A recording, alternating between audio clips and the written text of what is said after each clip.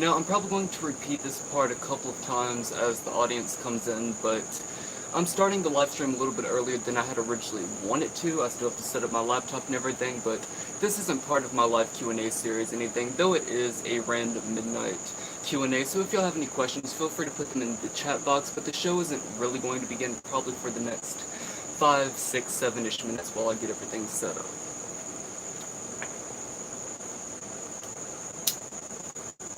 Just got done, slaying a dragon. Big ass motherfucker, like fucking 10 million foot long. Like a foot long hot dog from Sonic. That sounds really good right now. Though I do have to say though, whenever it comes to Sonic, my favorite thing to get from there is their bacon cheeseburgers. My god, those are delicious. Never once have, well, not that I can remember anyway, but not once have I ever been disappointed from a bacon cheeseburger from Sonic. They are delicious. Granted, I'm not the biggest fan of fast food for the simple fact that certainly not health foods, but whenever I am just looking to indulge just for the sake of delicious food, I'll certainly go to somewhere like Sonic or Wendy's or Burger King's cool too. The only time that I'll ever go to McDonald's is for their what are they called? Quarter pounders. Let's see, what else do I like? I like IHOP. That might pretty much be it. Good too. Now their bacon cheeseburgers, it can't beat that. Those are so good.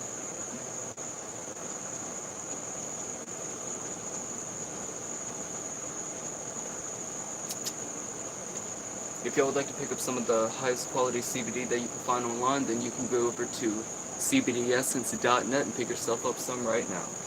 This one right here is it is a 16 milliliter bottle with 150 milligrams of CBD. But I actually had one that was 420 milligrams of CBD. Tastes so good.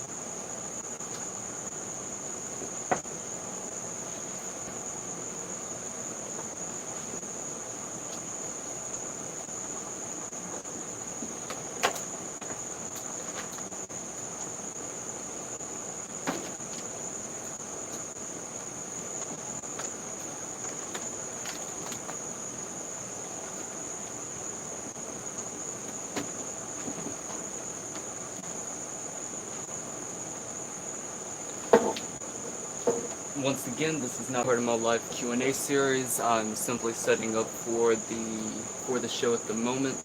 This is just a random midnight Q&A. So if you have any questions, feel free to put them in the chat box while I get everything set up. And we will actually begin the show shortly.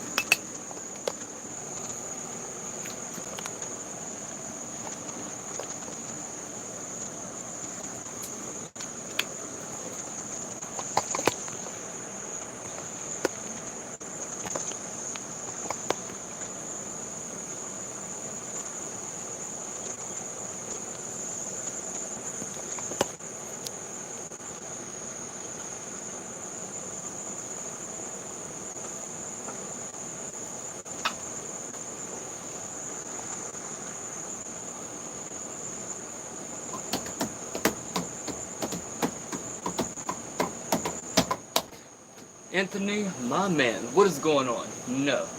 I wanted to kind of give y'all a little behind the scenes footage, you know? Because, in my opinion, behind the scenes footage is better than no footage at all. And I mean, hey, if that's not the sort of thing that you're into, then no one's asking you to stick around.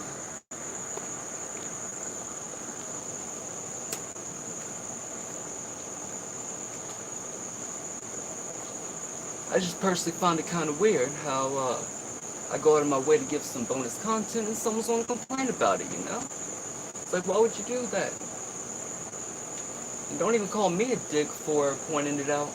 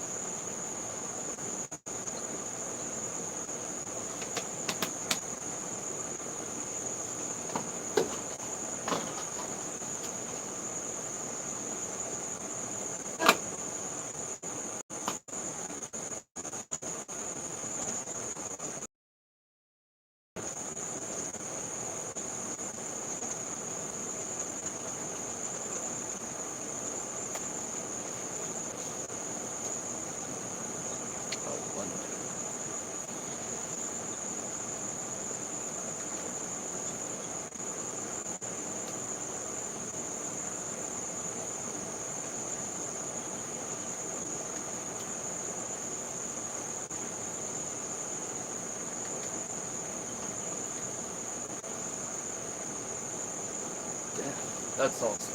Have any of you in the chat ever took in like an extremely heroic dose of psilocybin mushrooms? Personally, the most that I've ever been able to consume all at once is somewhere around like 8.3, 8.5, something like that grams. I can only imagine what doubling a dose like that would be like. Certainly down for it eventually. Something I'm going to work my way up to. But I would certainly like to hear other people's experiences.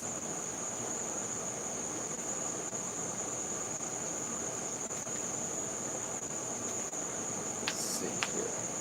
Alright, so I was just going to go with some traditional live Q&A music, but I have another idea. I'll be right back. Again, share experiences in the comment section, and if y'all have any questions, feel free to ask them, and your questions shall be answered. Oh yeah, dude, Anthony. Psilocybin mushrooms are absolutely amazing. One of the most therapeutic medicines I've ever put in my system.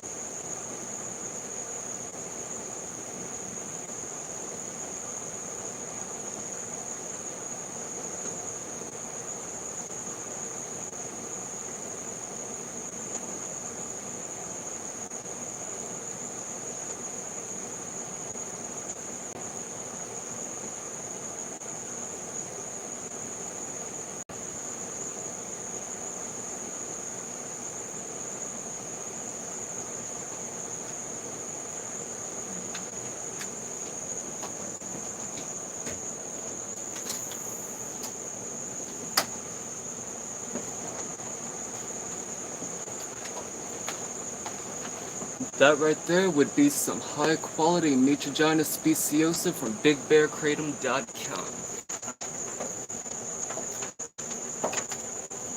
And that right there would be a wooden ground.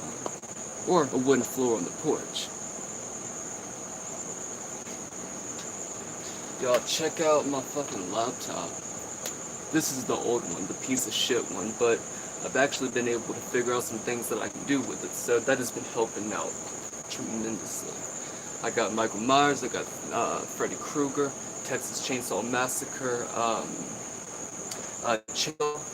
Also at the very top, it says the Kratom works, the Kratom works. I love it because it is thekratomworks.com. This Kratom works, and I can in fact confirm that this Kratom certainly works, at least for me. So let me know if it works for you. I also have a Jason Voorhees one here. I haven't seen too many of the Friday the 13th movies, but I have seen a lot of bits and pieces of most of them.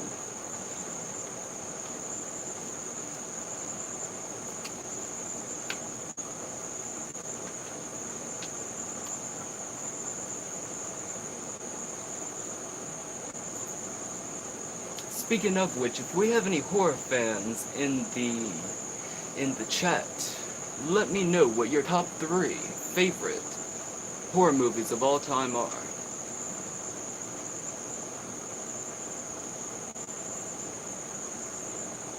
Personally, I'd have to go with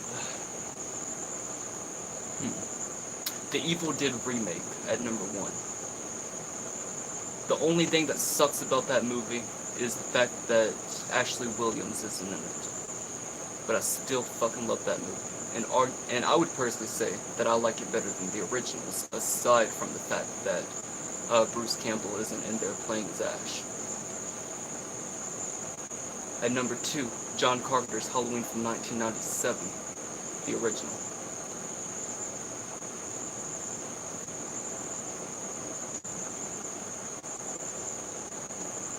And maybe The First Exorcist would be at number 3.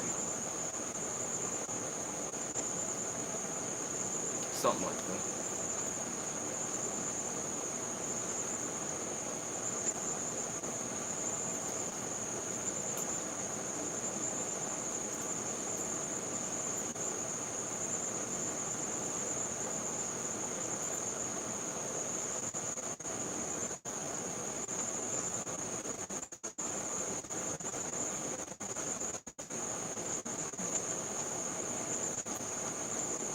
So y'all know all of those new products that are coming out that are plant-based?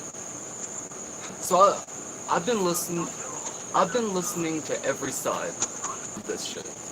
And I can completely see where people are coming from all ends. But for me personally, I'm kind of digging the idea. But I feel like, now I don't know any of the facts behind all this, because obviously I'm not the one making this stuff. But even if it is unhealthy to some degree, I still feel like it is. I feel like if you were somebody who is trying to become vegan, but is just loves meat so much, then that can certainly help you to convert. I haven't gotten to try any of it myself, but if and when I do get around to it, the first thing that I want to try is the plant-created chicken nuggets, because I fucking love chicken nuggets. But I would personally feel better on a moral level, just personally, if I was eating the plant version of it, as long as it tasted the same. Otherwise, I'm going back to chicken nuggets, because animals eat animals. That is how the circle of life works. But just as a Homo sapien, because I do have the ability to transcend that, I do like to do my best with it for the most part. Now, granted, I would have to say that the thing that I regret eating less, or the least, would be fish. I don't know what it is, but I just feel like they like their circle of life is a lot more gigantic in that sense, if you get my drift. Like, I mean, they're always like eating each other. Like fish just got ate, fish just got ate, fish just got ate, fish just got. I mean, it is happening 24/7. And then plus, if you are a religious person, like if you are a Christian, then the fact of the matter is that even Christ himself was a fisherman. So even whenever it comes to religious morality like that, I mean, like, you see what I mean? So, but just for me personally, I don't really feel too bad eating fish. Versus, like, I would feel much worse eating like a lion, or even whenever I eat cow products. And the thing that is so sad about cows as well, man, it is like most people who look at cows, right, or meat eaters anyway, they see a cow and they see a potential burger. You know what I see? I see milk, and I see psilocybin mushrooms. It's probably why they call it holy shit. Alright, I need to put this in over here though, so we can put on some music. I was just going to put on the traditional music, but I kind of like plan my album right now. And no, I can't get it out.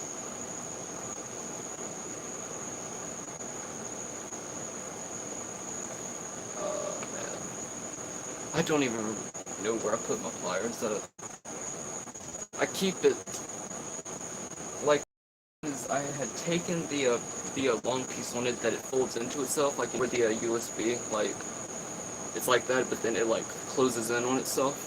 I took that part and I broke it off because I wanted to just take the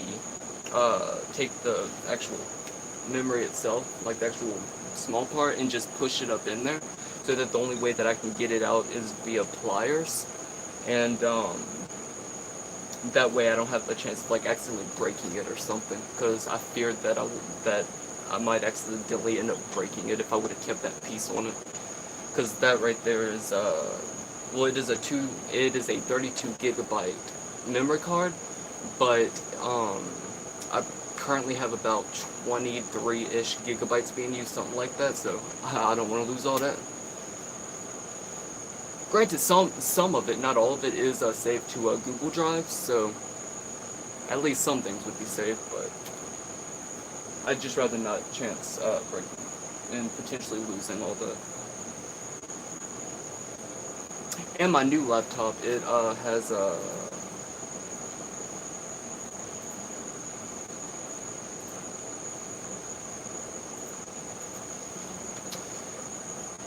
in total, it allows for 297 gigabytes of storage, but at the moment, it only has 217 gigabytes left, which is still fucking awesome. But this has been so fucking convenient. So fucking convenient.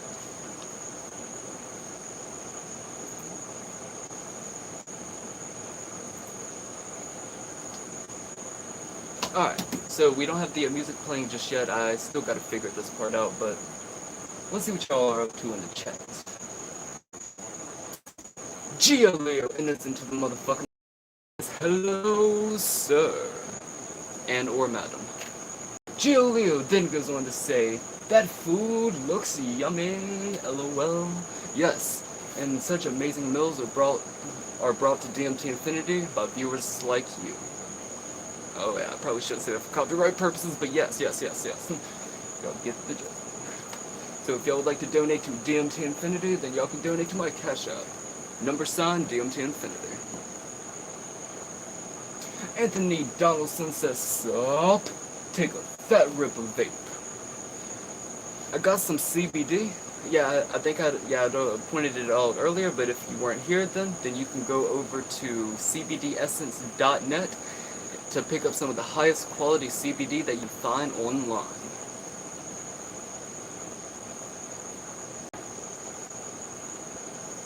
Leo says, you ever watch SpongeBob? You know, man, I never grew up watching it. As a kid, I just remember not liking it. Like,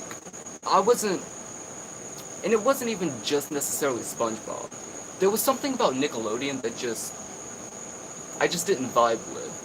Granted, the older that I got, and the more experiences that I listened to from people who actually watch SpongeBob, I began to get more respect for it. So like, I get why people love it so much, especially if you grew up with it, but it just isn't my thing, because I personally grew up with like Cartoon Network and Disney Channel and Boomerang as far as television goes, and then by the time that I was like 10 or 11, I just completely stopped watching television and just started using the internet.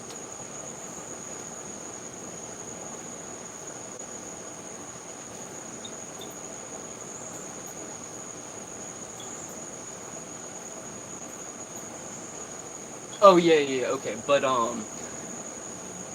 yeah, I mean, I like a lot of the SpongeBob memes. Like, there was this one video from like years and years ago. It should still be up on YouTube unless YouTube fucking took it down for a copyright, but there was this one meme where it was SpongeBob, but it was that episode where you have that dude like trying to sell the chocolate, but then it has the voiceover dub of the English dub of Death Note with Mello, and I thought that was fucking hilarious. Chocolate, chocolate. That's so fucking hilarious. That is one thing that I loved about Mello's character, though, because it is such a simple thing, but it is like you can see the parallels between him and L in that area, because L was such a sugar addict. Whereas like with Nier, I mean, you see the obvious juxtapositions between them, but he never really felt as like L, aside from like his posture and everything, than Mello. Like Mello was certainly a lot more like energetic and like putting himself out there sort of thing, but he seemed to have more of that psychological trait of L. Whereas like Nier was like, he was like that just to a lesser degree. But I would be willing to say that, well, I would be willing to argue that that Nier, at least some degree, is a lot more intelligent than Mello, to some degree. But of course they need each other, because they're like two sides of the same coin. And I know that a lot of people didn't really like Nier. I mean, obviously there is a fandom for Nier, but there's certainly a lot of people who don't like Nier, and I just never really got it, you know, because it is like people are like, oh, well, he's just an L clone. Yeah, but so is L. Like, so, like, even he's technically not the L, you know, because who is the puppet master here? A lot of people seem to forget the puppet master whenever it comes to L, Mello, Nier, and all of them, and that is Watade. Because Watade is the founder of the Whammy House. He grooms these children to become the next L.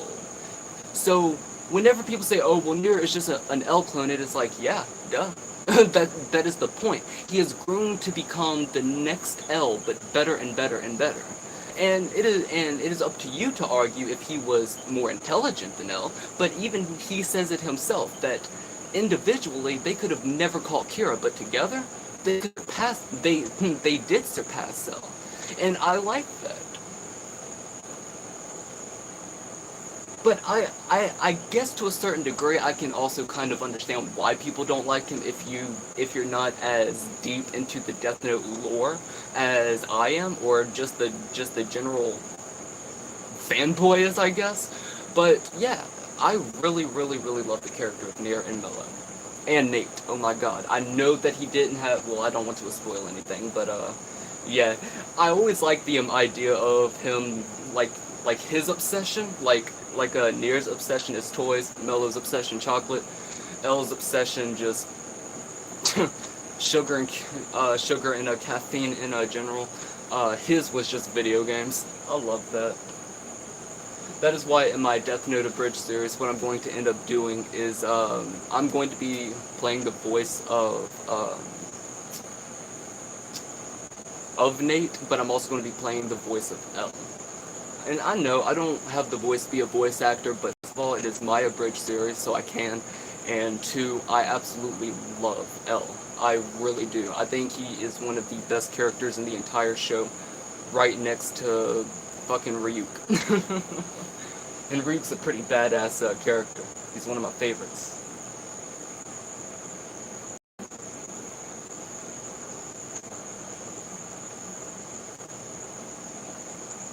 I think Anthony was talking to Giolio. He said he doesn't. But Giolio says, you ever watch Amazing World of Gumball? No, but a part of me is willing to listen to an argument as to why I should. That doesn't include most of the arguments that I've already heard a million times over. Because I still haven't been convinced that it is investing that amount of time into. Now, funny enough, one show that I have been kind of talked into at least watching an episode or two of is Fish Hooks. But mainly because Justin Roiland, the voice of Rick and Morty, does one of the characters' voices in it apparently. So I was like, alright, cool, I'll look into it. Because if he's involved, there has to be something to it. Oh, but I fucking love Gravity Falls. And I'm so sad that it was only 2 seasons long. Bill Cipher is my absolute favorite cartoon villain ever, period. What I would absolutely love, and I know they're not going to do it, but I would love if the plot twist of this season of Rick and Morty, season 5 of Rick and Morty, if Evil Morty was in the final episode of this season, and it is revealed that Evil Morty is actually Bill Cipher. Like, I know they won't do it, but for me personally, as someone who just wants that next season of Gravity Falls, man, dude, I think that would be so fucking badass. I would be so happy that Rick and Morty is actually just the continuation of Bill Cipher's story. Oh man, I fucking love his character. Gravity Falls is such a genius show. Giulio then goes on to say, you ever play Super Mario number 2? That's literally my favorite game. Let me see. I played a good majority of all of the Mario games on like Game Boys and DS's and 3DS's.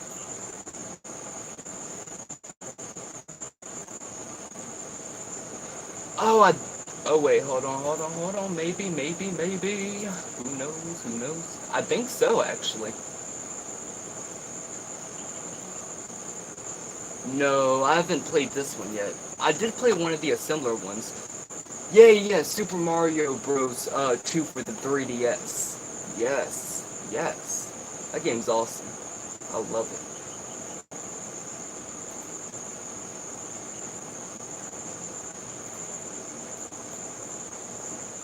Let's see.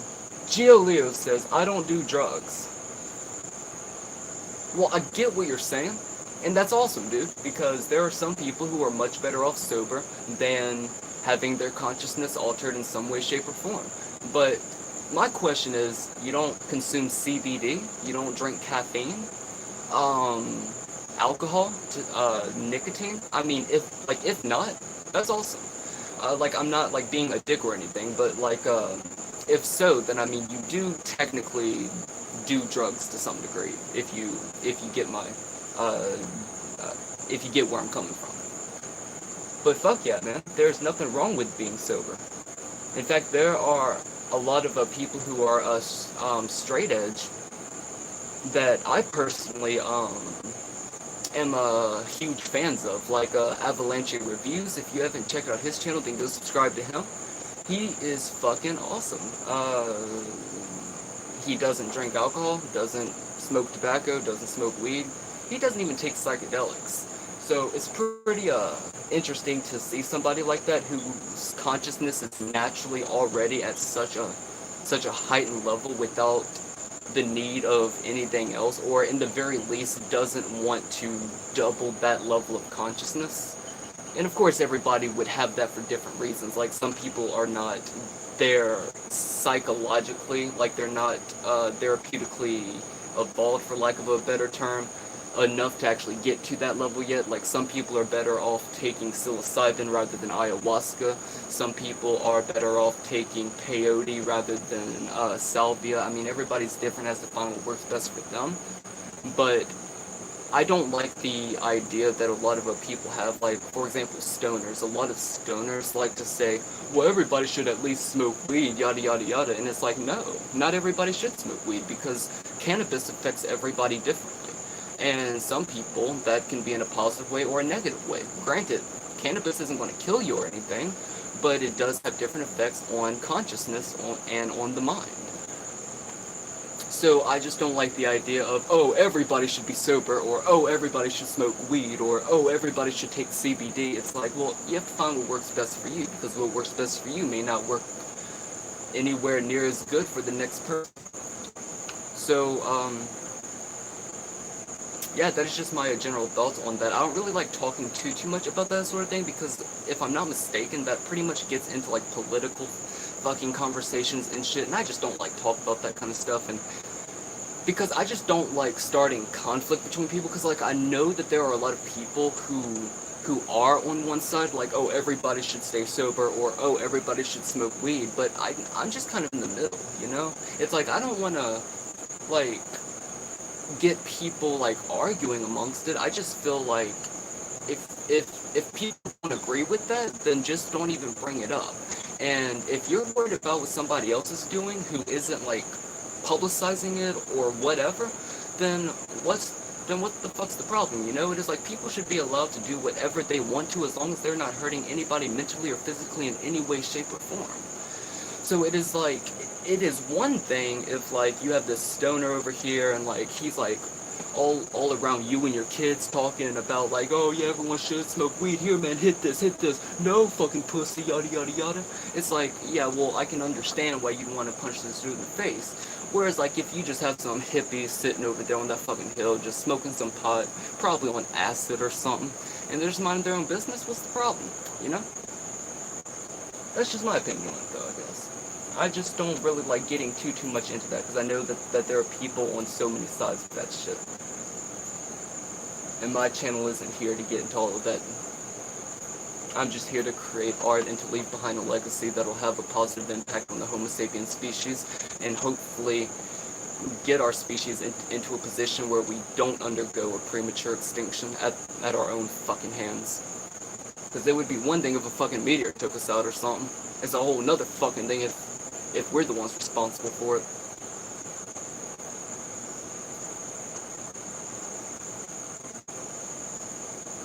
Anthony Donaldson says yes. Oh yeah, I had read that. Yeah, man, psilocybin mushrooms are fucking magical, dude. In the most therapeutic sense. Gio Leo says, I heard mushrooms can make you go crazy. I'd rather just watch cartoons.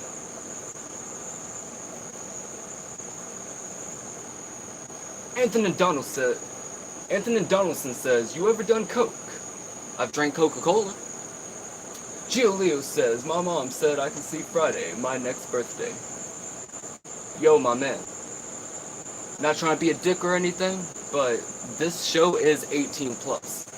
And if your guardian and or guardian are not present, then this show is not for you. Anthony Donaldson says, do you read comments? Indubitably. Spyrocaster enters into the motherfucking live chat. What is happening, brother? Spyro says, hey yo! Tiger Man enters into the motherfucking live chat and says, what up, bro? Some metal, some wood, oxygen, microorganisms, all kinds of cool stuff, my man. Gio Leo says, you need moderator? Nah, man, I already got 5. But if you would like to try and grab a spot, then just stick around for a couple or a few years and we'll see what happens. HS Aldo. Okay, I'm going to butcher this, but so I'm just going to spell it out. HS space SHDE says, Wiki, what's up? What's happening, my man? Spyrocaster sends in a little emoji of a kitty inside of a box, and then Anthony goes on to say, cows are good. Now, before I continue on with the chat, I really need to put my memory card up in here. And I cannot get the bitch out.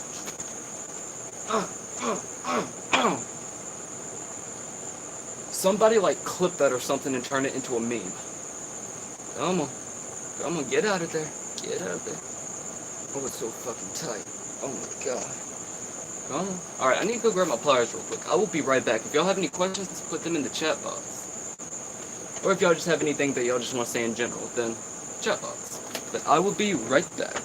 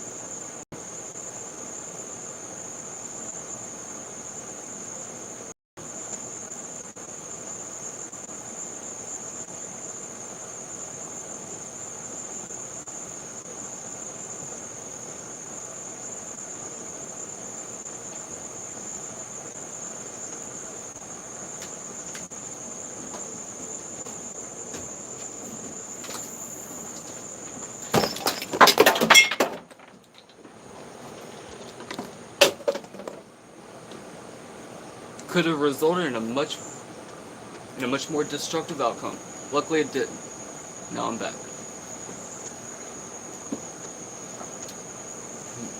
Alright, let's do a little bit of experimentation real quick. I'm either going to put a blue light here, or I'm going to put a blue light there. So I'm not sure if I want it to like, or like, you know what I mean? Because I feel like with that it would be like a little bit, but not too overwhelming. But like here, I feel like it would have like a really, really like a cooler vibe. Not like a hot vibe or a cold vibe, but like right there in the middle. You know what, fuck it, let's just try over here real quick. Let's see what happens.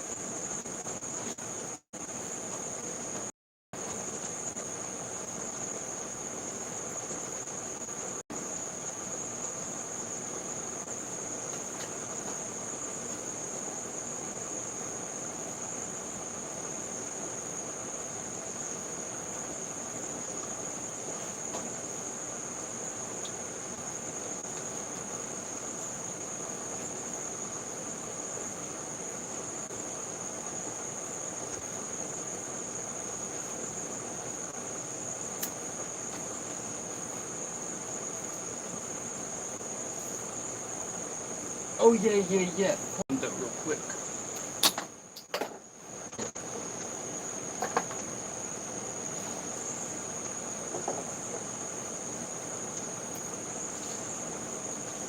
Let's go ahead and put this up in here.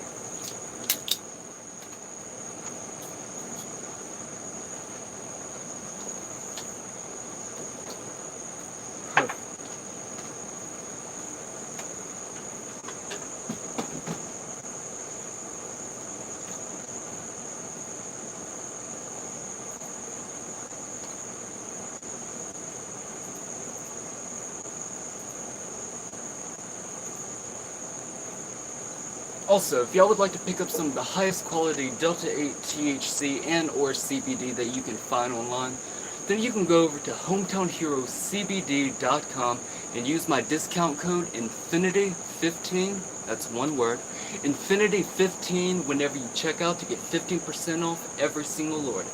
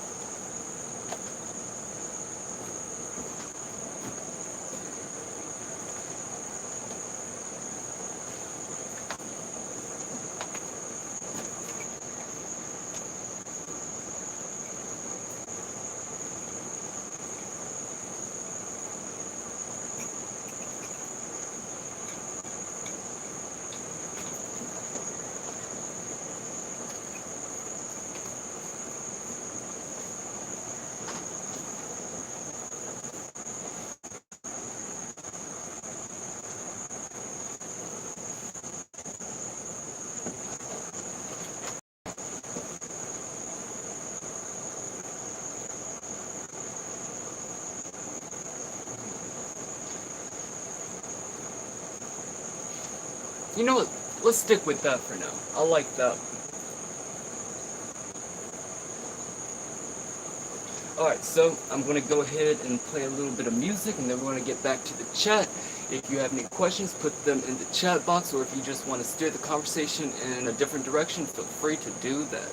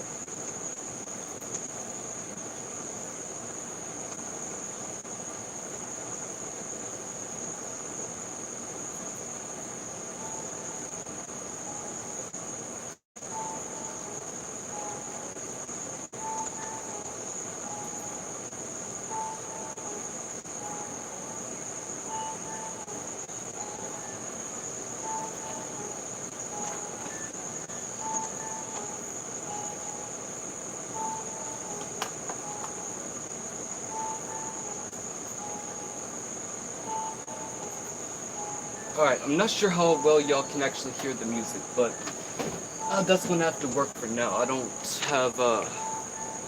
really have any better methods of playing the music at this exact moment, but fuck it. We'll just go with that for now.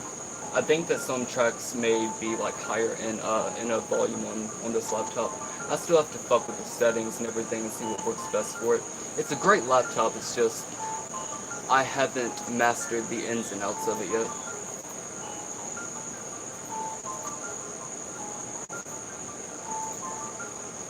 Actually, let's put some bass boost on it, virtual surround. I think that one might only work with the headphones though.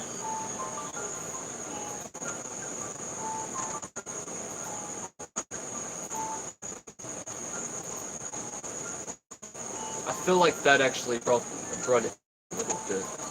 Hold on. Alright, let's take off virtual sound. Let's take off bass boost instead. Unfortunately, that's the loudest that I'll be able to get it right now. Alright, so let's see what y'all are up to in the chat.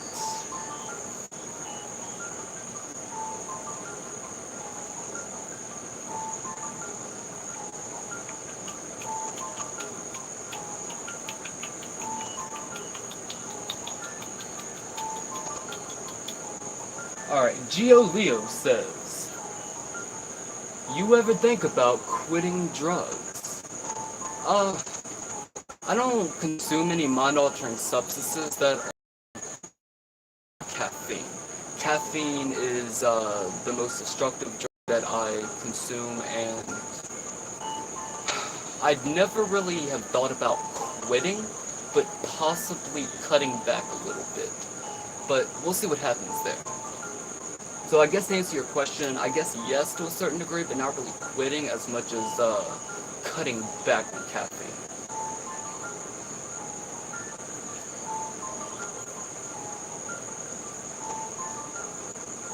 The Dark Light says, sup gangster. Didn't Ronnie Radke do a vocal cover for that song Gangster Paradise or Gangster's Paradise or something? I don't know. I love Ronnie Radke, but I just remember back whenever I was younger, so many people were bashing on that song. Like, there were even fans of Ronnie Radke who were like, oh, this sucks. But that was whenever the whole pop goes punk or some shit, or punk goes, I don't know, something like that, was like booming and everything, and you had songs like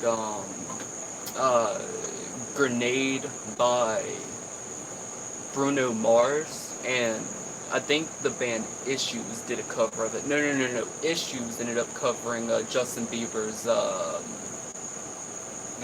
Boyfriend. And then I can't remember who did it. Hold on, let's see.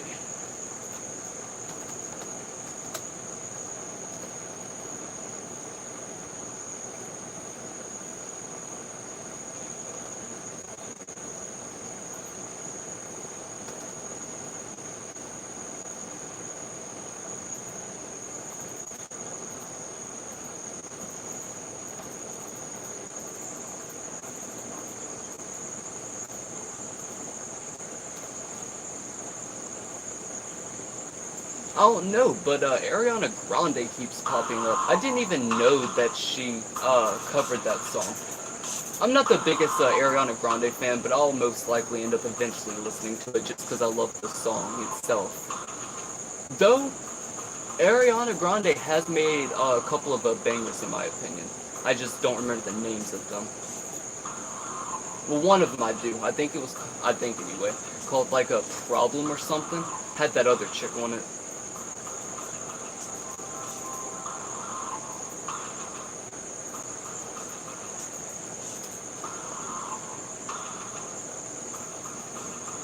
I don't know, I can't find it.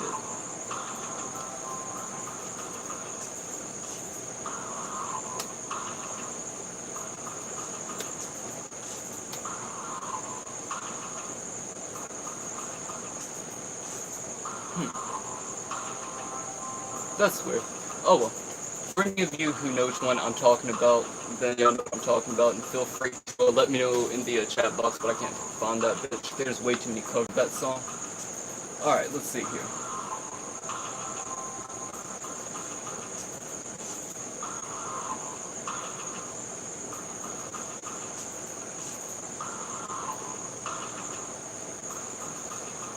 Giolio says, I'm freaking in love with Death Note. I have poster in my room. Fun fact about, or regarding DMT Infinity and Death Note. I'm currently working on a collaboration with one of my voice actors / series called Our First Time Anime.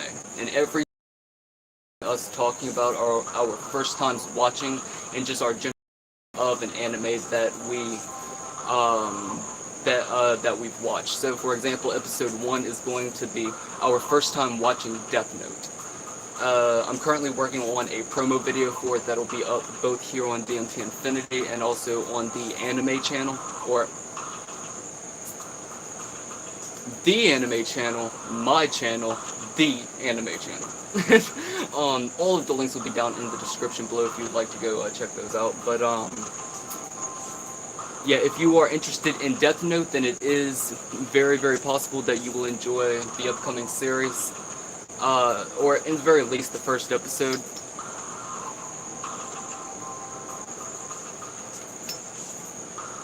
And then as well, we are also working on a Death Note abridged series, which is a long fucking time in the making. I'm not even going to give any more fucking updates about it. Just assume that it'll eventually come out at some random fucking time.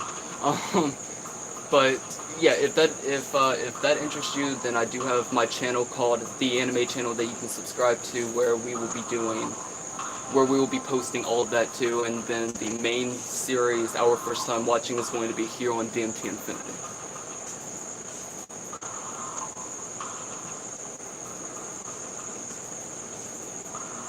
Sparrowcaster says, I'm watching a mosquito suck my blood. You wait, is it masochist or sadist? You masochistic motherfucker. That's some kinky shit. And I fucking hate mosquitoes, dude. I actually have a fan outside just for the simple act of getting rid of these motherfuckers. Best mosquito repellent ever.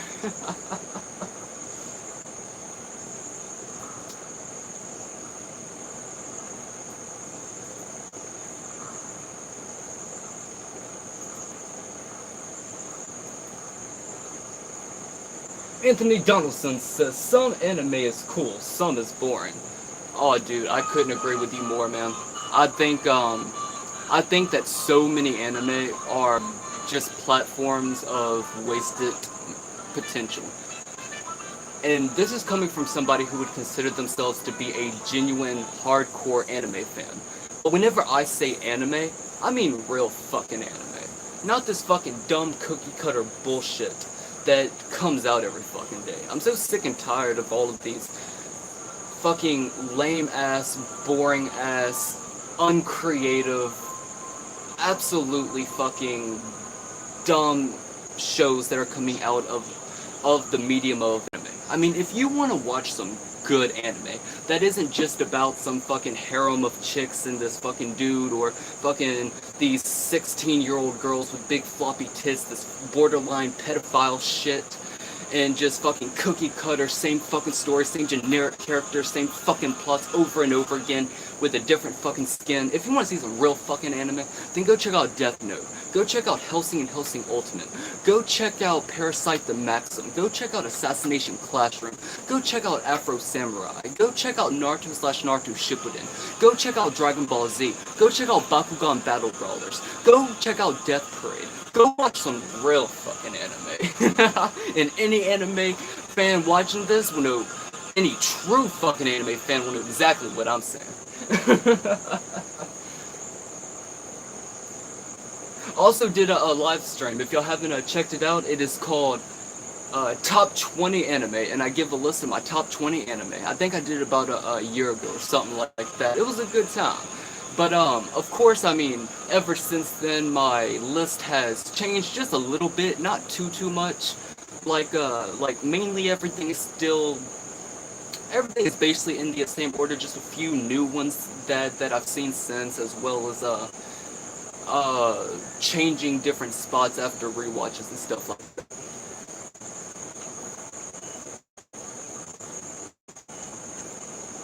But yeah, Anthony, I completely agree with you. Giolio says, Rick and Morty. Yeah, I'm going to get a tattoo of that. Oh man, dude, Rick and Morty is great.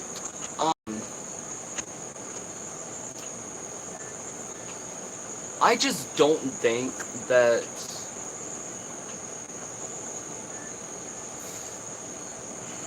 I don't really know how to put it, but bottom line, my top 3 favorite adult cartoons of all fucking time, let me see exactly what order. In this order. At number 1, Rick and Morty. At number 2, South Park. At number 3, Archer. I've also been interested in getting into BoJack Horseman because I've heard so many good things about it. I just haven't really had the time to. But I will eventually, at least sometime in the next like 1 to 3 months, I will sit down and watch like 3 or 4 episodes. I also recently got into Star Wars.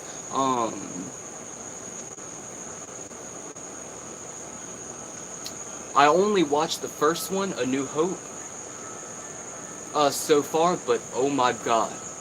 Star Wars A New Hope is a fucking masterpiece. I really get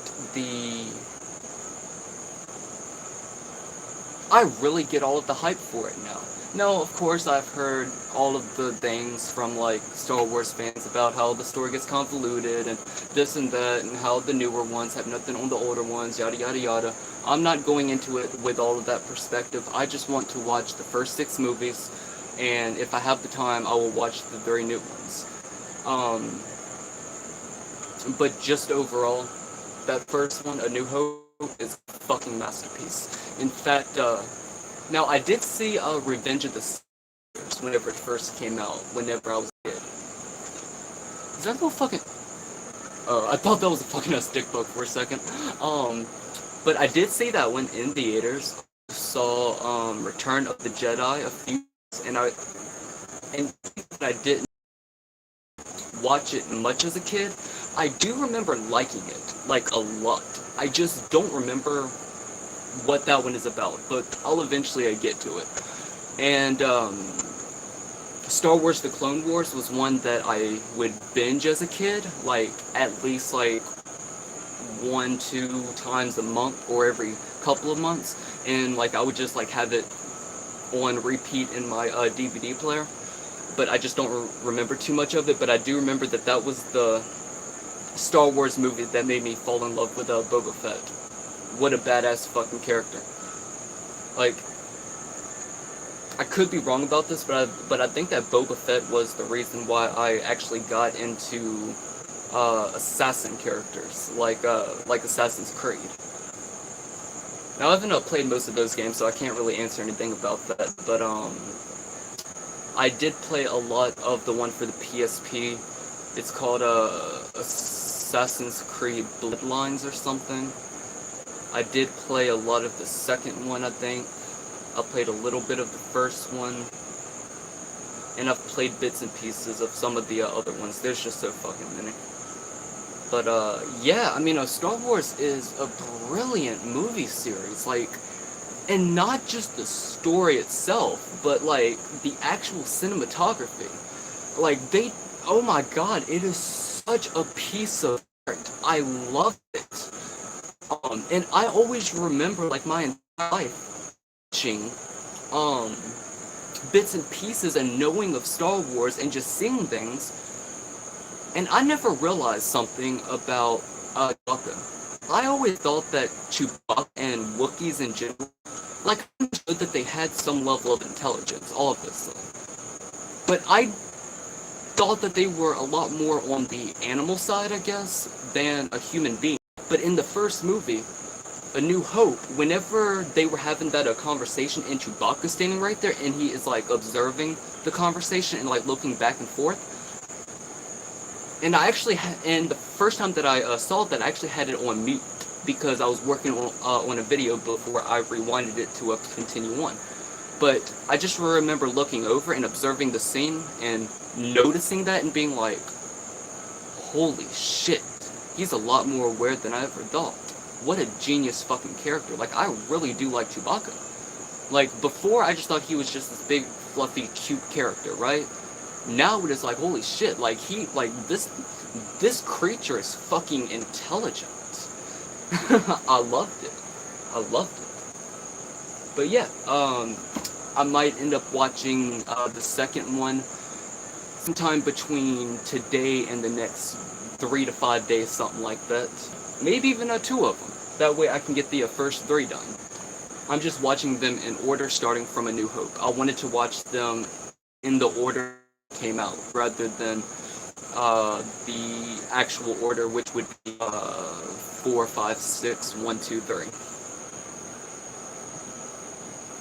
But yeah, I mean, my whole life, I mean, like, I never ever had a problem with Star Wars. I've always loved the idea. I just never actually got into it. In fact, I actually owned lightsabers as a kid. I had this Boba Fett action figure. My childhood friend also had one. He had other Star Wars stuff. We would always play all of that. And I always loved Star Wars Battlefront 1 and 2 for the PlayStation 2. I don't even know how much fucking time I put into those games. Mainly that first one, though. But my god, it had to have, like, accumulation of time had to have been at least, like, 6 to 12 months worth of time. Like, wow, I fucking loved that game as a kid. Granted, going back and playing it now, especially after all of the games that I've played and my expectations of what a good shooter game should be like, it certainly doesn't hold up in that sense. But as far as like nostalgia and just the general gameplay and the world designs and all of that, oh, it's a wonderful game, and I still love it to this day.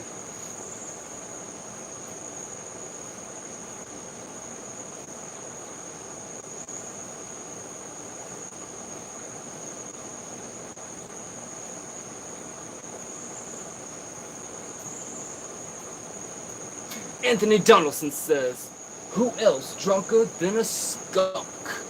I don't know, man, but I am baked as a fucking cupcake right now, dude. My consciousness is, like, constantly, like, elevating, and then it has, like, that, and then it goes, and then it goes, and then it goes, I don't know how to explain it, but yeah, I'm pretty fucking loaded right now. If y'all would like to pick up some of the highest quality Miscellaneous Speciosa that you can find online, then you can go over to bigbearkratom.com. This right here is a mixture of the super rich strain and the red Indonesian strain.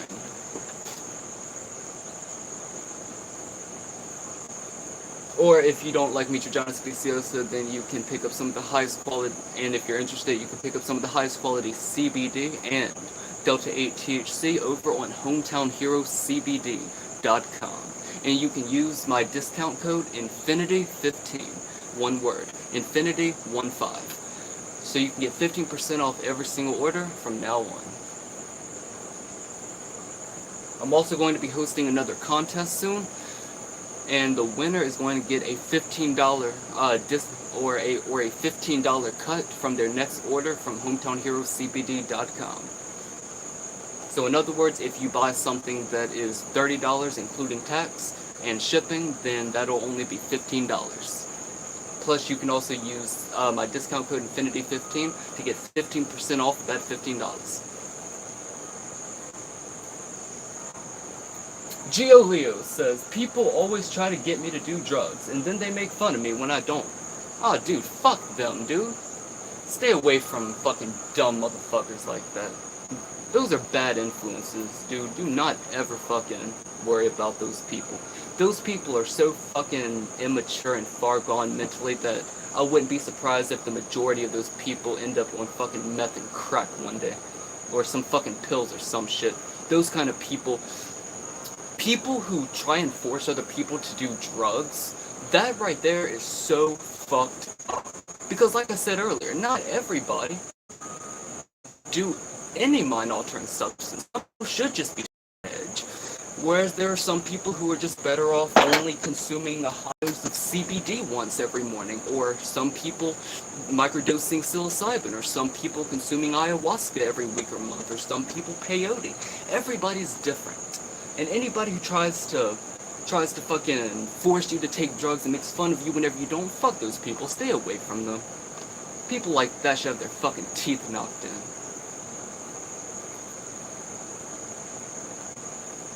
Anthony Donaldson says, what type of impact you want to make? Depends on what you're talking about. Feel free to elaborate on that, but I'm not exactly sure what you're talking about, and I don't really want to assume, because there are so many ways that I want to leave an impact on the world and on the Homo sapiens species, that if I just assume one thing and that's not what you're talking about, then I'll just go on this endless fucking rant of something that's not even related to what you're asking. So feel free to elaborate on that. Chap Wilson enters into the motherfucking live chat and says, haha, yeah, my dad was on meth or another drug that made him beat me because he hears footsteps and I thought I was sneaking around the house when I was young. What a fucking scumbag, dude. See, that's the kind of person who needs to be locked up in prison for the rest of their fucking life with the most abusive motherfuckers that are out there. If you really, if you genuinely want to piss me off,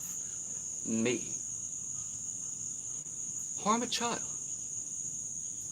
or molest a child, watch what the fuck happens. You better make sure that I have no way to ever get to you. Because me personally, I'm not going to do nothing. But I'll let you know that something's going to happen. Don't you ever hurt a child in any way, shape, or form. That is the lowest of the fucking low. You will.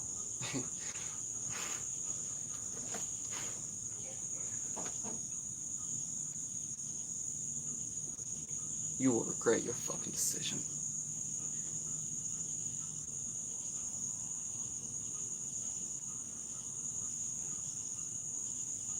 Gio Leo says, I can handle it. I'm gonna stay. Let's pretend.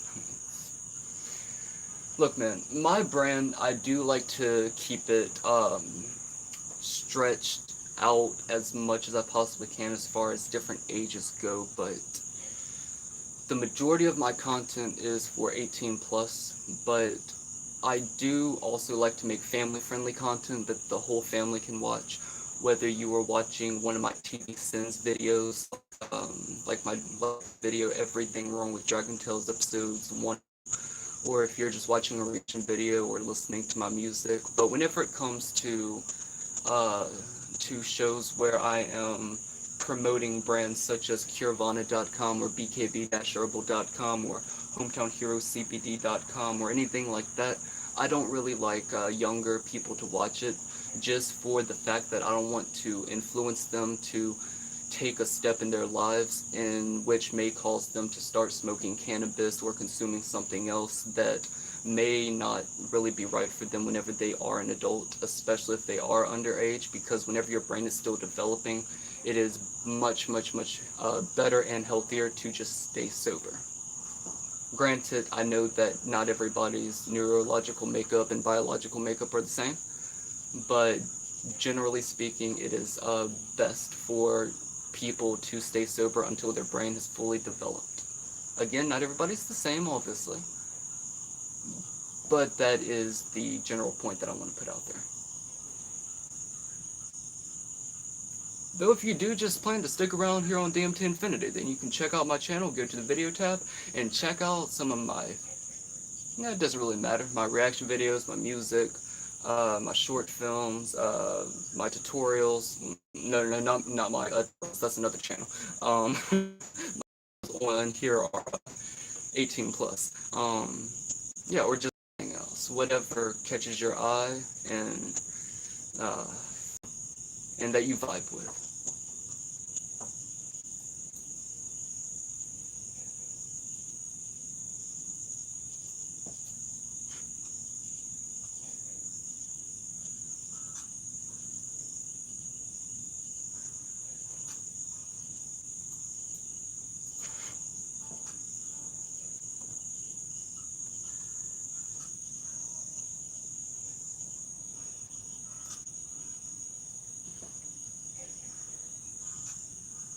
Alright, so here's the plan.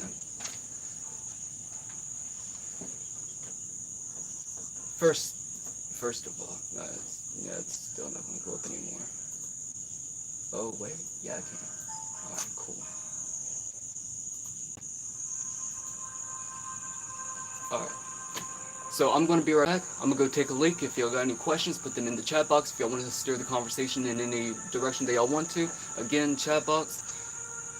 And then whenever I get back, I'm going to load up a dab, drink down some Mitra, and then answer y'all's questions. I'll be right back.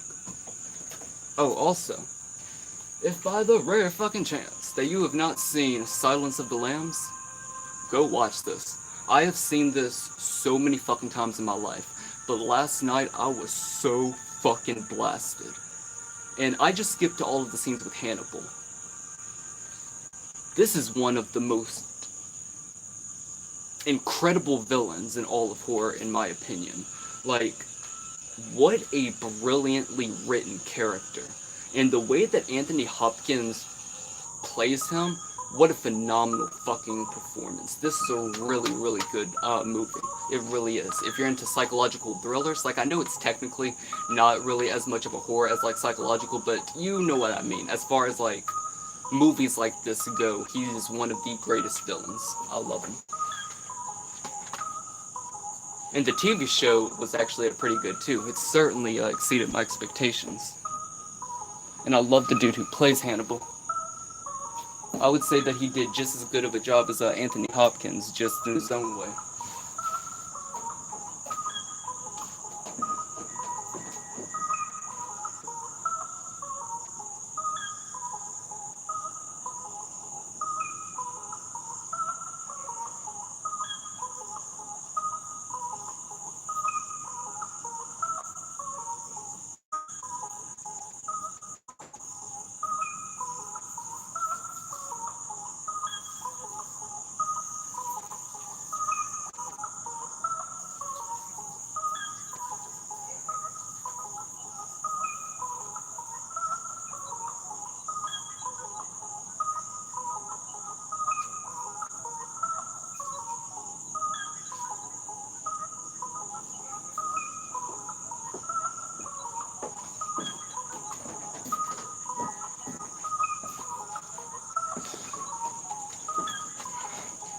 Y'all know what some of my personal favorite times, well, when my personal favorite times to take a leak is?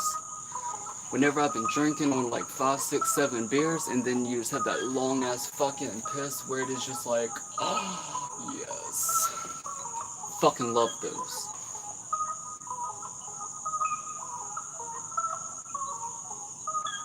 Oh, also, if y'all have not listened to my album, music to meditate to, then go listen to music to meditate to. That is what y'all have been listening to up until now, but it is so much fucking better with headphones on.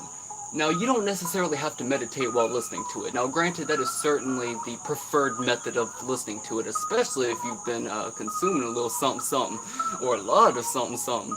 But it is not called music to meditate to for the reason. It is not called music to meditate to because I made it for people to meditate to. It was originally made with the intent to get you into a more meditative headspace, whether you're sitting down meditating or not. So it acts more as a catalyst to get the more meditative space. Even if your work artist says that we are live, I don't know exactly what to cut off, but I'll restart. Music to meditate to, even though that the best way to consume the album is to be meditating. It is not called music to meditate to because of that. It is called music to meditate to because it gets you into. It was made with the intention to get you into a more meditative headspace, regardless of whether or not you're sitting down meditating. Like, you could be jogging, you could be working. It doesn't matter. And it took me about a year and a half to make the album. I poured my heart and soul into that album. It was the encapsulation of all of my emotions throughout that year and a half, and it certainly didn't come out 420% how I wanted it to, but I would certainly say that it came out 92, 93, 94% how I wanted it to. I am very, very proud of that album, and so far I would say that it is one of my absolute best instrumental albums that I've yet to make.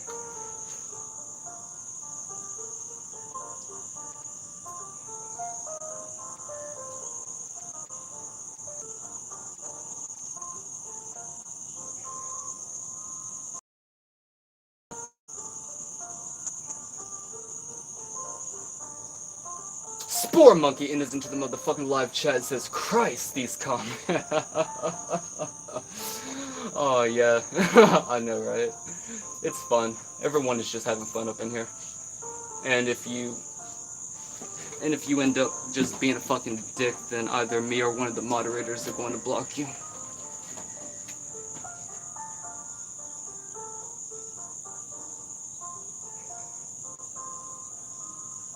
Giulio says, you're just hating on a youngin'. Man, dude, for real, I really, really do wish that I could be, like, fucking, I don't know, 12 years old again. That'd be awesome. That'd be fucking awesome. There's just something about being in that headspace and that particular perspective of the world. Like, I would like to have that perspective, like that deeply insightful, more connected mindset, but still have all of my current memories, you know? That is one thing that I love about coming down from psychedelics such as psilocybin and LSD.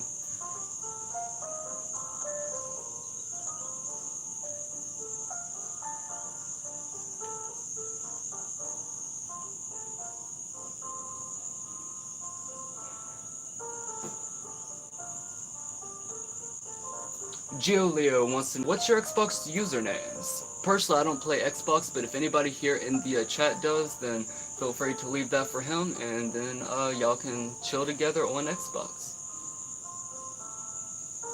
Ill Jill enters into the motherfucking live chat and says, Hey, Infinity, are you good with math?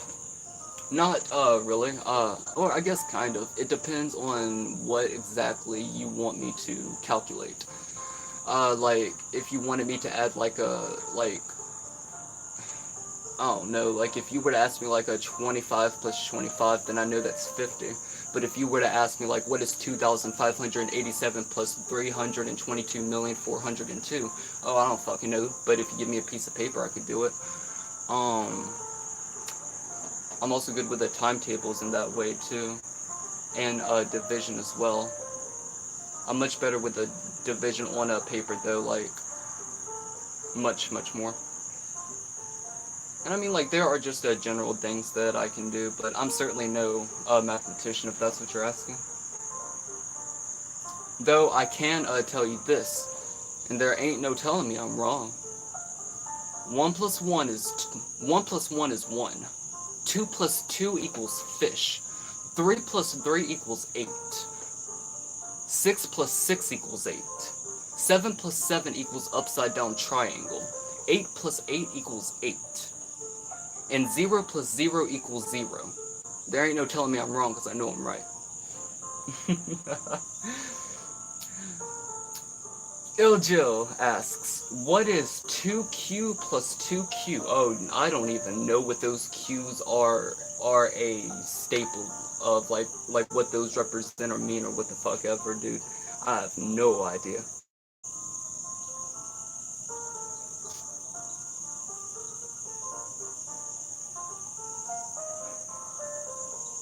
Oh, so just 2 plus 2 then. Alright, yeah, 4.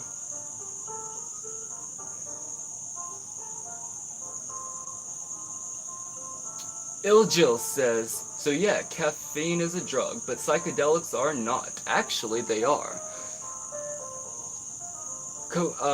Jill Ill then goes on to say, cocaine and heroin, etc. are drugs. What do you think about this, Infinity? Well, they're all drugs. It is just that some drugs are much healthier than others, and some are much more destructive than others. I mean, if you actually look back into history with any psychedelic society, psychedelics were originally called consciousness expanding drugs, because that is what they do. But just because something is a drug does not make it good or bad, because all drugs are different. Caffeine is a drug, sugar is a drug, heroin is a drug, THC is a drug, CBD is a drug. These are all drugs, but some drugs are much more destructive than others, and some are much more healthier than others. HS says, by Bruno Mars is a song for snowflakes. Love it, my man. Some people just aren't, are just too fucking pussy to actually express their emotions. You know what I mean? H7. Oh, my. Spyrocaster says, Grenade by Bruno Mars is a song you play to your dog. Fucking love a Grenade. I think that Bruno Mars has such a beautiful voice.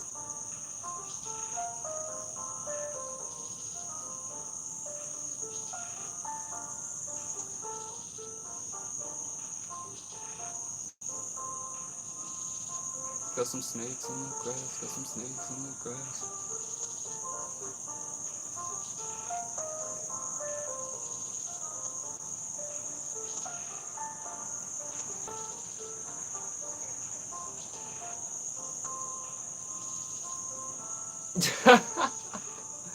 I haven't heard it myself, Chap, but Chap Wilson says Ariana Grande has been...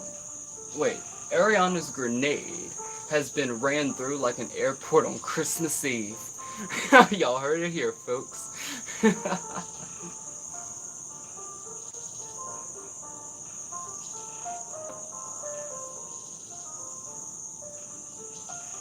HS asks, how are you not getting copyright by Death Note? The fuck are you talking about, dude? You must not know too much about this sort of shit, huh?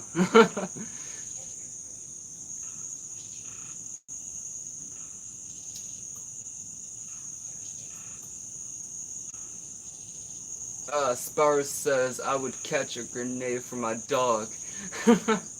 Hell yeah, man. And you wanna know what that is so respectful? Because your dog would do the same for you.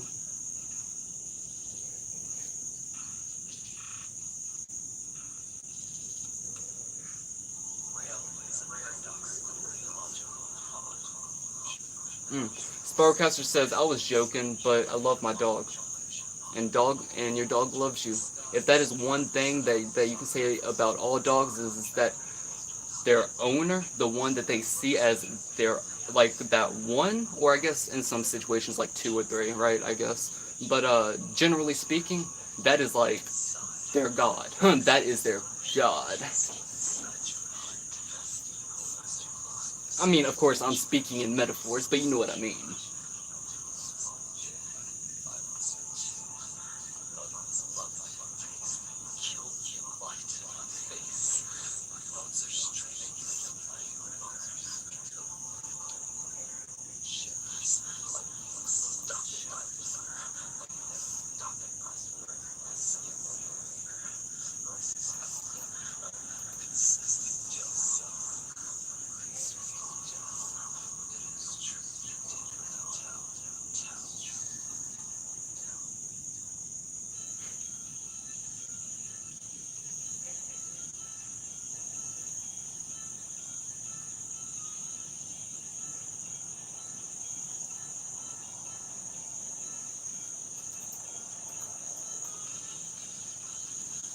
Billy Stroden is into the live chat and says, I need a shower after this stream.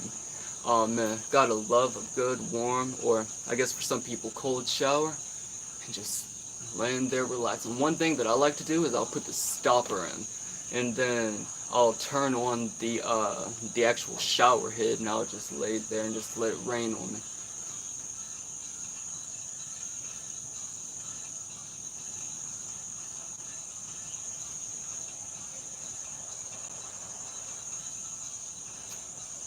Desire and is into the motherfucking live chat and says hello from OCCA. Loved your video with Trip Rip. God damn. Loved your video with Trip Whip. Thought you asked really interesting questions. Do you have a Skype? Sometimes I have psychedelic questions. For those of you who haven't subscribed to Trip Whip's YouTube channel, then go subscribe to Trip Whip. He makes psychedelic related videos as well as philosophical related videos. And if y'all have not seen him on my podcast, A Psychedelic Point of View, or on episode 1 of my first podcast, Podcast Infinity, A Conversation from Hyperspace, then go check those out. Those were a lot of fun.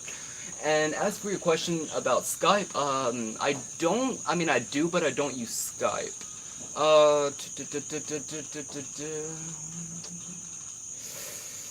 I don't know, but we will eventually set something up so that we can actually have a room like that. Like, I hate to do this because I just don't want to get into Discord, but it is possible that I may start putting more time into Discord. I already have one made. I think there might be a link somewhere to it. I don't fucking know. But, yeah, we'll figure all of that out eventually.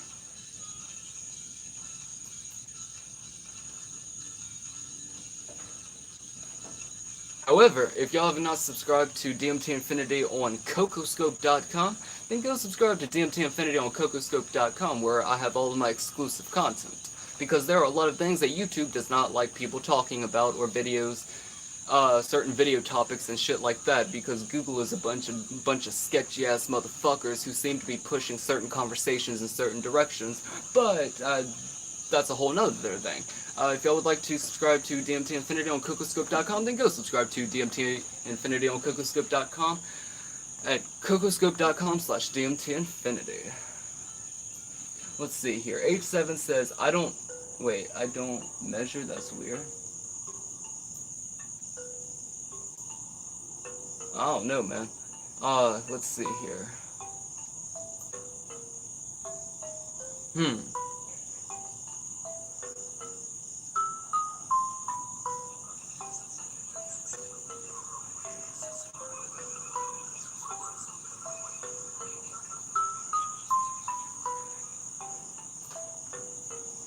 Alright everyone, be nice to each other in the chat. If we have any children in the chat, then you're going to have to be putting time out in the corner.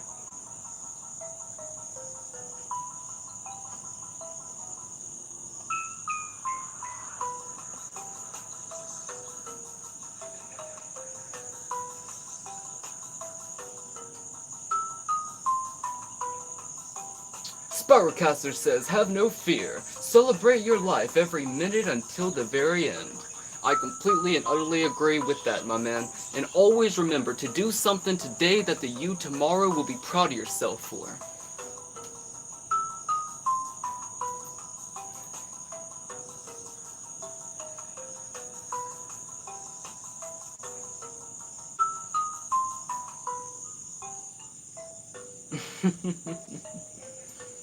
I hear you, H7.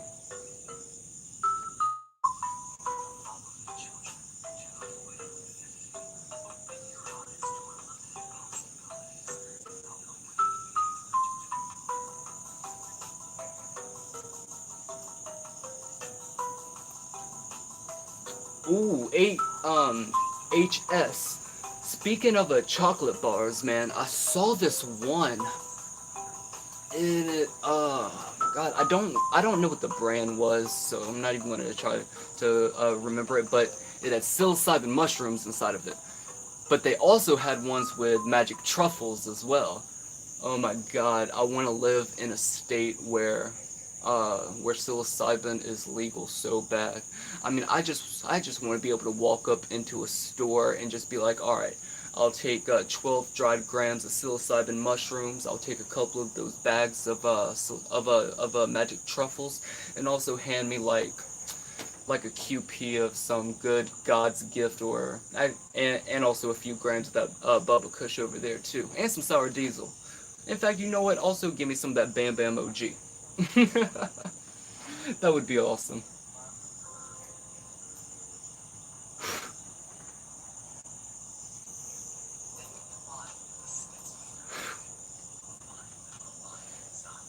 Ill Jill says, stay away from drugs. That's right. Don't do drugs, kids. Just give them to me.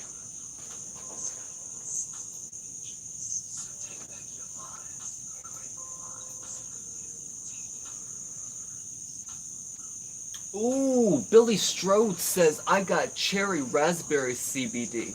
Oh my man, that sounds delicious. I'm gonna have to get some of those sent to me as well. That sounds like a really good flavoring for some CBD. HS says, I got THC. Speaking of which, I've got some tetrahydrocannabinol 8 at the moment. And my god, I'm fixing to take a dab in just a minute. LG says, Infinity, I'm sorry for whatever happened. You wait for hugs. Oh man, a lot of shit has happened to me in my life, and vice versa, man. You always know that there are people here for you if you ever need someone to talk to.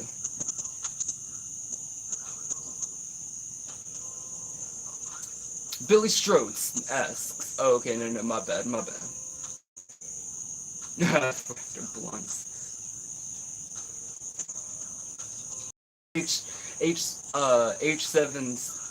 HS says, CBD dog treat smack. Oh yeah. I think that the fact that we are able to make products like this for our animals is absolutely amazing.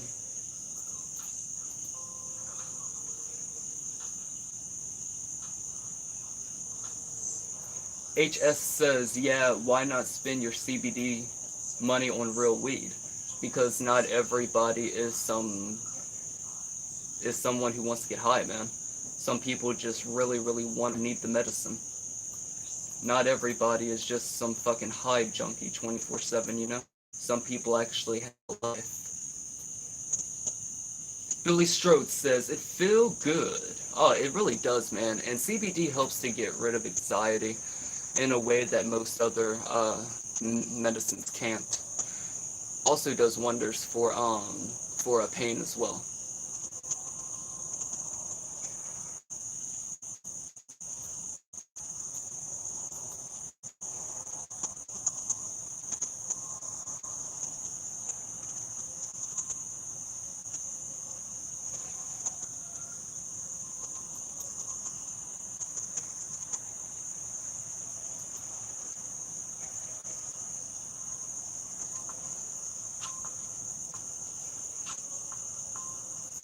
HS says bananas are drugs. I guess from a certain perspective, because I mean, it does have vitamins inside of it. Vitamins do have certain mental and physical effects on you, but I mean, it's not a drug in the traditional sense, in the sense that caffeine or cannabis or heroin are, but I guess from a certain perspective, food in general would be considered drugs.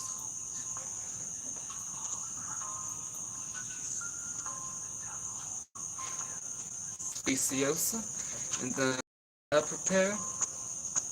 Certainly gotta drink down some coffee as well.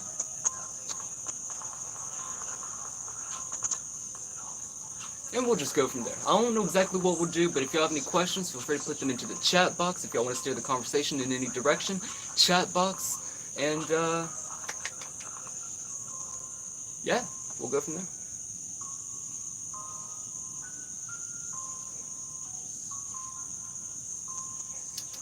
God, and it tastes so good, too. It's one of the best parts about it.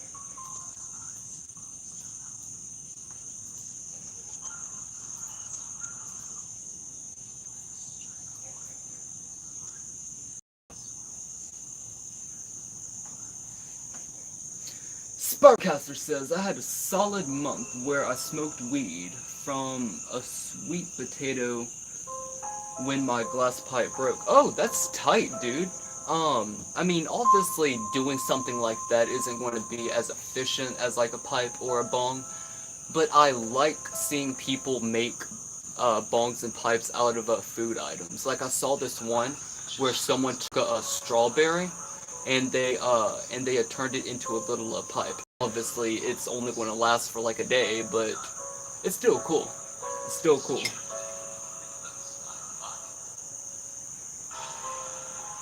Billy Strode says, coffee is a drug. I worked overnight before, and my partner would just eat cups of coffee powder raw and coffee beans and do coke. I was just dabbing at work. Yeah,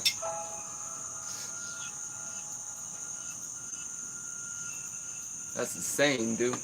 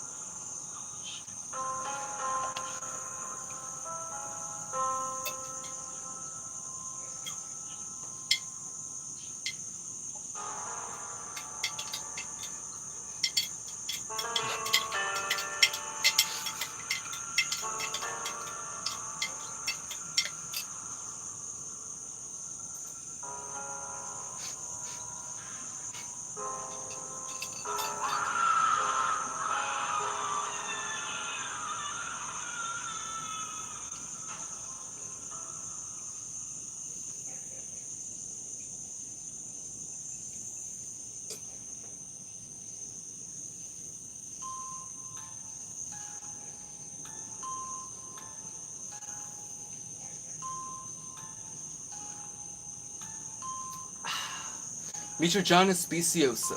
Tastes like shit, feels like heaven. If you would like to pick up yourself some of the highest quality Mitragina speciosa that you can find online, then you can go over to bigbearkratom.com.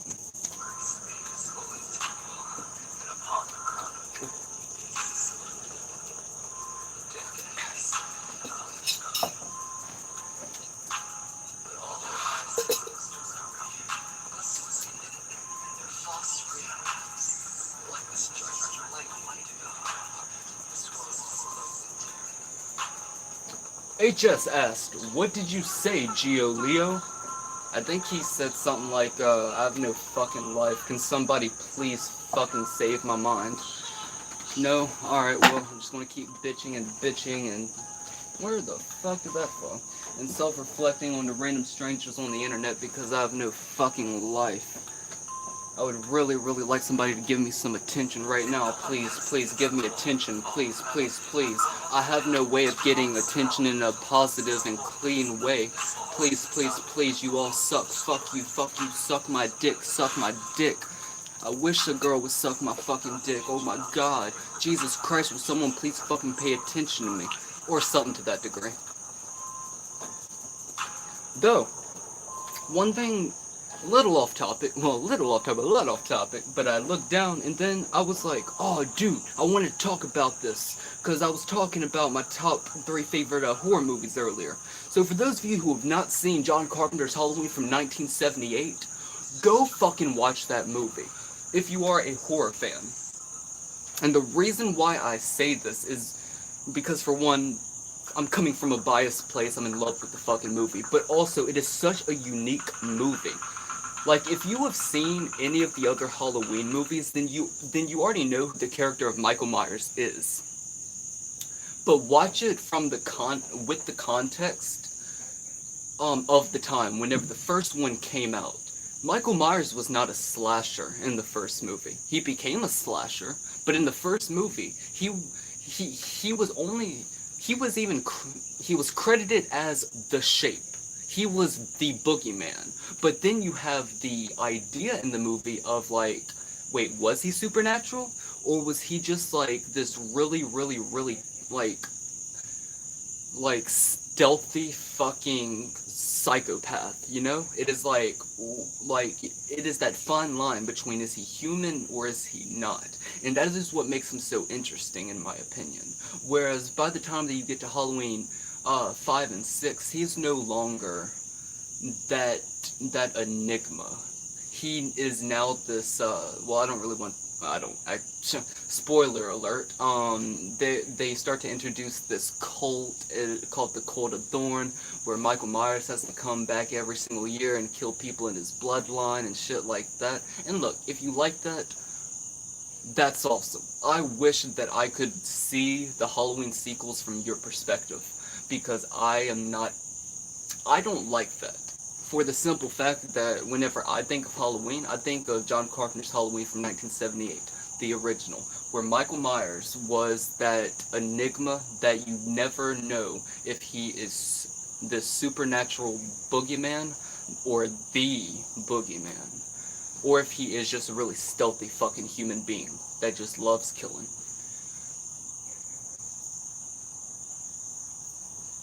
And also, fun fact about that movie too, and this is spoilers. Spoilers for the end of the first Halloween movie. So, the ending of the movie, whenever Michael is shot off of the balcony by Dr. Loomis, and then he just disappears. That was not, the ending was not written like that to set up a sequel. That wasn't the point. The point was to drive the message full circle. The message being that you can't kill the boogeyman. So you can easily, like, the way that I always saw it, well, the way that I saw it as a kid, because and again, I was a kid, so I obviously didn't know the story of Halloween. I thought that the first one was the last one. I thought that the first one was the very, very last Halloween movie. And I thought that Jamie Lee Curtis and Dr. Loomis just died. I thought the idea is like just that you're not going to kill this thing, it is about to kill everybody.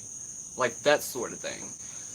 And then, of course, as I got older and I started learning the story, then I became even more. Well, I fell even more in love with the first movie, because for similar reasons, but also just because whenever I got older, I was able to look at it from a new perspective. How much work went into the editing, how much thought went into the script, how much passion and time and love went into the roles that were being played by the crew.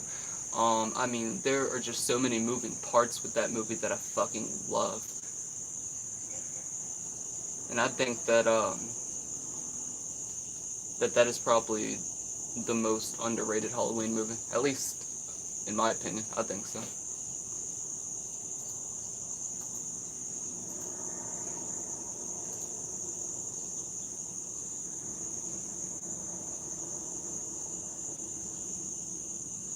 Billy Strode says, Halloween top 5. Huh. Alright, hold on. Let me restart the music from the first track.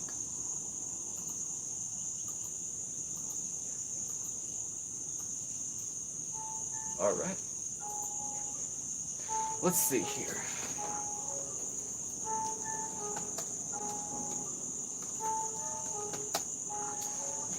And with your question, I will not be counting Halloween Season of the Witch for obvious reasons, which I do think is a good movie, though.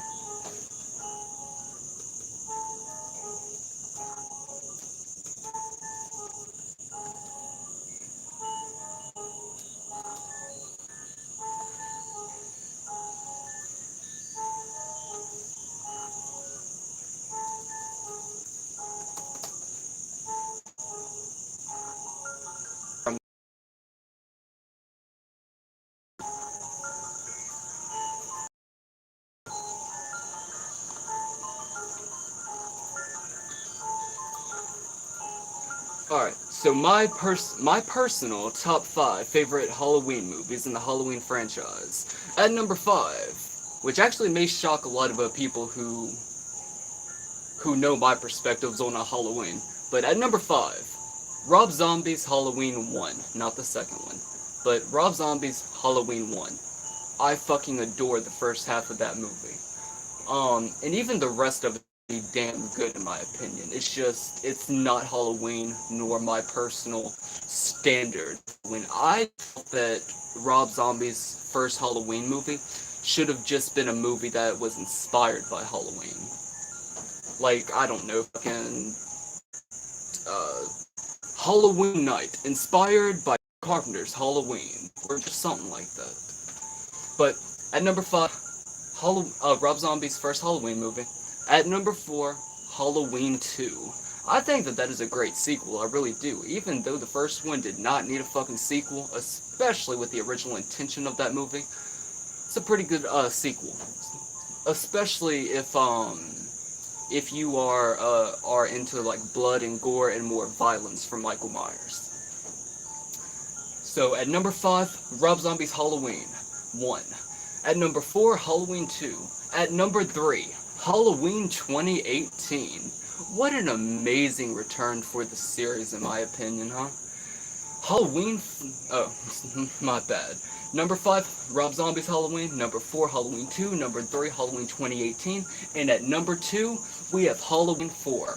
My god, I wish that would have been the last Halloween movie.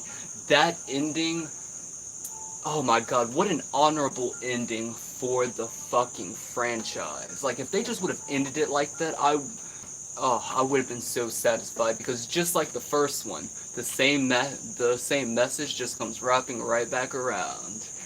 And at number 1, it's pretty fucking obvious. John Carpenter's Halloween from 1978.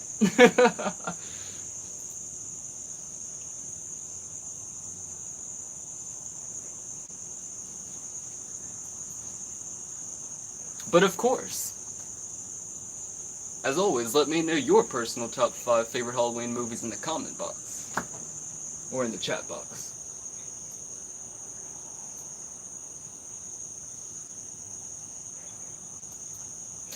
Billy Strode then goes on to say, Rob Zombie made a nice little horror film with the Halloween remake. I can't hate on it.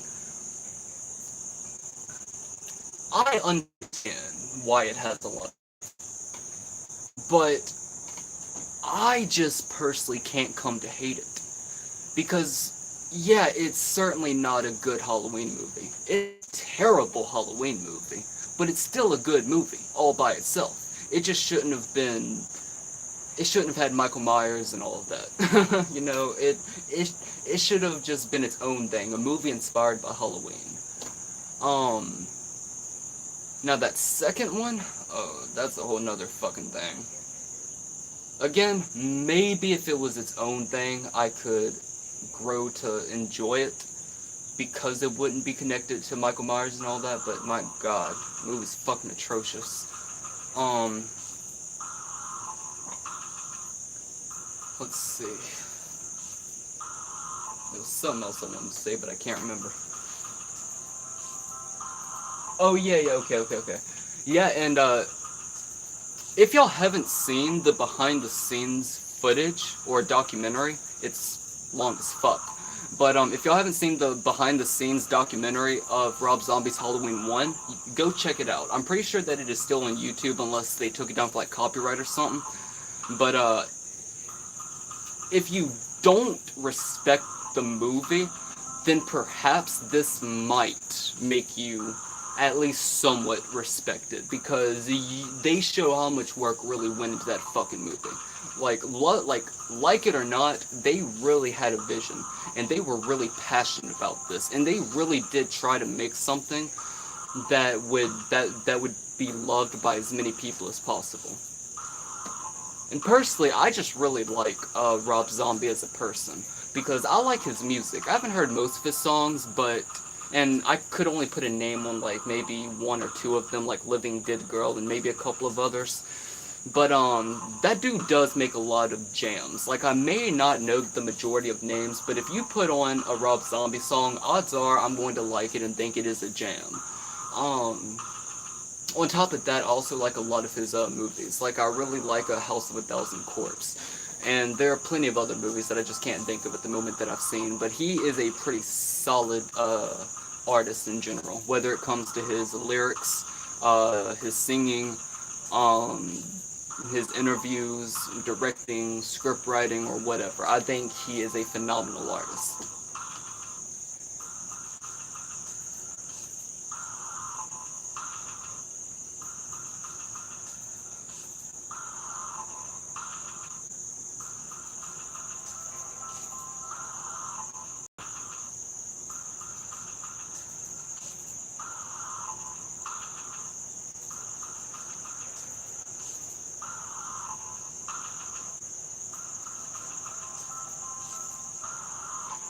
Yes, Spyro, some people don't really have a life, so they have to pretty much create something in which makes them feel like they have power and or some sort of uh just some sort of control over other people or things because they're egomaniacal psychological children and they don't really have the mental capacity to live in the real world. Like these same people, if you were to confront them in person, they would never ever act like that because they're pussies. So they have to hide behind a keyboard. They have to hide somewhere where they think that people can't get to them, you know?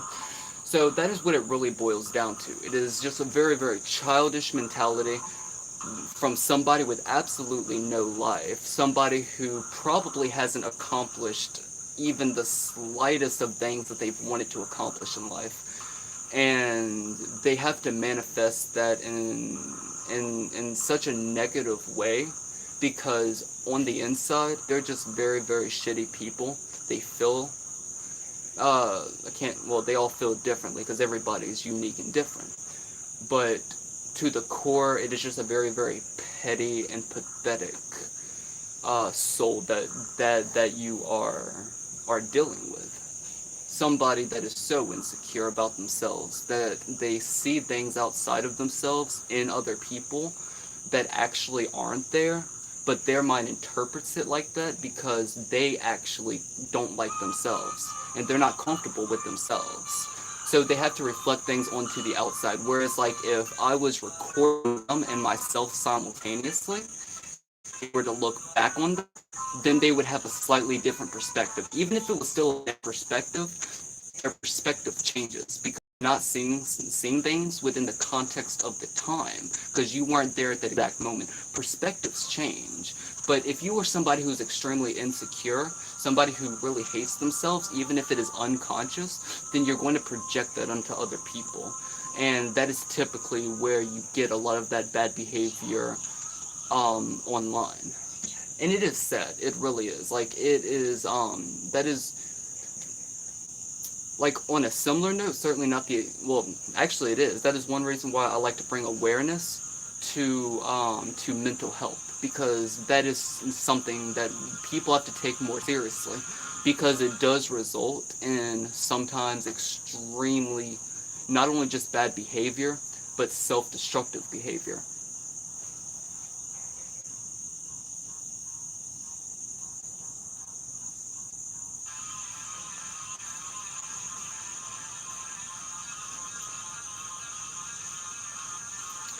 Jill says movies seem to be a tool of this ugly world to keep people in the dark, in my opinion.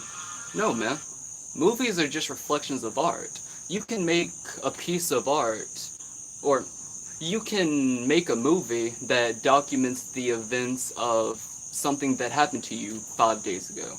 You could make a movie about just a horror movie to show a dream or a nightmare that you had, or you could create a more educational movie that teaches people the fundamentals of some aspect of science or just really whatever. All movies are different, and to just generalize all movies and say that they are the exact same is like saying that every single human being is the exact same just because we're Homo sapiens. You know, it is a very, like literally by definition, it is a very ignorant perspective of reality and human beings.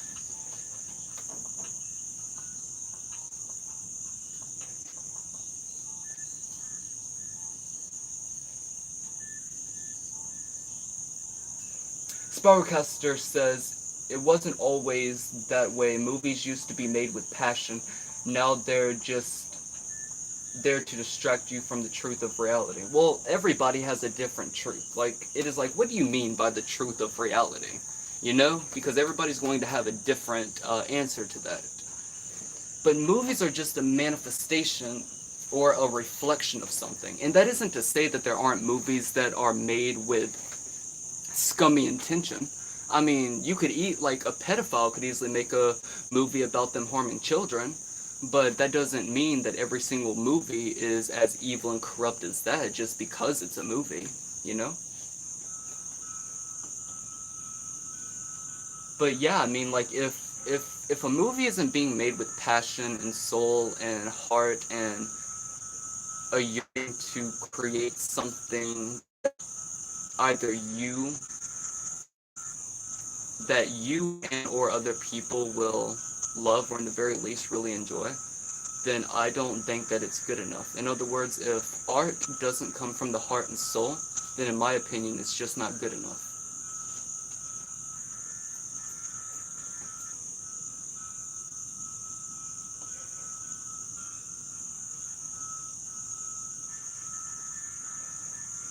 Il Jill asks, 50 accounts? How is that even possible? 50 cell phones?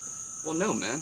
I personally have, like, I think, like, 17, 19, 20 something channels that I've made throughout the years for different topics and different, uh, basically, like, brand platforms. You just click on the profile right there, you go down, switch account, you click on it, or you have different browsers open. I mean, it's different ways to do that, man. Like people who make role-playing accounts, they'll do that. That way they can play different characters at the exact same time. Il Jill says, Sparrowcaster, do you ingest psychedelics? Do you have a favorite? Well, I can't speak for Spyro, but I can say for me personally, my absolute favorite psychedelic of all time, or my top three, because I don't. To put it simply, these are all number one, if that makes sense, but so in no particular order. DMT, ayahuasca, and psilocybin mushrooms. I fucking love these three substances, and they have been the most therapeutic and most healing and most insightful mind-altering substances that I've ever personally consumed. In fact, if it wasn't for substances like these, I would literally be dead right now. And it would mostly be self-inflicted death in some way, shape, or form.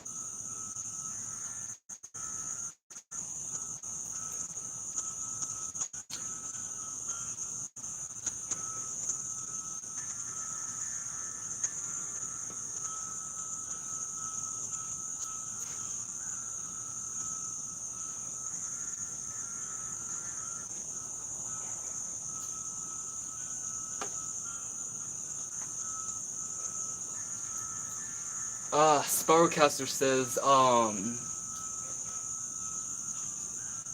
or the general statement here, typically 4.5 grams of psilocybin mushrooms due to personal sensitivity.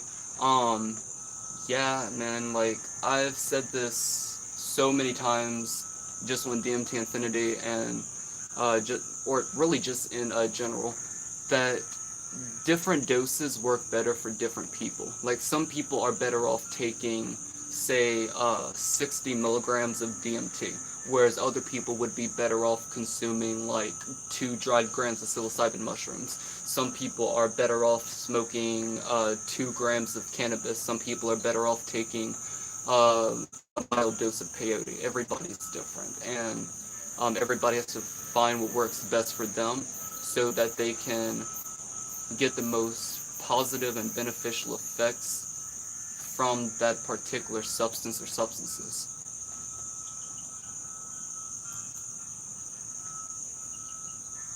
Y'all keep distracting me from my fucking dab, man.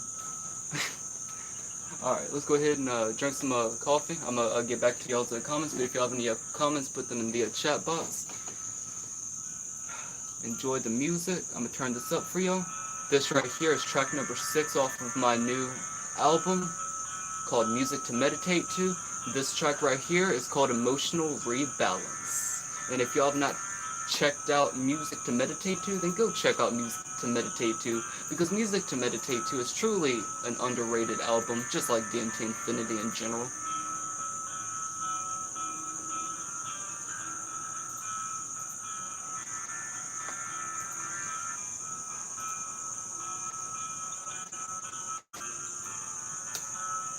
And of course y'all can ask, any questions that y'all want to in the chat box or steer the conversation in any direction, but just to add something else up in there, if y'all want to know my top 5 of anything else, then let me know and I will quickly make that list.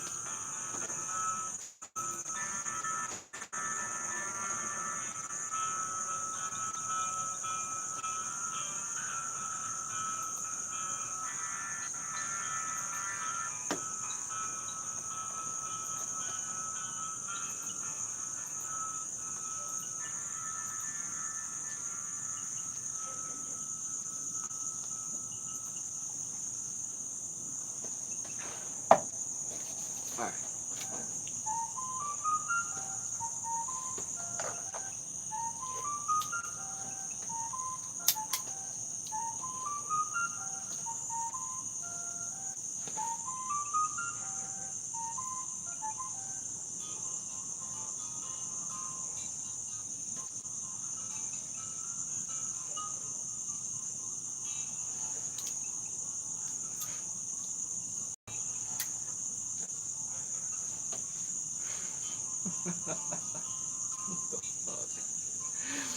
That's hilarious.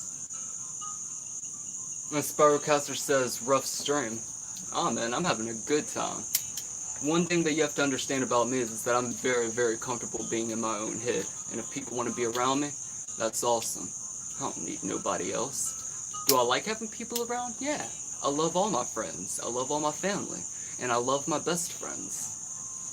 But if people don't want to be good, nice, kind, intellectual around me, that's their problem, not mine.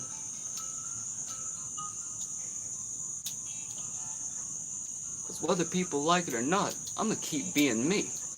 You ain't going to stop me from that.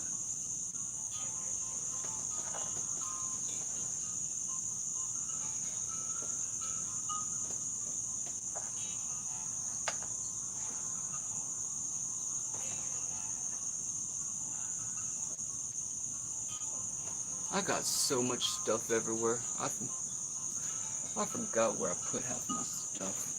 I'm fucking baked right now.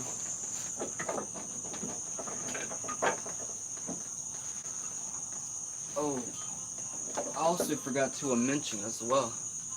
I'm not just vaping on a CBD. I also have this one right here.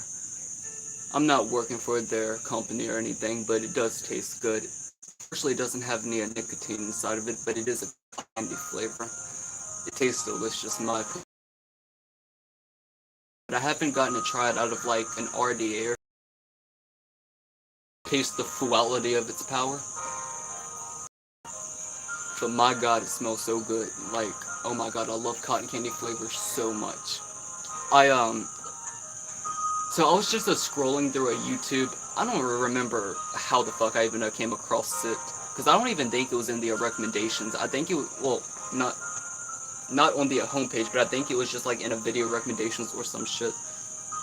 Anyway, point being, it was this video, and it was either in Korea, Japan, or China or something, and it was this game show, and they were eating cotton candy, and you had this dude standing there and this chick standing there, and they both had cotton candy. And whenever it was like start, like he like went to him eat right, and she just like, boom, like whole fucking thing just at once. I love that. That was funny. I can't remember if there were any dick jokes or like sex jokes in the comments though. Probably was though, knowing the mentality of a lot of people on YouTube.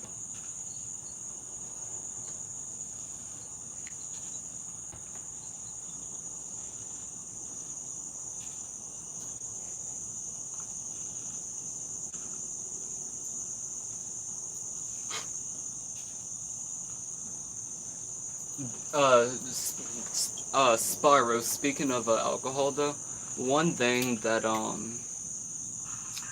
one thing that I like to preach to people, because this is something that I had to learn from personal experience, is to not drink whenever you are negatively emotional. Like if you are in a very, very bad headspace just in general, you shouldn't drink, because alcohol will bring that stuff to the forefront of your mind, and just take all of that. Now, that isn't to say that it'll happen to everybody, but if that is the sort of mindset that you're in, that is what it will do. Whereas if you were somebody who is generally comfortable, generally happy, just healthy enough, like, of course you don't have to be this pinnacle of psychological healthiness or whatever, but just healthy enough, then that kind of thing is less likely to happen. Whereas if you are just emotionally unstable in general, it is not a good idea to drink alcohol, because that will fuck your life up in ways that are very unpredictable, especially since it differs from person to person, situation to situation, mindset to mindset, etc. And that isn't to talk shit about alcohol. I love alcohol. I just think that people need to be very, very careful if they are emotionally unbalanced. Like, for example, right? Take Alan Watts, for example. Arguably one of the greatest philosophers in all of history. But he was an alcoholic. Like, he drank heavily. Like real alcoholic. But he was one of the most brilliant philosophers of all time, arguably. And even if you don't think so, there is no doubt that he was a very, very, very intelligent dude. Like, he was very fucking smart. He knew a lot about a lot. And he had personal insights that were pretty fucking deep, whether you agree with him with things that he has said or not. Whereas you also have that sketchy drunk meth head in the back of the alleyway who's jerking off over a fucking dead cat or some dumb shit.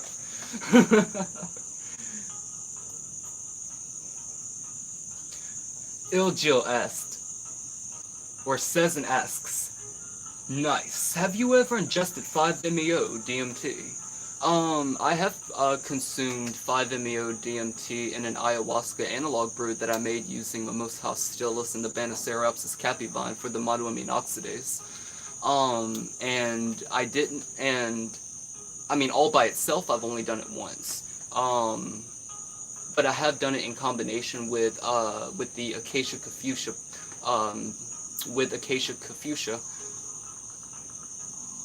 a few times. I think like 3 or 4 times, something like that. But all by itself, the only experience that I had with it, it was pretty strong, but it certainly wasn't as strong as my other ayahuasca experiences. But I do remember laying down, it was right here, and I remember just meditating, and there were the typical,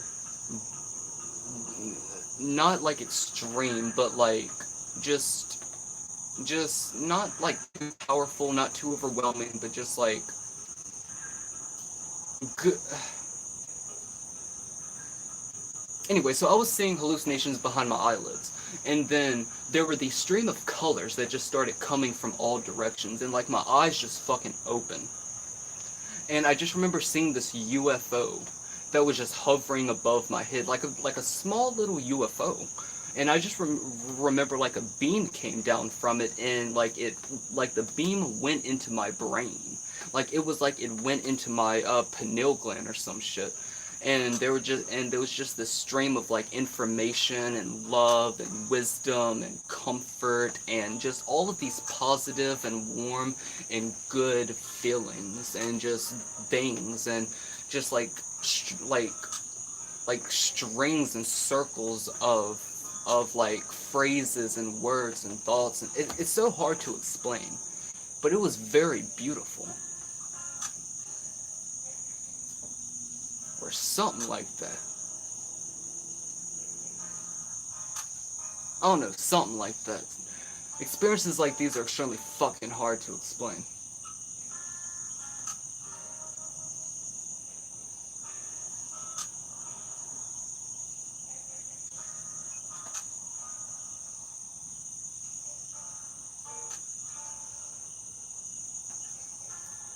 Oh, Spiral, that's awesome, dude.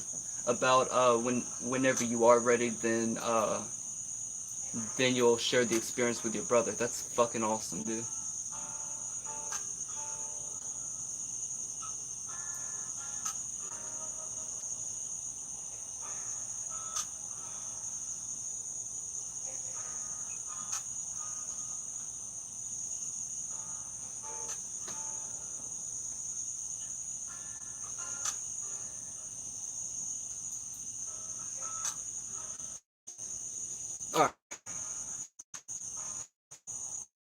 to y'all's questions, but I'm getting distracted from loading this up, so enjoy the music, ask questions, steer conversation in directions. If y'all want to know top 5 of something, then let me know. I'm not doing like top 10 or anything. I'd have to really focus on that for a video, but y'all know what to do.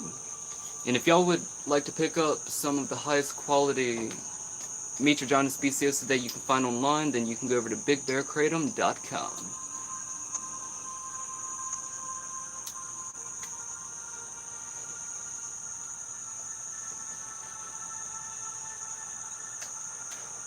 I lost that bitch and I can't find it.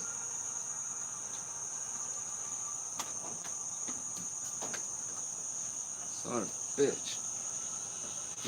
Wait, did it drop earlier? Is that the problem?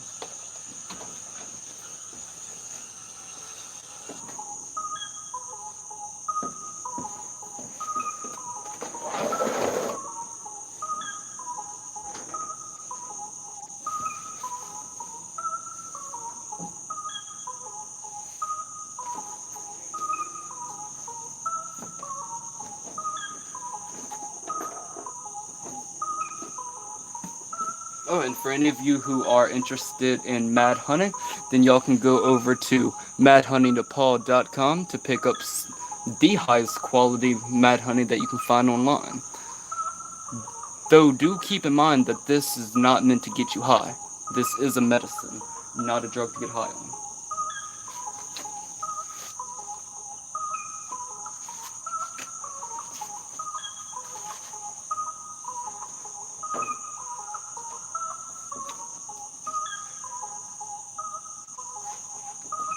Wait, did I say madhoney.com?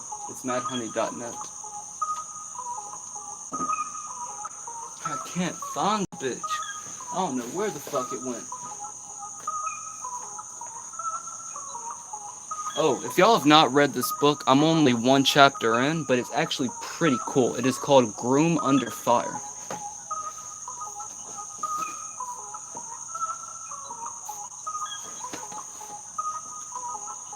Damn, I cannot find that bitch nowhere. I don't know where the fuck it went.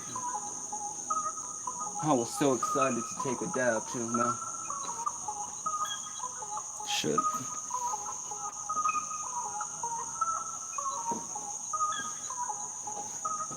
Well, speaking of dabs, if you would like to pick up some of the highest quality dabs that you can find online, well, Delta 8 THC dabs that you can find online, then you can go over to hometownherocbd.com and use my discount code Infinity15 to get 15% off every order.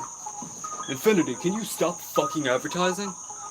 Yeah, if you donate, like, a shit ton of money to my Cash App, that'd be cool. But other than that, well, dude, where the fuck is it? I can't find that bitch nowhere.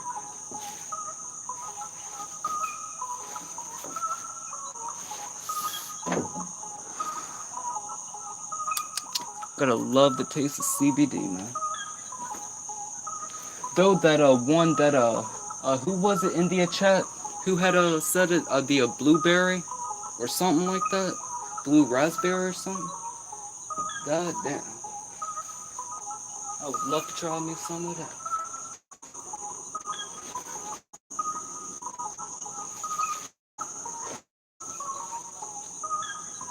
You know, and it's so fucking weird because it's like I've only been sitting right here.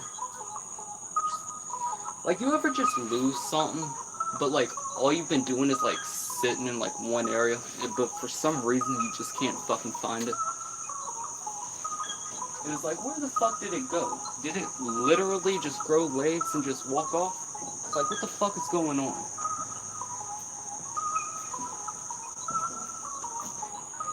I don't fucking know. It's somewhere, man.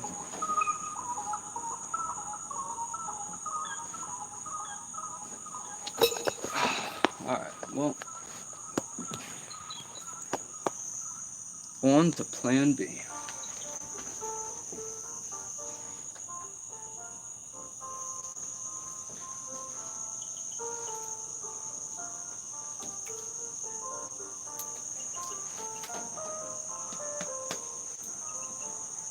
Where in the fuck is it, man? Because it's like looking at it logically, right? It is like, if I've been sitting right here, and I last remember it being in front of me, and I haven't gotten up, then what happened? I mean, obviously the main reason why it's like bugging me out is because I'm so fucking loaded, and I know that there's some logical piece that I'm just overlooking because of it. This blows my mind.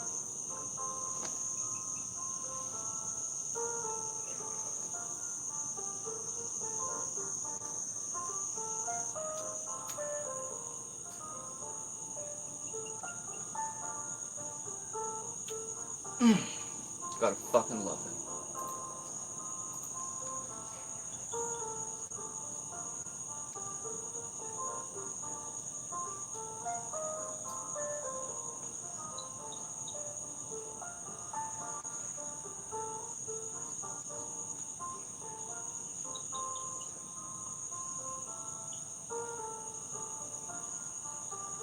Spellcaster, replying to Jill, says their will is to clean humans of their trauma and make them see the truth. I certainly say that there is a lot of truth in what you're saying. I just feel like, personally, I feel like it goes so much deeper than that, that it is beyond human comprehension, or in the very least beyond our ability to manifest via linguistic momentum. So again, I do agree with what you're saying, but it goes much deeper than that. But it certainly does do that. It is kind of like us saying, THC for some people, kills depression. Where it is like, I mean, yeah, but it does so much more.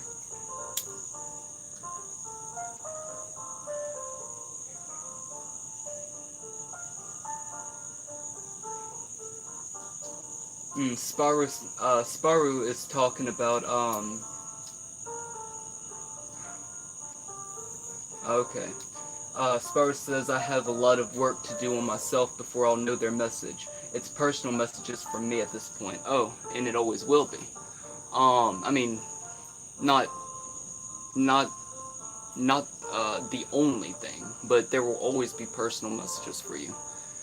At least if you are doing psychedelics correctly. But whenever it comes to the message, I don't like that saying. I think that the idea of the psychedelic message is ridiculous, because there is no the message whenever it comes to psychedelics. There are an infinite amount of messages, but it requires you integrating each level of the psychedelic experience before you can move on to the next. For example, that is one reason why whenever you take LSD, for example, the next time that you take LSD, you're going to take off where you last left off.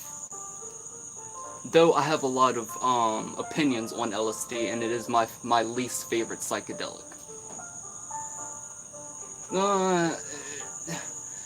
Well, from the ones that I've taken, but arguably maybe salvia would be my least favorite, because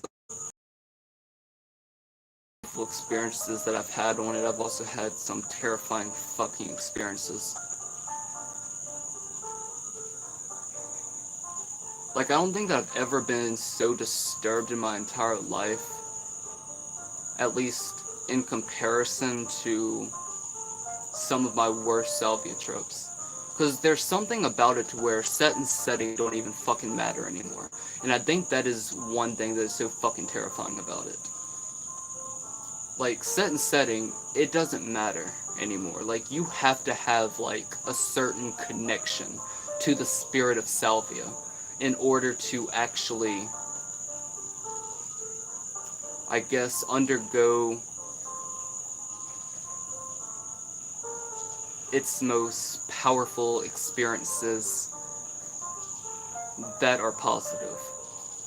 Whereas with other psychedelics, set and setting are a huge fucking factor.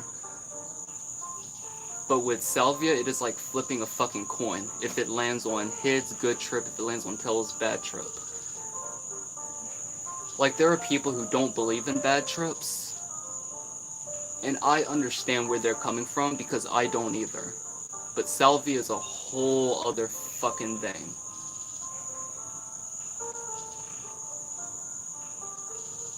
And actually, you can take it even up further. For those of you who who had ever tried or were addicted to that fucking synthetic cannabis shit, that, in my opinion, would be another exception to the idea of bad trips. Because I had some bad fucking trips on that shit. I was addicted to that fucking shit for a year. Thank fucking God I found psychedelics. Thank God they came into my life. I would be dead if it wasn't for psychedelics.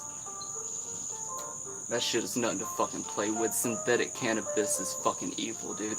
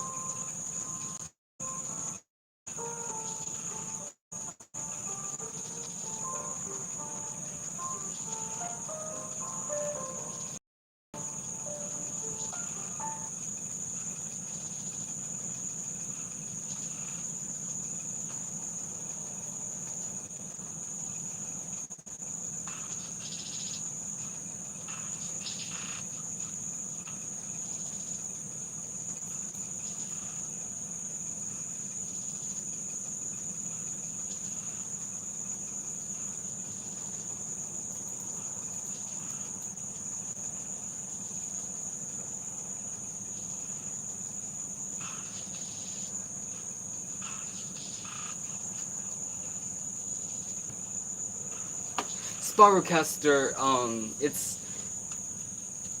I'm not, replying to, like, the entire thing because, like, it's just self-evident stuff. Uh, well, not self-evident stuff, it is just, him speaking his mind, but there's a part of that that I want to, reply to. And he says, or at least give my inside one. The rainforests are cut to the point to where they're producing more carbon dioxide than oxygen. So, human beings cut down over 1 billion trees a year. It's a lot of fucking trees. That's our oxygen supply. Why are we cutting these bitches down? Why are people so fucking stupid? Um, but I think that if it really got down to it, like if it got down to like only so many trees left in the world, that nature really would just kill off Homo sapiens. I think that Mother Nature would just cut us from the fucking chain of three-dimensional existence. I really do. Because nature protects itself in ways that we cannot defend ourselves from. Like, if we really get nature to a point like that, we are fucked. Or maybe, Mother Nature would just let us cut down all of the trees. And just be like, alright, go ahead and watch what happens. Because nature can live on without us. Nature can live on without a piece of itself. Species go extinct all of the time. In fact, that is just what species do. Species, certain evolutionary point, extinct. And you can give your own opinions on why that happens, or your own theories or hypotheses or whatever. But that is how I see it. I feel like if it really got down to that, nature would just kill us off or just let us kill ourselves that way. But I'm also somebody who doesn't think that the Homo sapiens species needs a premature extinction either. I think that there are just a lot of really stupid people that would be better off dead and not spreading their fucking genes. But that's a whole nother conversation, I guess. Ill Jill says ayahuasca, unfortunately, also has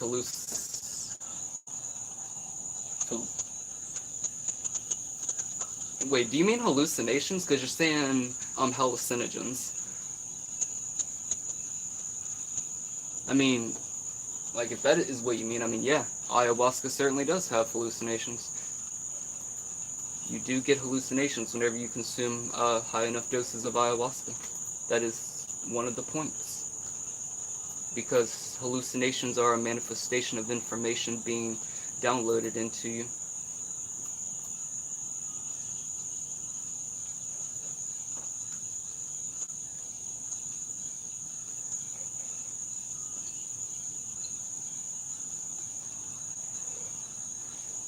Sparrowcaster says society has become so decadent and weak. Another extinction wouldn't be bad for Mother Earth. She's sick. I mean, it kind of goes back to what I was saying. I don't think that the solution is to have the Homo sapiens species go extinct. I just think that natural selection should go ahead and speed up what it does to get rid of all the fucking idiots in the world. You know? It is like, I think that we would be much better off with like 1 billion people who aren't fucking psychopaths or sociopaths, rather than 7 billion people where a lot of these people are just really shitty fucking people, whether it is through personal choice or through some sort of um, um, uh, brain issue like being a sociopath or a psychopath.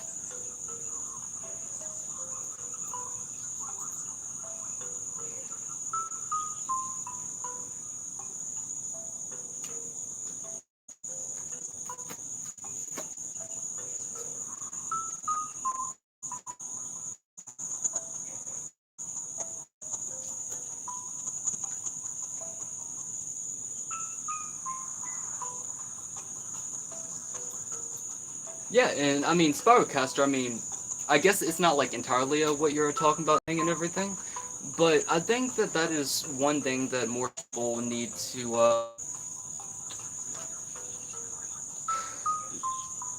I think that that is the place, like the inner place where more people need to be coming from.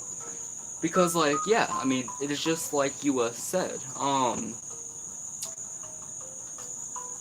Like you say, I don't claim to know anything. I just hope. And I think that more people need to come from a similar inner place. It is like, I don't think that people should ever talk from a place of, oh, I know everything. But there's also nothing wrong with having your own theories and hypotheses as long as you are willing to admit that, hey, maybe these aren't correct because of these reasons, but I think that this might be correct because of these reasons. Like, it is one thing if, like, I hate this. I mean, don't get me wrong, it can certainly get to unhealthy degrees. But I hate people not trying to, but everybody who has created this buzz. How can I put this? The echo chamber become a buzzword, and not in a good way. Because what it does is it takes validity away from situations that are in no way, shape, or form negative. Like, what do I mean by that? What I mean by that is, like, it is one thing if, huh, let's take Onision for example, right? Let's have 5 random, I guess, Onision fans. He still has fans. Alright, so everybody is up in the Skype room, right? They're just chatting along, talking about how Onision is this awesome god and everything, and everybody should suck his dick, and like he's never wrong, and like he is just this fucking fax machine that, whatever. Like, that is one thing, right? But if you have that exact same Skype room, but full of mathematicians, talking about different mathematical equations and how 2 plus 2 equals 4. I mean, I guess technically that would be considered an echo chamber, but it is an echo chamber of facts rather than an echo chamber of false information or just opinions that are being put in a light in which they are being seen as something more true than they actually are. So I just don't like how people have turned the term echo chamber into a buzzword the way that they have, because there's nothing wrong with a million people knowing an actual fact or facts, but I do understand that there are people in the world who do put opinions into a light that make them seem more true than they actually are, and it is because there are so many people, rather than them saying, yeah, but also on the other hand, we could be wrong because of these reasons, though we still believe this because of these reasons. I don't know. I'm high as fuck right now. What are y'all up to in the chat?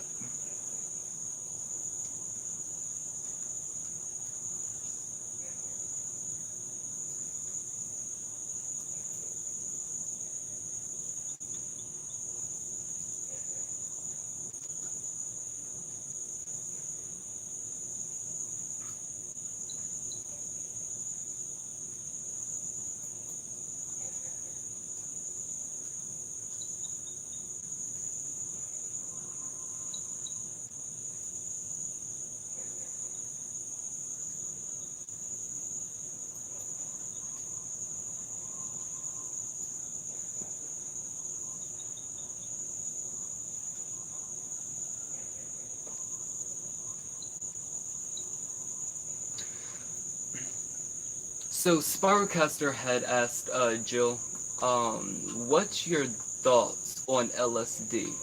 I don't believe it to be a true living psychedelic. I understand where you're coming from, but at least in my own personal opinion, um, I would say that it is a psychedelic that has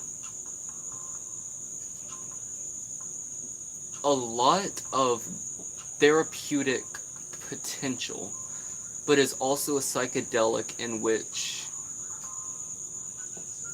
arguably has the most recreational value as well. In other words, if you are a speedhead, then it is very easy to just take LSD and go party. Whereas something like Salvia divinorum or ayahuasca or pure concentrated DMT, that's a whole nother experience that you're looking at. Like, yeah, LSD is a psychedelic, technically speaking, but at least in my opinion, it is, unless you are specifically using it for therapy, and I do think there might be some spiritual value to it too, depending on the person and where you are mentally. But it is also one of those it is the psychedelic that you can easily abuse, easily, because you just want to have a good time and see shit.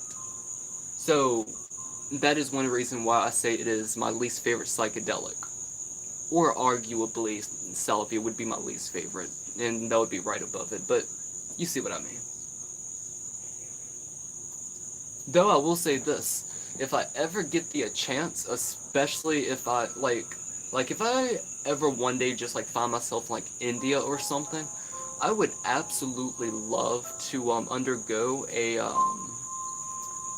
Salvia Divinorum ceremony, but in a traditional sense, with the actual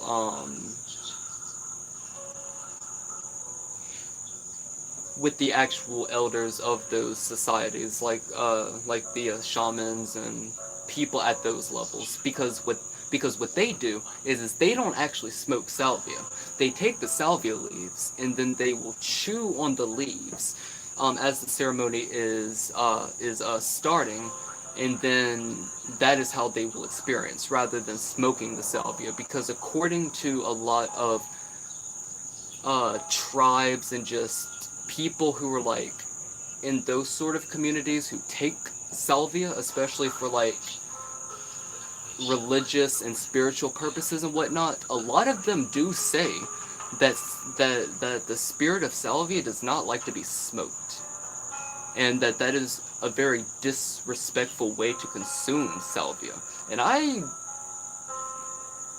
could believe that because of the experiences that I've personally had. Whereas, like, I would not mind just taking the salvia leaves and chewing them, because apparently that is the right way to do it. Apparently that is the respectful way to do it. And from the experiences that I've heard, it certainly does sound like a very um positively unique experience. Though you try salvia and she will fuck you up.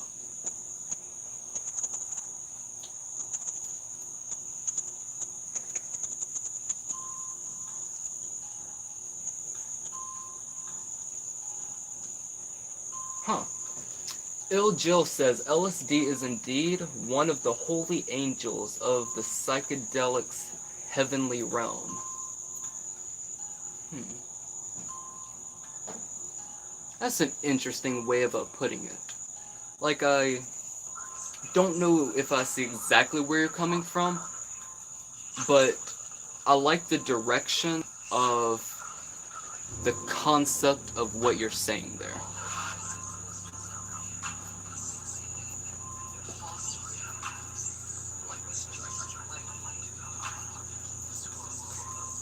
Ill Jill says DMT and true psychedelics do not cause hallucinations.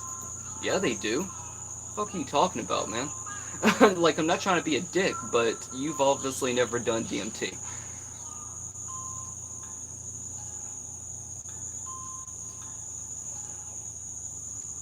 Spyrocaster says maybe that's.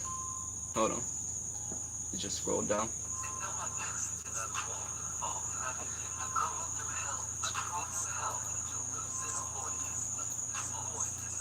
Alright. Spyrocaster says maybe that's what I perceived LSD as. I will be willing to try LSD again one day, but right now, mushrooms are good for my life. Hey man, that is awesome. I mean, I personally think that there really is an argument to be made that psilocybin is the most, maybe not, maybe powerful isn't the right word. Or no, maybe powerful is the right word, but not the strongest psychedelic. But I think there might be an argument to be made that it is the most powerful. Because there are so many things to it that make it so unique and interesting as a psychedelic. Like, for one, chemically speaking, psilocybin is only one twist of an oxygen molecule away from being in N-Dimethyltryptamine. So they are very, very similar on a chemical level. And then you have and then you have someone like Dakota Wint, who had an experience with psilocybin in which the psilocybin said to him that even Mother Ayahuasca bows to it. So I think there is an argument to be made. Plus, you have some of the most popular philosophers in the world, and a lot of them, their thing whenever it came to psychedelics was psilocybin mushrooms. Like, it was just their favorite. And on top of that, I think there is an argument to be made that possibly the oldest living organism on this entire planet is fungi. I mean, fungi is a very, very powerful and very ancient thing. So you can only imagine what it is on a conscious level. Like, for example, Dakota Wint was saying that the mushroom had told him that whenever it revealed itself to him, that the mushroom will one day eat humanity. But if you think about it, doesn't that seem kind of obvious? Because at one point, the entire or something like this. Like, the facts could be off a little bit, but it was something like this, that the entire planet was full of, like, humongous fungi and shit like that. Um, and whenever Dakota had asked the mushroom, well, or I'm paraphrasing, but like, well, is that a bad thing? What does that mean for our relationship? And the mushroom said to Dakota, and I'm paraphrasing, but it makes us friends for all eternity. And if you think about it, it does make sense because fungi did stuff. We eat mushrooms, and then one day it'll eat everything on the planet. Or something like that. I don't know, I'm high as fuck. I want another dab, but I can't find my little cap. I don't know where the fuck it went. Oh, I need to go take a leak real quick. Y'all enjoyed the music. I'll be right back. Y'all know what to do. If y'all got any questions, put them in the chat box. If y'all want to steer the conversation in any direction, then y'all know what to do.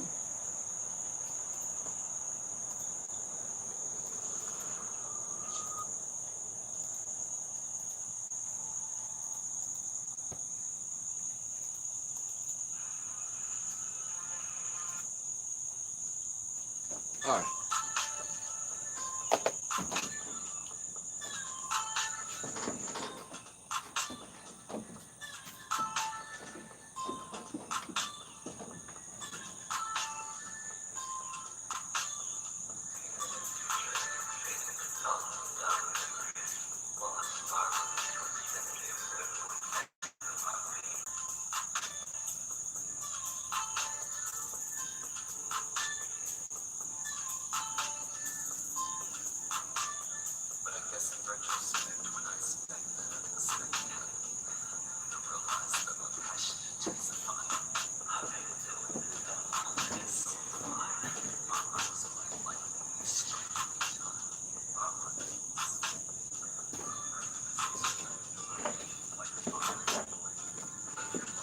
And I am back, ladies and gentlemen. How the hell are y'all doing tonight?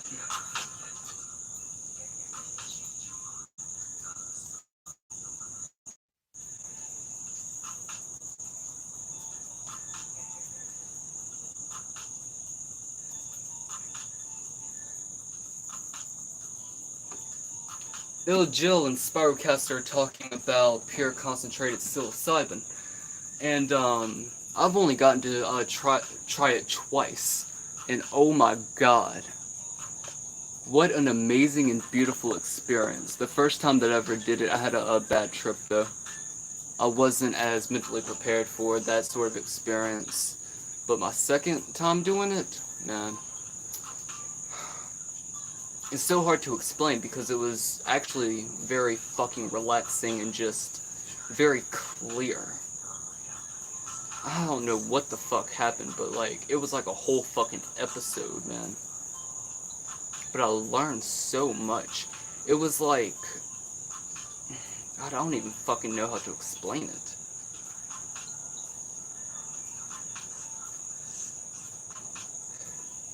It was like, it was like two best friends just chilling and hanging out and just going deep as fuck.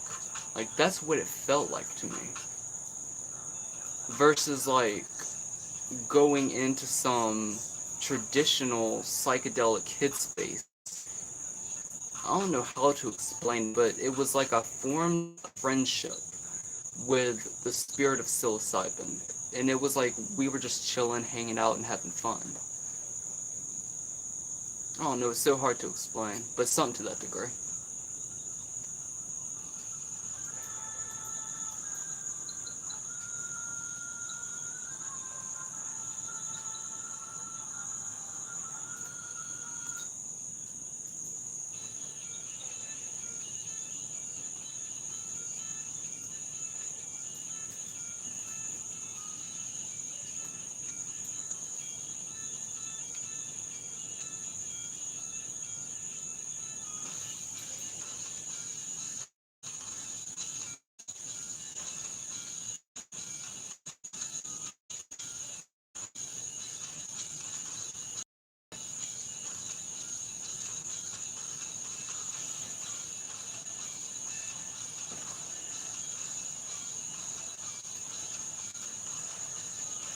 Sparrowcaster says, the most LSD I've ever done was claimed to be 900 micrograms. I don't know what the highest dose I ever took was.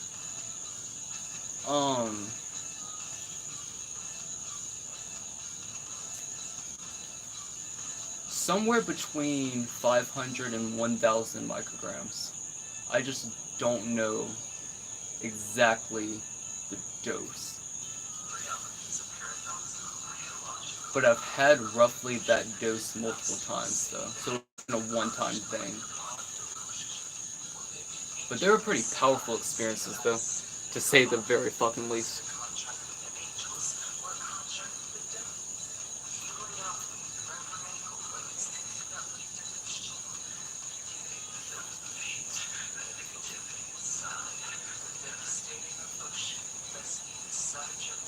Hey, Beethoven's Ben! Welcome to the live stream, my man. Beethoven says, long time no see.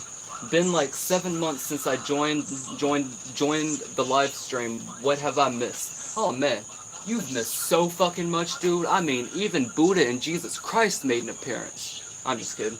I like those little emojis that you send with the little heart behind it. That's cute. Nah, man, way too much to actually explain. But welcome back to the show. Catch up on DMT Infinity if you haven't already by going to the video tab. And yeah, I hope you continue to enjoy your time here on DMT Infinity.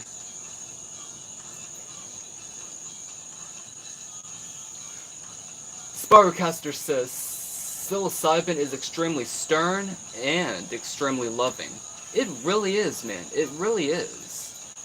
It is kind of like a loving parent, you know? But like, it is like all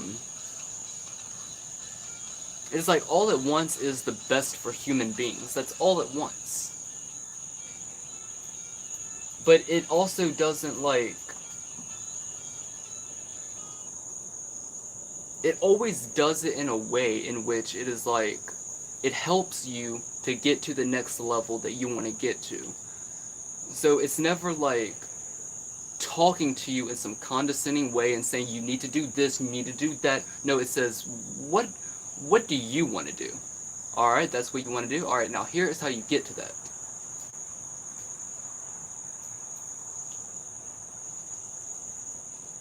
Jill says, most humans confuse the hallucinations they experience from poisonous drugs with the visions and revelations they receive from the psychedelics. Ah, man, you are generalizing way too fucking much right there, man. Like, that would be like saying, every single high is the exact same. That being high on cannabis is like being high on meth. No, they're two different things. Like, yeah, they're both highs, but the highs are different.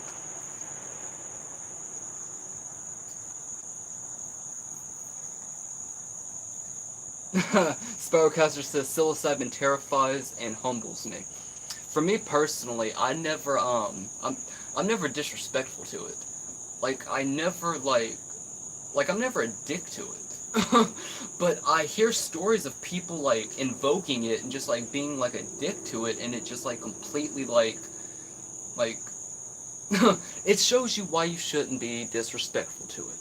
But I've just never been a dick to any psychedelic. I don't, like, why would I do that, you know? It is like, these are teachers to be respected, not anything to be disrespected.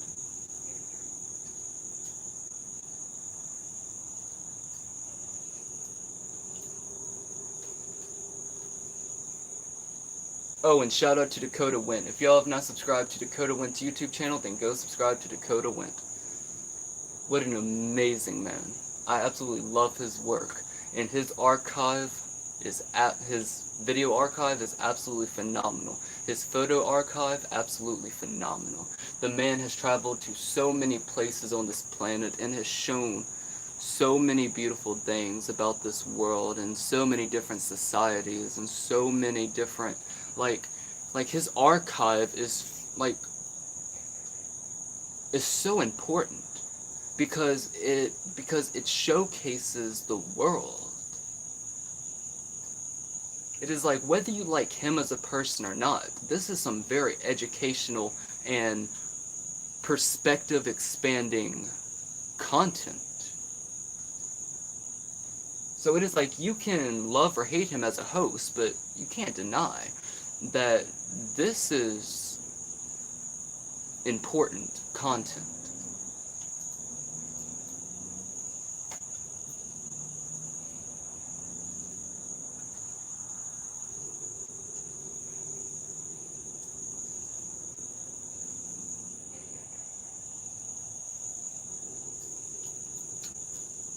Cracker Smoke Wax in his fucking live chat and asks, "What's in the vape?"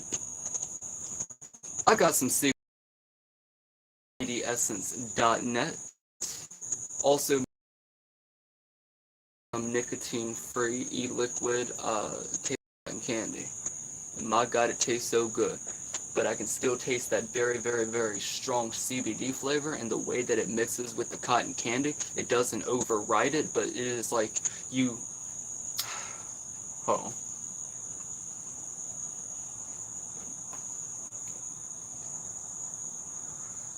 It is like I get that very, very strong hit of the cotton candy, but then I get that, but then like the lingering taste is turns more and more CBD, if that makes sense. Like at first it is like boom, huge smack of a cotton candy, but then as it goes down, it is like this strong lingering CBD taste. I love it.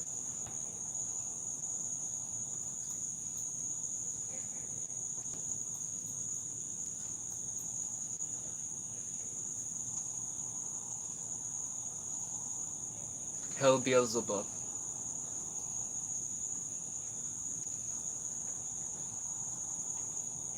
And also Hell Christ. And Hell Buddha. And you know what? Fuck it. Just generally speaking, like yeah, hell all of them. But hell Shiva. It's like the that was the point. Yeah, I was trying to say it in a different way, but you get my point.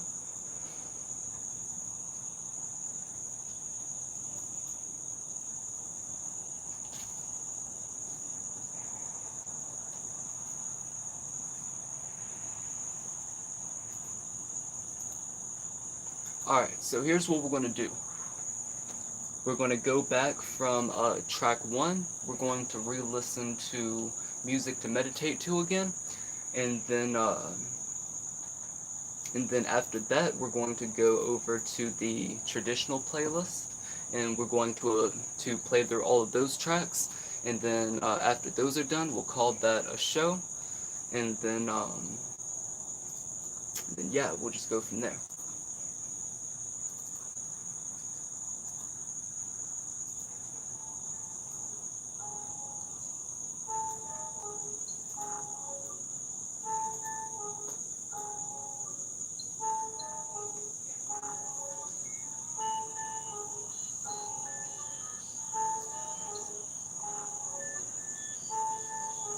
Spiralcaster says, love Dakota. Oh, me too, dude. Me too. I've been watching his content for fucking years. Um, I've been trying to get that dude on my podcast for a long time. We've exchanged emails back and forth, but as you know, the man is fucking busy as hell, so it's an honor to even have the slightest bit of a history with him, even if it is just via a few emails. But if I can ever get him on my podcast, that would be a dream come true. It really would. What an amazing human being.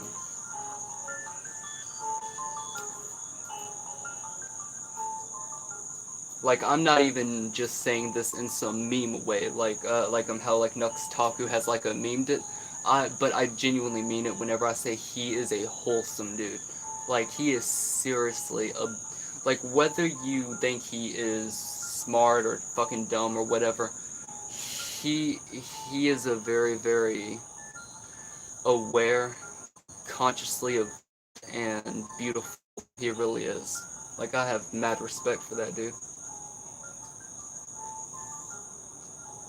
Like, he is easily one of the top 5 psychedelic channels on YouTube. Arguably top 3.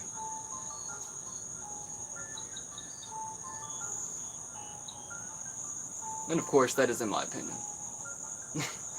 And I have to emphasize that because apparently some people don't know what the fucking opinion is. Alright, I need to go make some more coffee in a minute.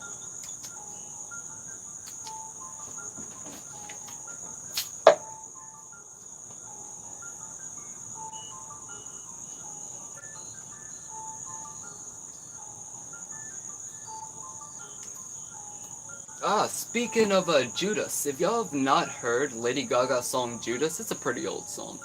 But go check it out. It's a pretty good song. I like it. Judah, Judah, Judah, Judah, Judah, Judah, Judas Gaga. I don't remember exactly which demon the song is about. I mean, it's about Judas, but I think that there are like undertones of Lucifer Morningstar as well. But I think there might also be another demon or some shit that is involved with. I'm not too good with like religious lore and shit like that. But there's some shit like that. I don't know. If you're interested in it, just look it up. Just look at the backstory. It's pretty cool.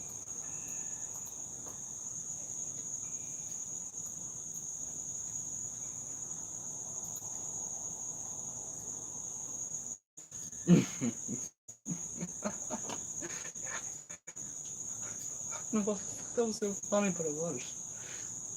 Um,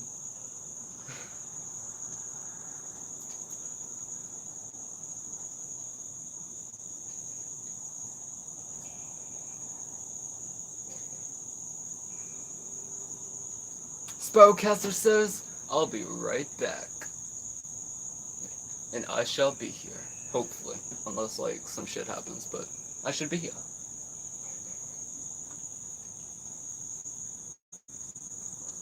No, I take that back because I'm about to go make some more coffee. Any questions, put them in the chat box, and y'all know the MO.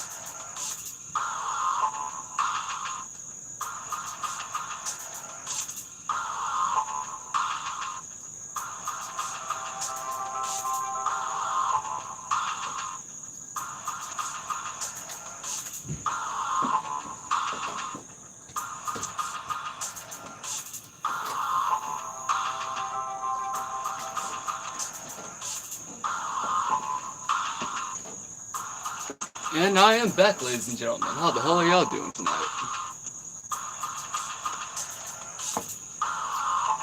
Also changed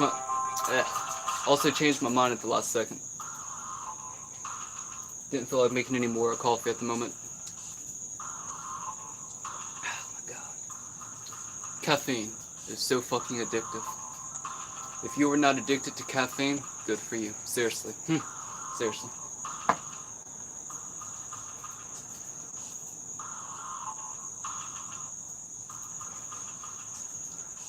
I absolutely adore all of these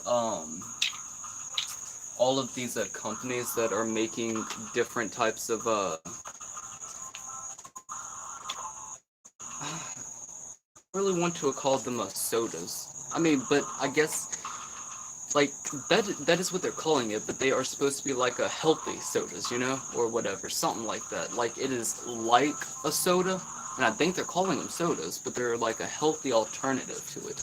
Like they're probably not like healthy for you, but they are healthier. But it's not like a Diet Coke or something like that. I don't know, something like that. But I absolutely adore companies like that because at least they are trying to do something that reduces unhealthy side effects of that particular bad habit.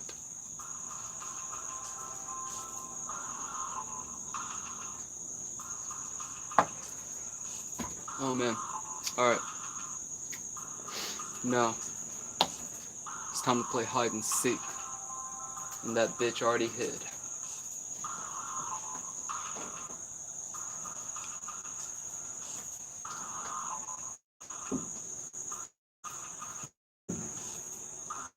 And so get my fucking. Oh, come here. I fucking love this fucking color right here. It's not as easy to see on the camera, but it is like a purple pretty much. But it has like it's not like super glittery like this one right here. It's also kind of hard to see, but it does have a little bit of a glitter to it. I like the color of that one. That one's pretty. And then also have these two jet blacks right here. I have another glitter one, but it's purple. Somewhere up in my room right now.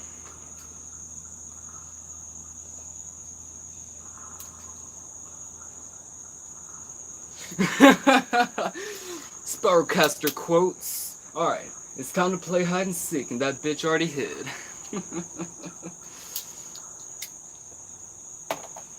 Oh man, yeah. I don't know where it is. But it is like I'm so excited to take a dab. Like I wish that I just had another vial, but I can't re-up until the 1st, unfortunately. So at the moment, I'm pretty much just like,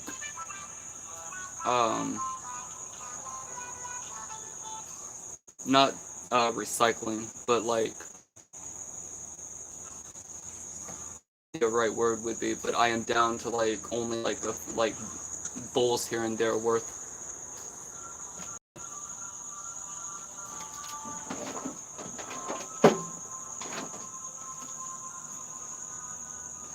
Though I will say though, speaking of like, I guess recycling, I guess would be the right word, I don't fucking know.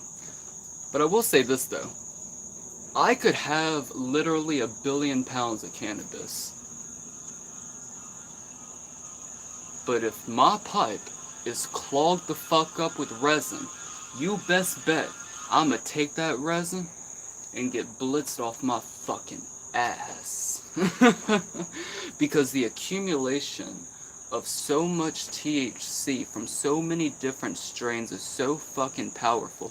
There have been times where I've cleaned out my pipes and I swore, well, I could have sworn that, I mean, I guess that is an over-exaggeration of feelings, but it was like I was on some fucking acid trip or some shit. Like, it really, really, really felt like I was tripping fucking balls.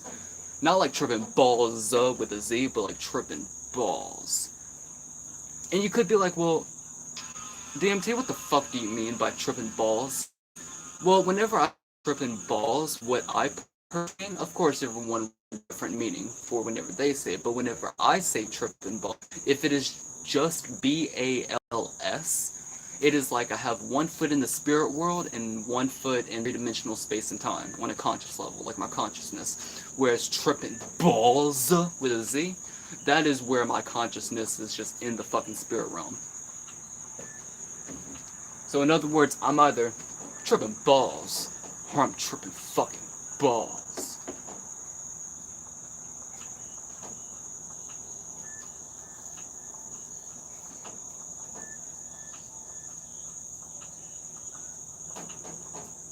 Ill Jill first came to YouTube 2 years ago. Dude, I've been on YouTube for like 14 years now. Like, I was here whenever YouTube was still in its prime, because I started making YouTube videos whenever I was 12 years old. So that was 12 years ago. I'm currently 24. And then I was on YouTube, like, just watching videos. And it was typically me and my childhood best friend, because we practically lived together. Like 2 or 3 something years like that, whenever YouTube was like still oh, it says we're live. I guess it disconnected. But I've been on YouTube making videos since I was 12 years old. I'm currently 24, so I've been making videos for about 12 years. But I've been on YouTube 2, 3, 4 years before that, back whenever YouTube was like, had just become a video platform, because it was originally a dating website. And me and my best friend, my childhood best friend, we would just like watch all kinds of random videos, like AMVs, and which are anime music videos, where you basically take like clips from an anime. I guess you could technically do it with any music video, which copyright laws or YouTube's copyright have completely fucked that scene up, which is so sad. Because I had an entire channel where I probably had about 100 or 150, somewhere around that AMVs that I made, that got fucking terminated for obvious fucking reasons. But like, I don't remember how much it was, but it was somewhere between like 500 and 800 subscribers. And you have to keep in mind, this was back in the fucking day, back whenever I was like 13. So that was like nine-ish years ago, back whenever like having like a couple of thousand or a few thousand subscribers was fucking good. Like, that was whenever you knew you were getting your way up there. So I was getting my way to that. So just to have it fucking terminated like that was so fucking heartbreaking, because I put in so much time, so much love, passion, just so much vision into it, because like I took that shit seriously. Like, for any of you who watch my normal videos, know how much I put into the most basic of edits. And I put so much into that AMV channel. It is so fucking disappointing. It really is. Actually, same with the fucking Kingdom Hearts channel that I had. It was simply called Kingdom Hearts Vivo. So of course on there I had like all of the theme songs with the actual video, like the openings of the games. I had clips from the games. I had like the movies, what you would call the movies, where you just take all of the clips from it and just like put it on there so people can see the story. But I also had videos of like me reviewing the games, of me playing the games, like doing let's plays. Me talking about my opinions on different Keyblades and shit like that. And it literally had thousands of subscribers. And again, keep in mind, this is back whenever I'm like 13, 14 years old. So, for the time, that was fucking amazing. By now, could have been one of the biggest Kingdom Hearts channels on YouTube. But oh, just because I have fucking the music up in there and fucking clips from the fucking game, guess all your hard work gone. Like, what the fuck? Because, like, it would be one thing if, like, it would say, look, sorry, we gotta take down the video because, you know, has the song, has the music video, I mean... But there was no compromise like that. It was just, nope, fuck this channel. Fuck all the damn hard work that you put into it. Fuck all of that fucking time and passion and love that you put into it. Fuck you. It's like, really? Fuck you, Google. Come on now. That's the kind of shit that literally ruins lives. People need to start taking artists more seriously than that.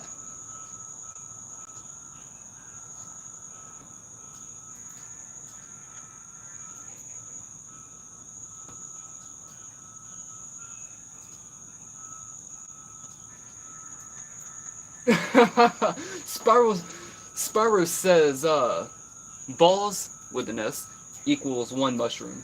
Balls equals 6 dried grams of psilocybin mushrooms. Yes.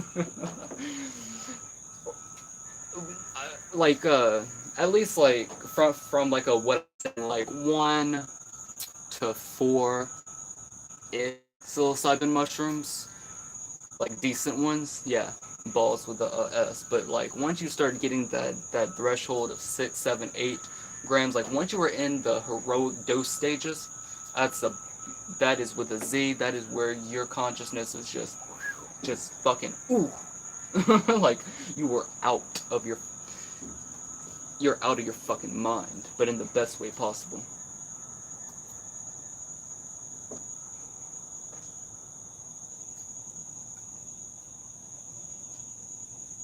Though, don't get me wrong, though. As much as I love phrasing things whenever it comes to a psychedelics like that, I do think that for people who aren't into psychedelics, phrases like that are easily misinterpreted and give a much lesser...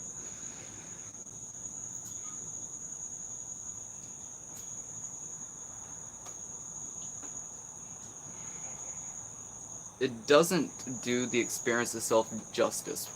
Like, for example, like, somebody who is actually, like, trip fucking balls on psychedelics, if I say something like that, they'll understand where I'm coming from.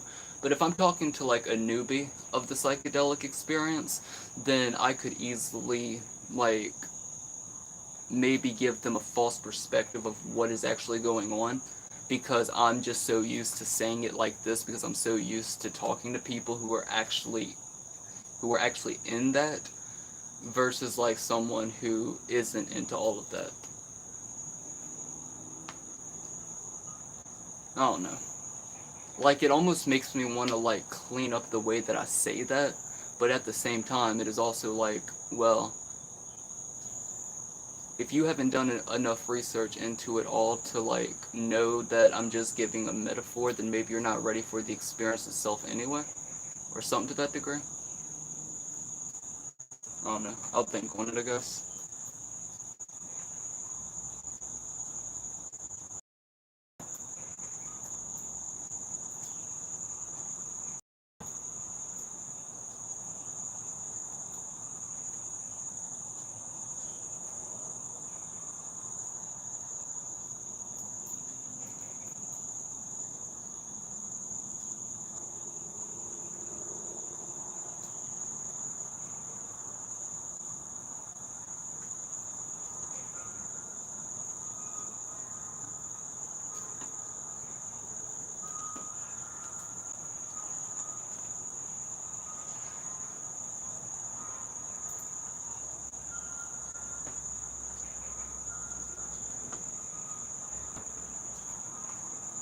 Oh yeah, yeah, and I haven't really been able to talk about this much.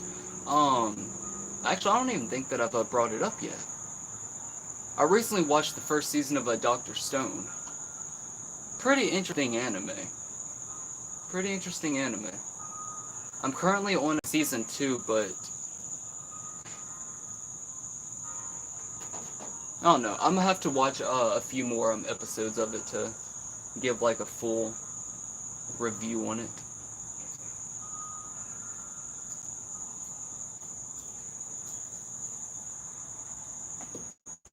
That way I can give a full review on it and not a full review on it.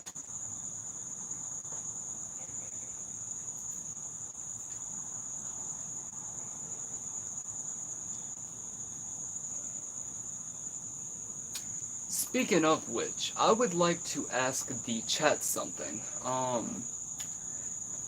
Would y'all be more interested in seeing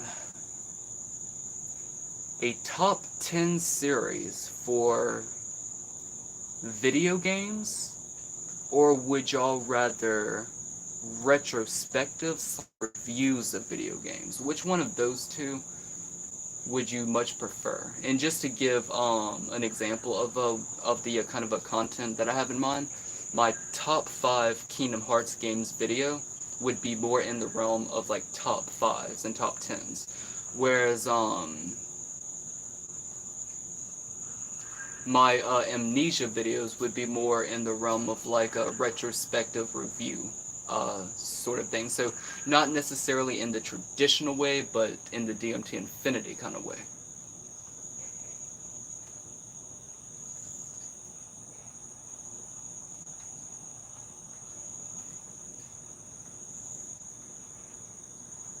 Zeb Z enters into the motherfucking live chat and says,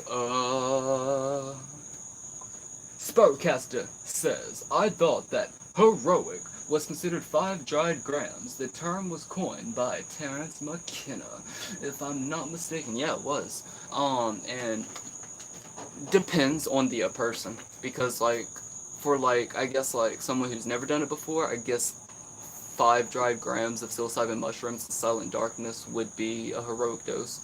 Whereas, like, for someone like him, it would be like 6 to 8 grams at a time.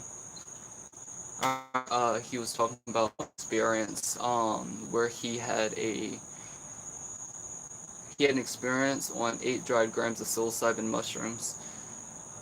And I don't remember the whole story, but the part that stood out to me the most was he was talking to like an entity or something, like something he was talking to that was there during the experience, and then there was like this outside force that was like not on such a high vibration in a positive way as that one was, and he just like like like talks to the more to the lesser spirit, and he's like something like leave now, for I am in the presence of an elder, or something to that degree, but I always found that to be fucking hilarious.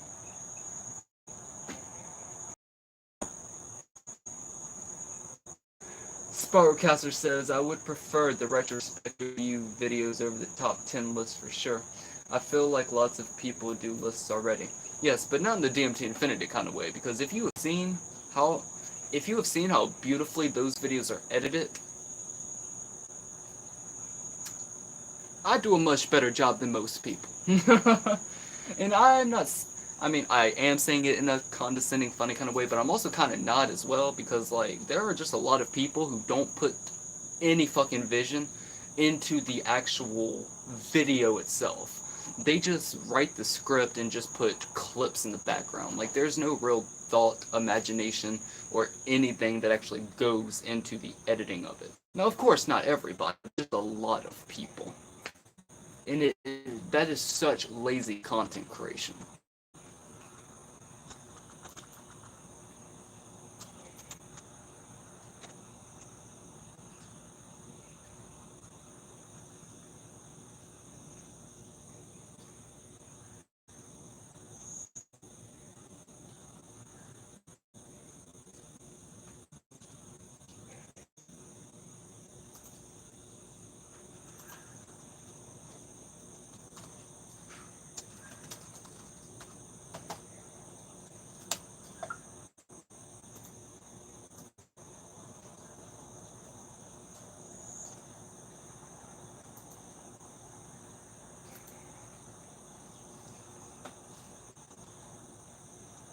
Also, if y'all have not subscribed to DMT Infinity on cocoscope.com, then go subscribe to DMT Infinity on cocoscope.com.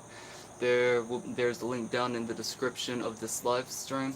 I post exclusive content over there, as well as well, a lot of that being like somewhere around like half of that would be like kratom reviews and kratom short films and kratom advertisements and kratom related content, because that is not allowed here on YouTube, unfortunately. And I've had probably somewhere around 30 and 50 videos deleted by YouTube that I will never be able to get back. In fact, DMT Infinity was terminated for 6 months, and the by the grace of God or some shit, they gave me my back. And to the which have like for some reason it's not for that. It is for a music video that I posted, and then I had to post a censored version of it.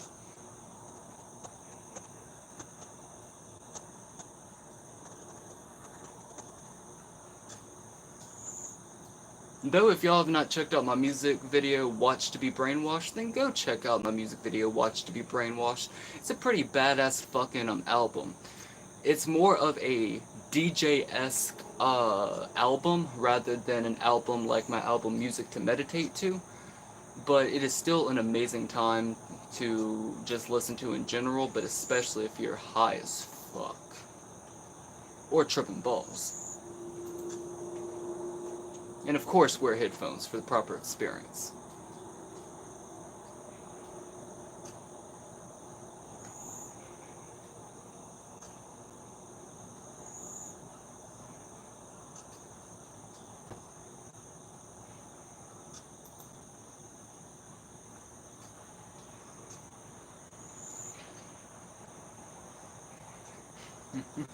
So I have this little clip that I have posted to both my vlog channel and on a CocoScope on DMT Infinity, which is cocoscope.com/DMT Infinity. And it is just simply called Every Kingdom Hearts Game Ever. But then you click on it, and it is that scene from Rick and Morty, from Interdimensional Cable, and it has the fake doors commercial, and you have the is like fake doors. This one won't open. This one won't open. Now this one, not that one. None of them open. Because I find it kind of ironic, you know, because it is like in Kingdom Hearts, Sora has the fucking Keyblade, the key to all locks. But yet, like, if you go up to, like, most fucking doors in the game, you can't get through them. I mean, like, obviously, like, in the story, Sora could just do it, but, like, you can't as the actual player, and I just find that funny. Because it's like, this one won't open, this one won't open, and this one won't open. None of them open.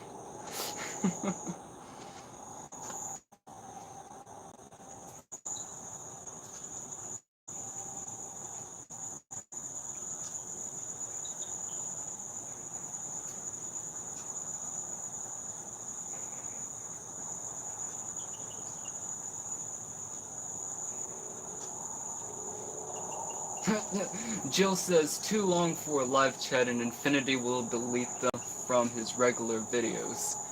Man, I can delete whatever the fuck I want, especially whenever it comes to taking out the fucking garbage.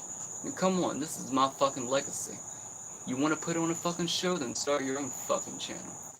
I can do whatever the fuck on here.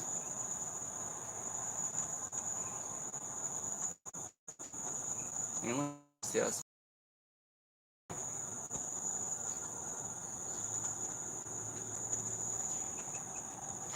if now I know that there are a lot of website and company names that are going on, so just pick and choose or just go through them and see which one works best for you.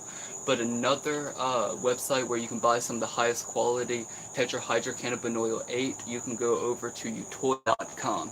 Utoya.com was actually one of the very first companies in the Delta 8 THC market that actually collaborated with me, and to this day they are still one of my favorite companies. For example, this one right here is a 1 gram vape of cherry pie flavored Delta 8 THC. It is fucking delicious. And they also have their information right there on the inside.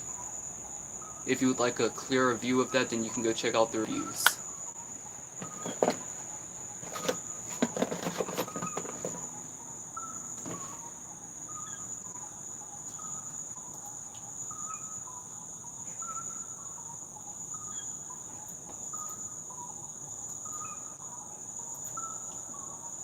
though, since we are already in the shameless self-promotion stages, sometime soon, I don't know when, but it'll be sometime either next month or the month after that, I will be working on episode 3 of my Everything Wrong with Dragon Tales series. So, we're going to go into episode 3, an amazing time. Start working on the script sometime either in the next 1 to 3 weeks, something like that. So I'm gonna watch the episode like 2 or 3 times and finish the script, and then that'll be in the editing stages, and that'll officially be out for y'all. And of course, just like with episodes 1 and 2 of Dragon Tales, if y'all want there to be an episode 4, then y'all will have to get the like bar up to 20 likes. And once it hits 20 likes, then the next episode will then be put into development. But if you haven't checked out my Dragon Tales series, then go check out my Dragon Tales series. Dragon Tales is an amazing show with such creative characters, such amazing world building, such fascinating lore, and the music, the mood and atmosphere is just absolutely phenomenal. And I absolutely adore it. I think that it is truly an underrated show that deserves so much more attention. In fact, I would even be down for a new season of it.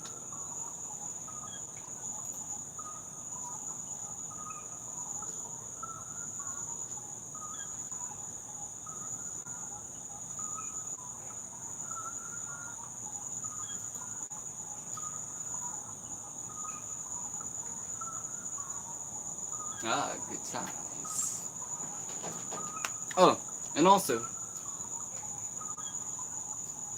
I guess this will have to be another shout out as well, but KingdomKratom.com and DMT Infinity are going to be doing a collaboration in the near future here on DMT Infinity, because I'm going to have the owner of the website, or one of the owners of the website, on my podcast, A Psychedelic Point of View. And if y'all have not checked out my podcast, A Psychedelic Point of View, then go check out my podcast, A Psychedelic Point of View, here on DMT Infinity. I will be working on season 2 next month. I still have to finish the last episode of season 1. And I also have somebody else coming on for a bonus episode, but I don't want to talk too much about that until it is actually done. But next month I will be starting shooting for season 2 of A Psychedelic Point of View, and I'm going to have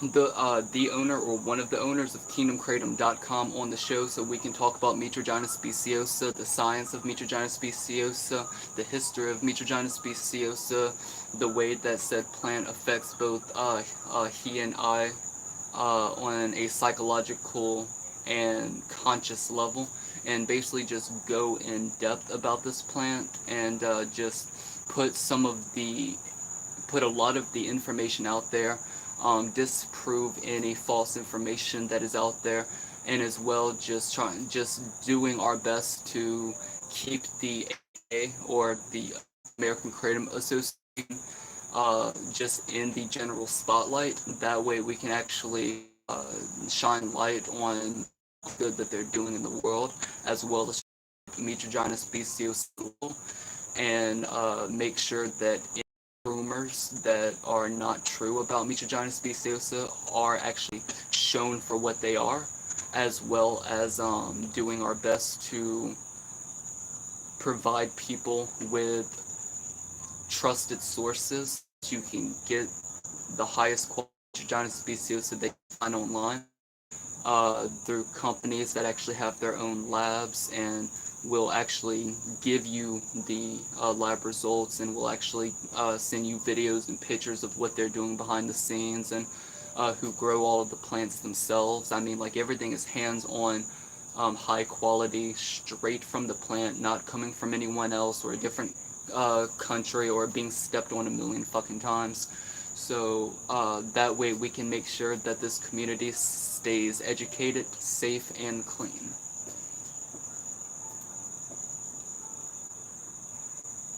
So, of course, shout out to the American Kratom Association.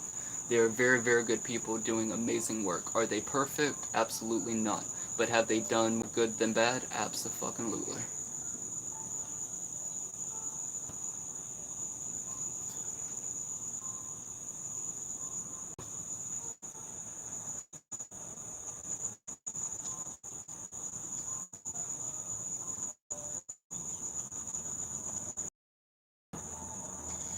Kraken and is into the motherfucking live chat. Speaking of that name, if y'all would like to pick up some of the highest quality leech giant species that you can find online, you can go over to krakenkratom.com, who was either the first or one of the first kratom companies to ever collaborate with DMT Infinity. So shout out to krakenkratom.com. Group of amazing fucking people. But Kraken Kratom says, hi DMT. Hi there. H-I-G-H space T-H-E-I-R. Can't remember what they're called. I think they're called like apostrophes or something, the line. No, the exclamation mark. And little peace sign. An alien face. I like to use the little alien emoji as like, kind of like a representation of consciousness in general, like my consciousness.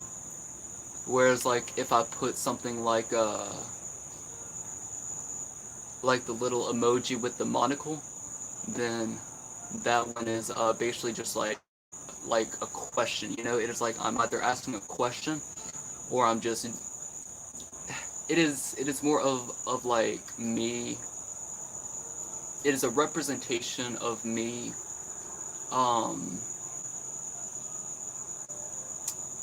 analyzing something, focusing on something, trying to gain information, like focusing and gathering information, a more questioning space that I'm in, a more observing hit space that I'm in.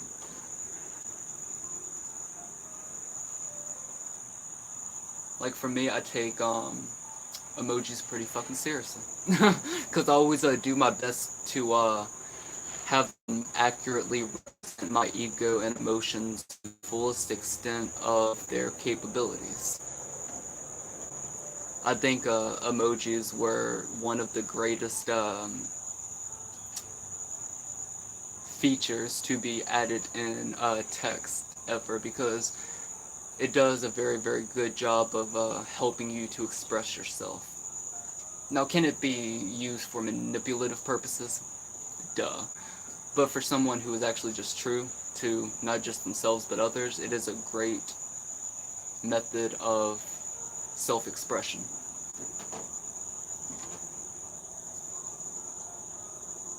Kraken says, hieroglyphic symbols. Aw, dude.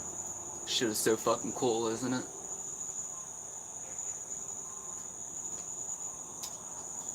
I like, I like looking at hieroglyphic images. I had this experience on LSD once, and I was in my old trailer park back before my town flooded, and and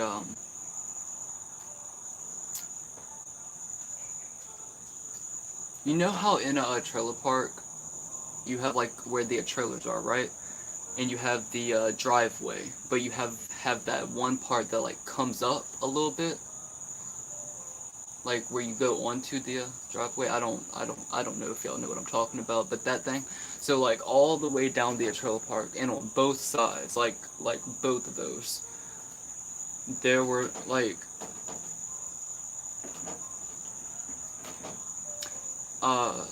so all of the concrete in the middle of the trailer park was like wavy and just like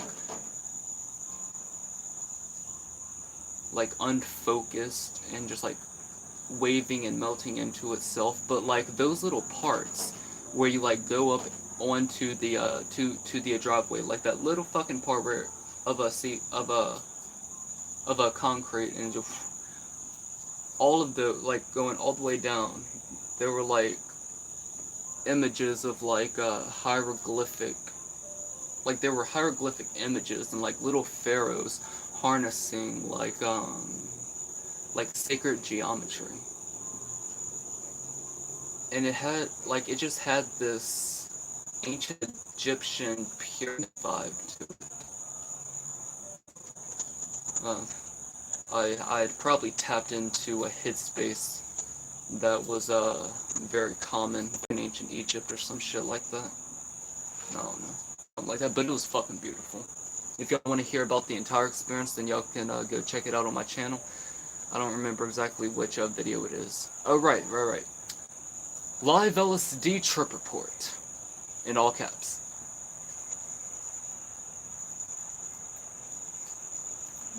Kraken says my tomb will have emojis carved into the walls. Oh, that's cool. I don't know if you're being a serious, but I mean, if so, that's cool. Personally, what I want to do is, um, hmm. I want to be buried in a tree. Like, y'all know how, like, you can, like, have your body, like, put with a tree, like, instead of, like, being buried or cremated? That's what I want to do.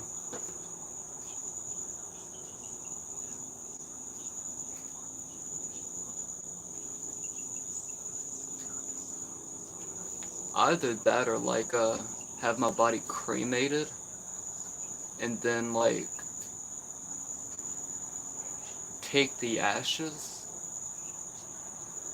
and, like, all of my greatest fans who attend my funeral will all take ayahuasca that is infused with my ashes.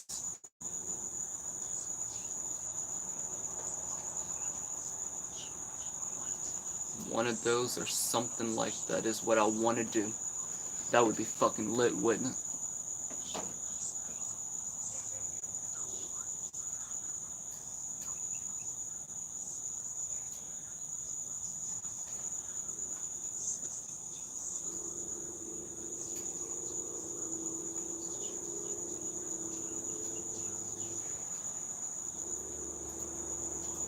Oh, and by the way, if any of you would like to play Yu-Gi-Oh with me, then y'all can add me. Or it's also called a Duel Monsters.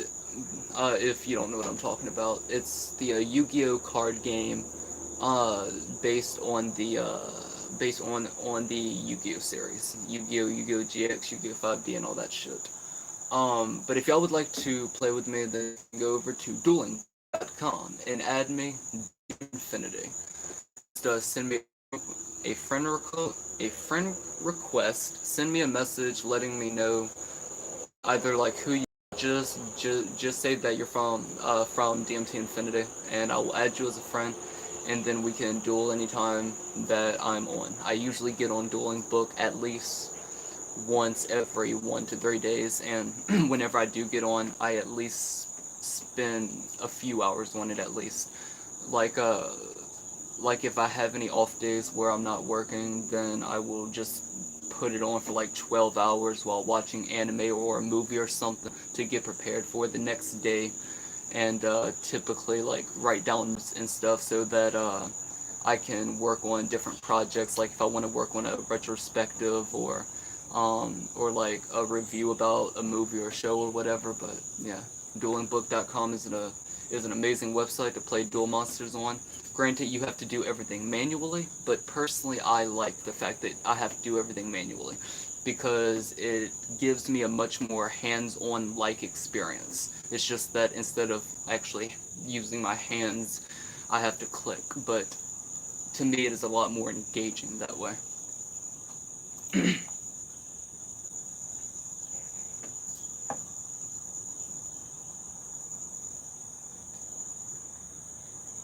Oh, wow. Oh, wait, Spyro, are you saying that you are a moderator on Dueling Book, or are you just talking about on here? Because if you're talking about on Dueling Book, that's fucking lit, dude. Kraken says, oh, you get full decks? Do they have OG decks? They have every single fucking card up to date. Now, I don't know if it takes like 24 hours for them to put like the newest cards up in there, like if something like just came out. I don't know if it would be on there automatically or if it would take like a few hours or 24 hours or whatever, but they have every single card on there. You can make whatever decks you want to. If you would like to see a little bit of Dueling Book, um, I do have videos over on my gaming channel, Gameplay Infinity. All of the links will be down in the description below, where I have a Dueling Book series where I sometimes will post videos of me showing off my decks and everything with some music in the background. and it is just nice little clips to just like binge through whenever you need a Yu-Gi-Oh fix or just or a DMT Infinity fix. And also do have a video here on DMT Infinity, um, where I'm showing off my Needleworm deck, and I had so much fun making that when the dude that I was dueling, like, really fucking surprised me. Like, he did an amazing job at defending himself. Like, he had no chance. I mean, I guess he did have a chance to win, but after he had no fucking chance of winning. But the way that he was able to, like, keep prolonging, great. Like, mad respect to that. he he was really thinking ahead. Like, this is probably someone who I would have a good time playing chess against.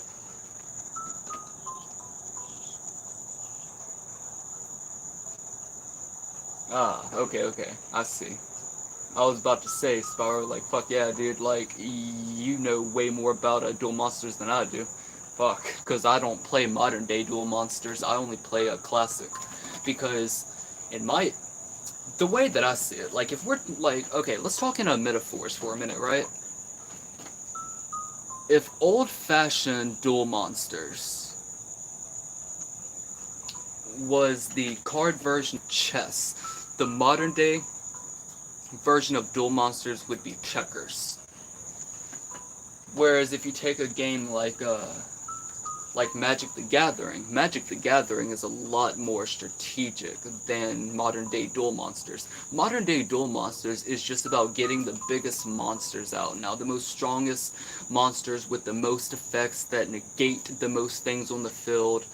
It's very amateur levels of strategy. Whereas at least in the original, it is like, yeah, in the in your first turn or maybe even a few turns, yes, you will simply put card face down defense position, or card and face up attack position, or if you can special summon.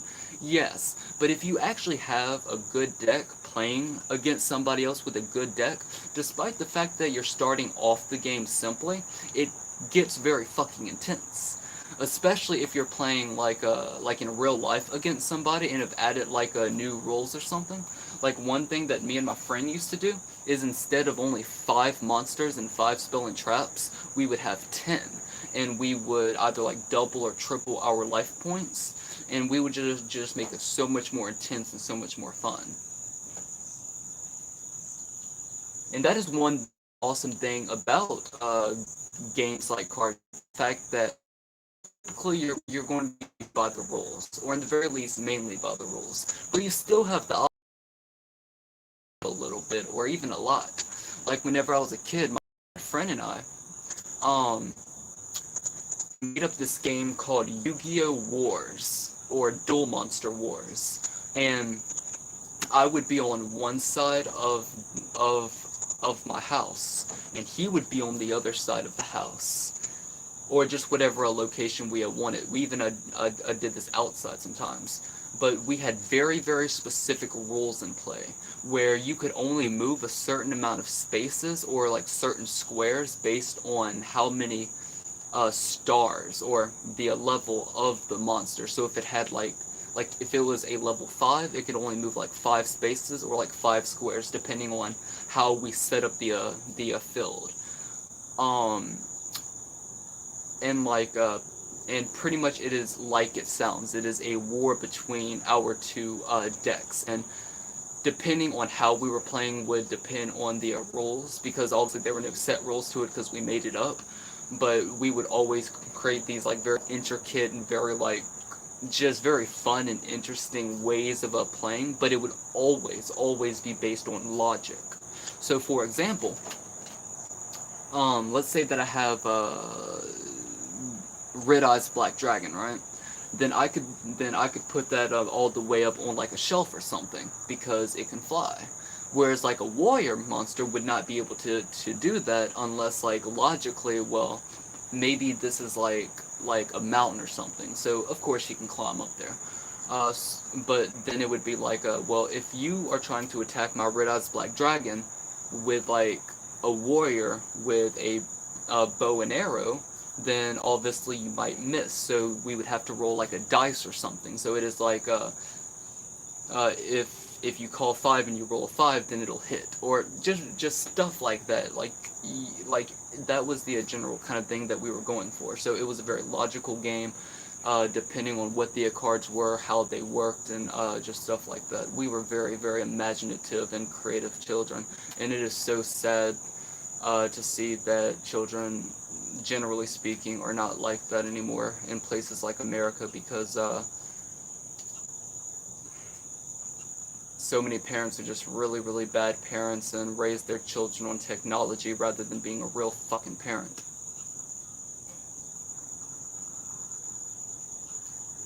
And that isn't to say anything bad against technology, but in the same way that I would not give, well, that's a whole nother story. But that just isn't healthy for a child. A child needs their parents to really be there for them, not for their parents to give them a fucking iPad and say, go fucking play in your room. It's like, what the fuck? Like, why do you even have a kid if that is the kind of person you're going to be? But yeah.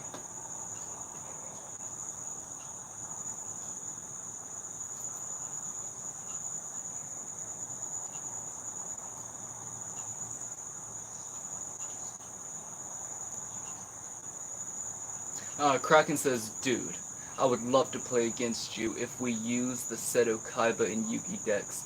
We can swap decks too. Well, you just make your own decks and then you save them onto your profile. I have like probably somewhere around like 40 and 60 different decks. And like a good 25-ish% of those are custom decks that I made. So like everything is a custom on them. Like the description, attack, defense, the type of a card that it is, the picture on it, like it is a full, like every individual card is a 25 mark custom, because I put an unhealthy amount of time custom decks. I have so much fun doing it. But yeah, if you would ever like to play, just add me on duelingbook.com. That is the DMT Infinity.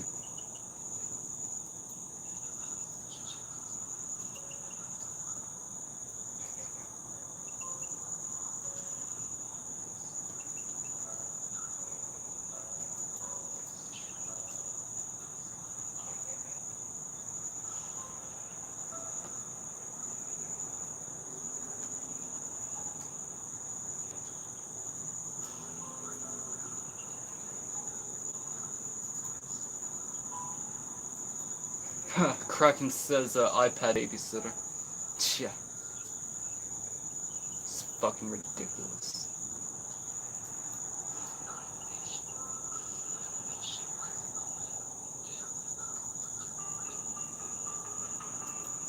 I don't know how the fuck my poem right here keeps getting more and more relevant as time goes on, but unfortunately it does.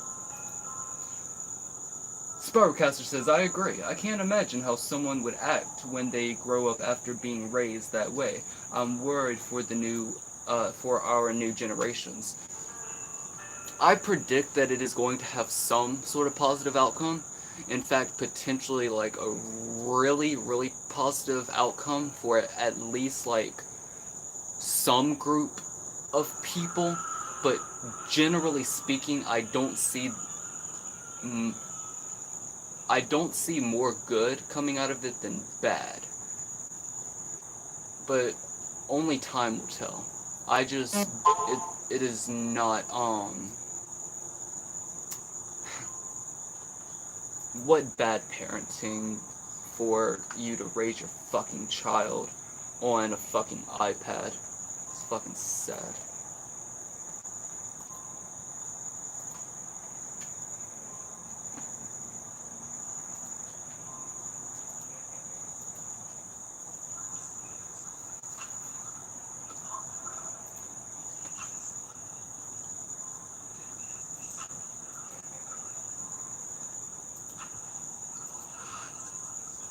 Like, one thing that I absolutely love is, I don't know how many of you know who Alpha Omega Sin is, but he is a metalhead gamer YouTuber.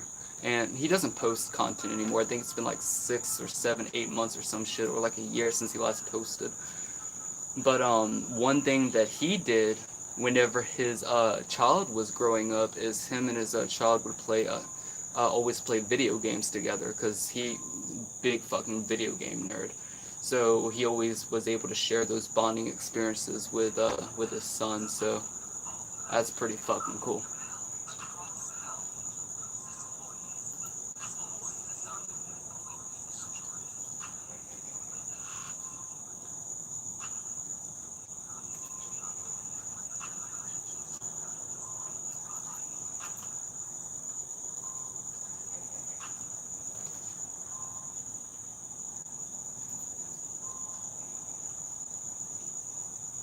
Oh, and by the way, if any of you are into comic books, then I would recommend looking up Mavis S., also known as Mavis Sarah Nero. I apologize if I'm mispronouncing her last name, but if y'all haven't seen episode 9 and episode 9.9 of my podcast, A Psychedelic Point of View, then go check it out. I have Mavis on the show, and we go into so many different conversations. But she is a visual artist, a painter, just a general like drawer. I don't really know the right word for it, but she I don't know, man. Like draws, paints, animates. I guess what is that? Just a visual artist, a general artist.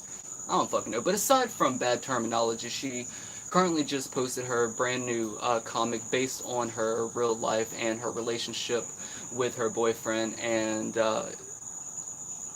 no, there aren't any links in the description, but just go over to that podcast and you'll find the links over there. She's a pretty badass person.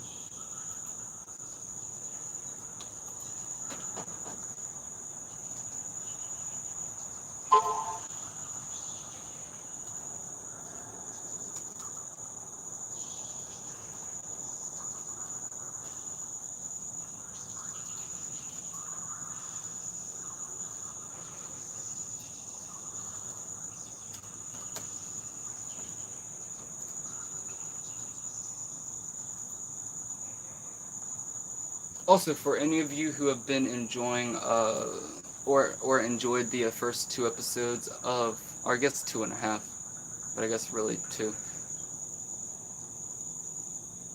Anyway, for those of you who enjoyed the first episodes of Radio Infinity, I'm trying my fucking hardest to keep it going, but OBS is not working too well on either of my laptops, unfortunately. And I've been having so many problems with it, but I am trying to fucking make it work. But the last time that I tried for episode 2, like the official episode 2, it went for like, I think like 20, 40-ish, something like that minutes, and then for some reason just straight up cut off. And then whenever I went to my laptop to fucking to make it a go back live, like it started like glitching out and pausing, and then wouldn't respond, and then it wouldn't actually connect to the live stream, and then it just fucking stopped that bitch, and just so many fucking issues. But I am trying, but I do not have the technology to actually do what I'm trying to do, at least not correctly. But if y'all would like to help with that, then y'all can donate to my Cash App, # DMT Infinity. I take donations anywhere between $1 and $1 million at a time. Alright, and sometimes $1,001,001.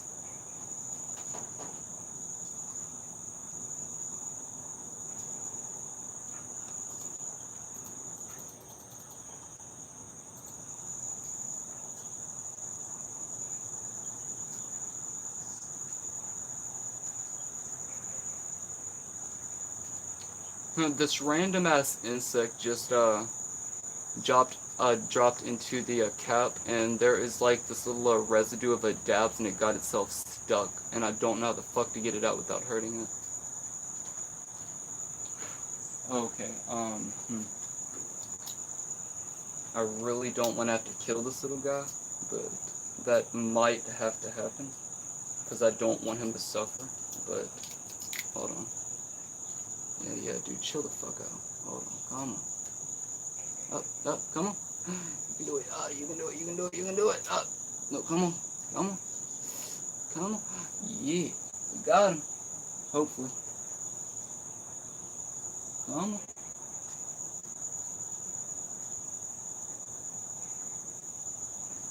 Oh. Did we get him? You good? Is he alive? No.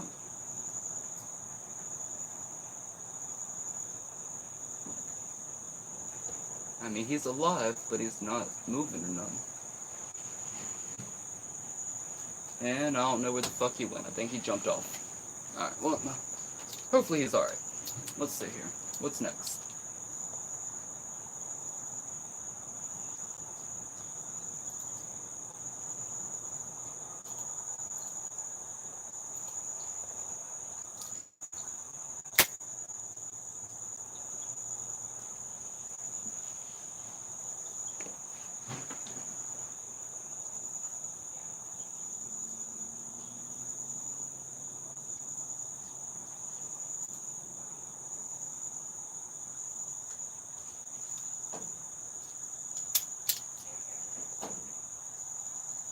Oh my god, and also I forgot to mention as well. I'm finally fully catching up on Kim Possible. What a badass fucking series, man.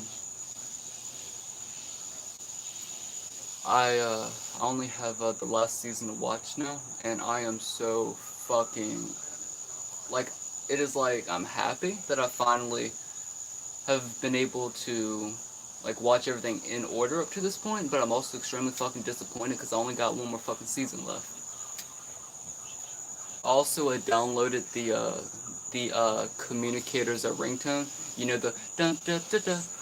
I downloaded it and like I'm trying to like set it for like all of my notification sounds, but some of them won't do it. Like I can't put it on Facebook Messenger for some reason. But I think there is a way that I can do it. It's just too complicated, and I'm gonna have to figure it out for my phone because all phones are different. But oh my god, what an amazing show! Like, what a creative and well thought out show with such brilliant characters. And it, I mean, obviously not every single joke is going to land, but it certainly has a very, very clever way of writing its comedy bits. Just the overall storytelling and the chemistry between different character dynamics between like Shigo and Kim and or like Draken and Shigo, and the plot development and just how much time and care they really put into the overall Kim Possible lore. I think it is amazing. And if y'all have not checked out Kim Possible, then go check out Kim Possible. Very, very, very very, very, very well written show.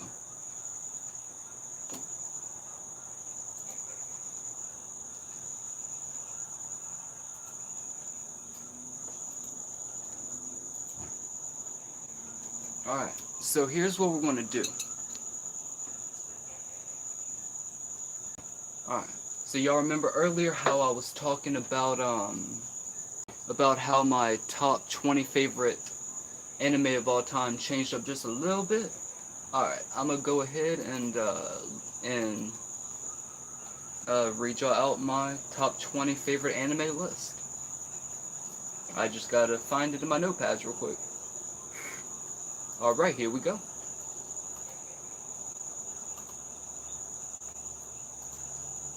And by the way, this is in no particular order. I thought it was at first, but it's not. Alright, so my top 31, not 20, my top of all time, in no particular order, is Fan the Animation, Obsolete, Another, Kurozaku, or Kurozuku, or no, Kurozuka, something like that, Triple X Holic, Chaos Child, Soul Eater, Bakugan Battle Brawlers, Dragon Ball Z, Shiki, Angel Beats, One Punch Man, Afro Samurai, High School of the Dead, Black Blood Brothers, Afro... Oh, no. Roto X Vampire, Yu-Gi-Oh! Season 0, and just Yu-Gi-Oh! In general. Capellion, Assassination Classroom, Death Parade, 18IF, or 18F, I don't know how that one's pronounced. Elfen Lead, Dead Man Wonderland, Black Butler, Devil's Line, Parasite the Maxim, Attack on Titan, Death Note, and Naruto/Naruto Shippuden. So if y'all would like to check out some badass anime, those would be the top ones that I suggest. Or at least the top 31 that I would suggest.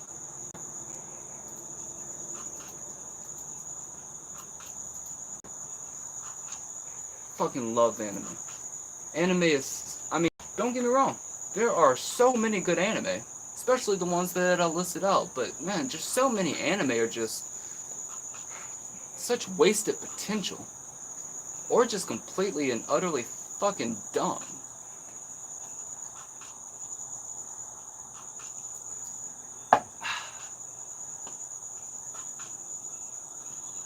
Oh, and if y'all have not seen my most recent video, then go check out my most recent video. It is called Eating 300 Milligrams of Delta 8 THC Gummies.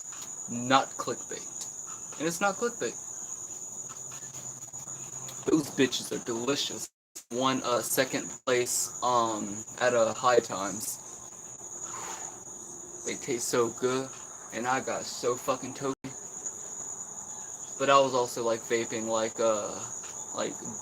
dab carts and smoking dabs and smoking on the flower and everything. But yeah, in combination, I was so fucking baked.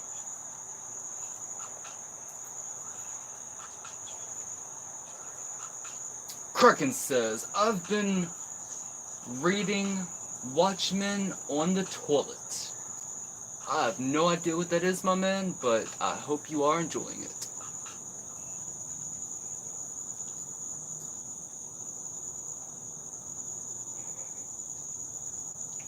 I also put out a track recently, featuring a Nova. If y'all have not checked that out, then go check it out. It is a demo track, playing right here.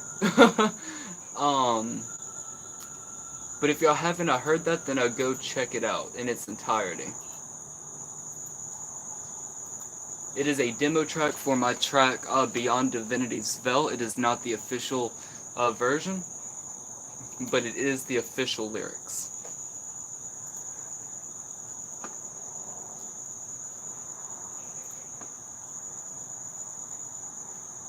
Alright, so here's the plan. I'm gonna put on the traditional list.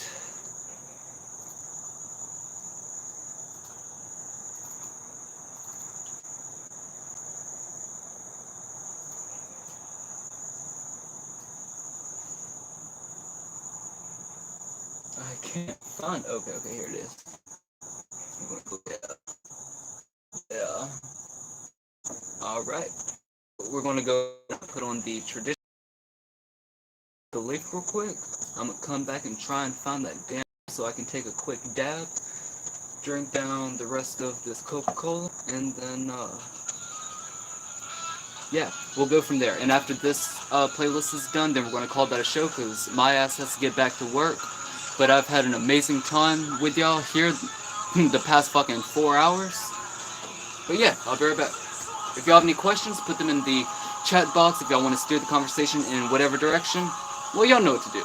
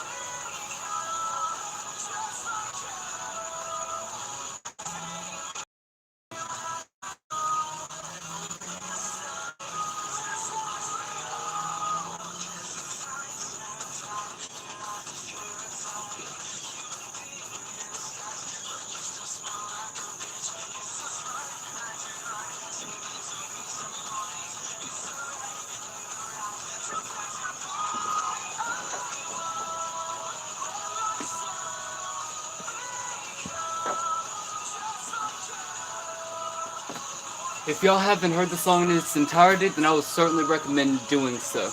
This song is called This One's For You, and it is by a no such thing. Oh, okay. This one's for you by No Such Thing. Shout out to No Such Thing.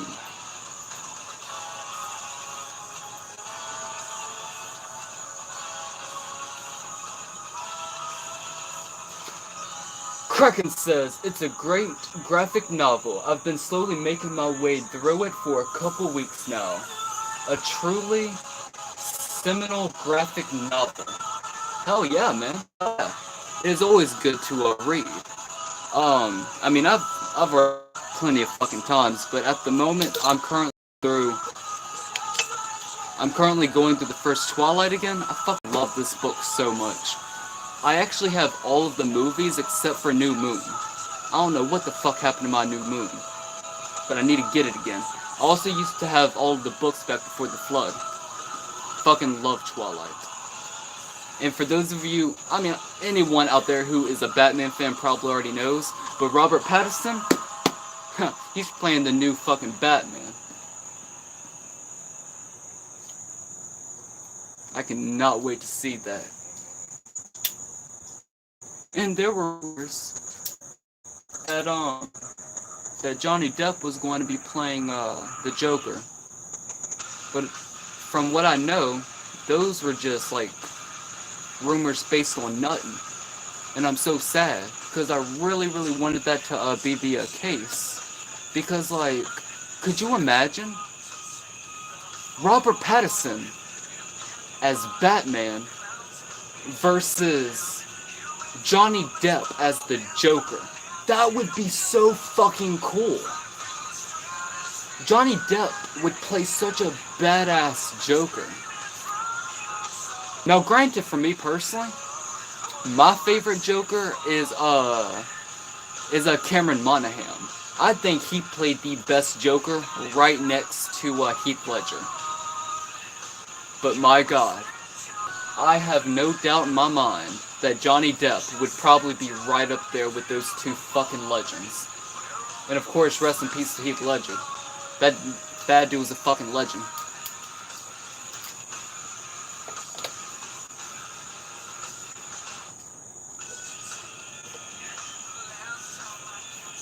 Though whenever I say legend, I do want to make it clear that I don't mean his entire legacy, because I have never seen any of his other movies. I've never even seen Brokeback Mountain.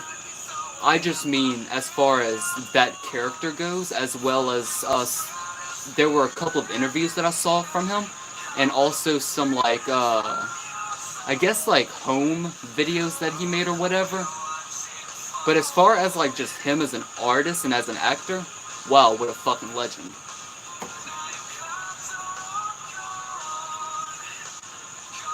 Oh, I left it inside, but I have this Delta 8 THC air freshener. It smells so good. And no, it don't get you high. God damn. But it do smell good. In my opinion, anyway.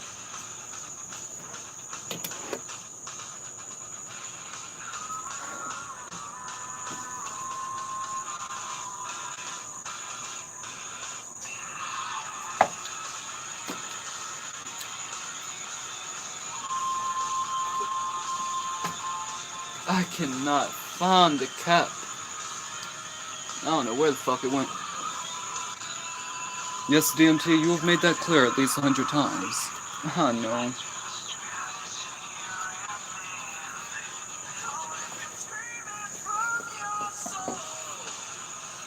Watch it be in like the most obvious fucking place.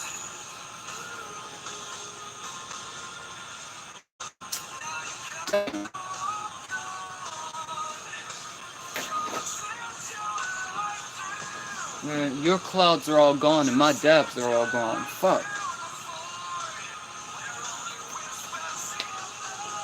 Shit.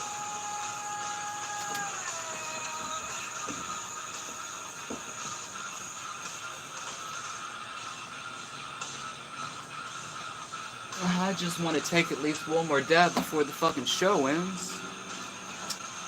gotta celebrate that fucking 4 hour, over a 4 hour fucking timestamp.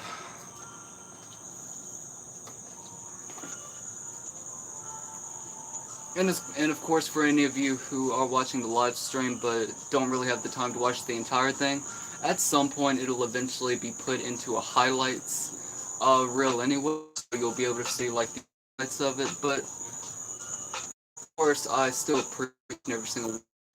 Oh, it disconnected and now we're live again. But for those of you who don't know, I've been live streaming for like over a year through the series. We've done so much, and just it's certainly nowhere near like even a fully complete series, at least in my opinion.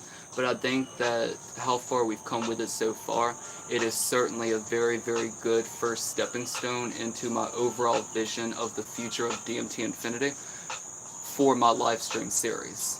Granted, I will always be focusing on my actual video content and music and writings, especially my poetry and lectures, way more than anything else, but I always do my best to at least keep the live stream shows fresh, and even if it isn't like all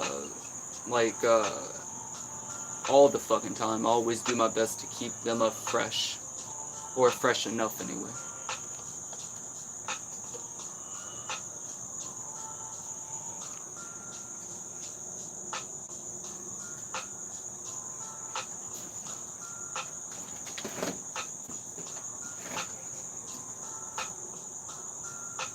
Alright, so let's see here.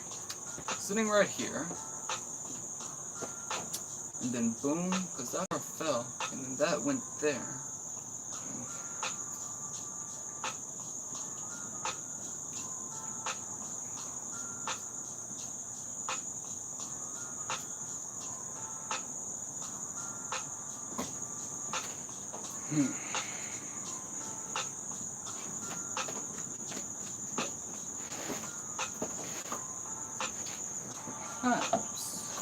It fell under my... No, there either. God damn.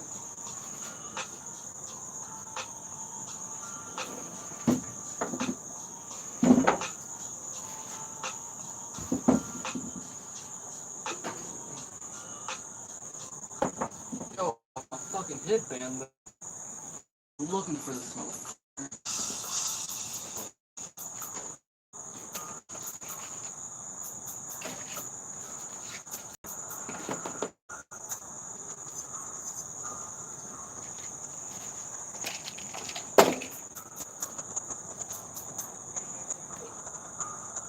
Again, if y'all would like a good book to read, then again, I'm only one chapter into it, so it may be shit after chapter 1. I don't know, but a Grim Under Fire. Or if y'all would just like a whole good book to read, Twilight. Well, if you're into romance novels anyway.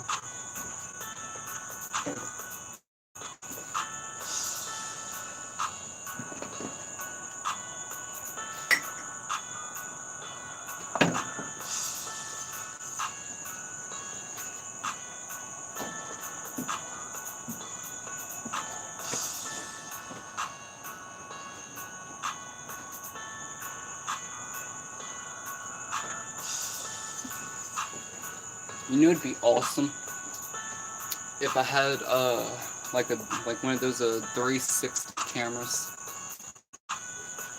but like a tracker on it, so like anytime that it just like actually watches 360 degrees. That'd be cool. And connected to OBS. That way y'all could hear the music so much more fucking clearly.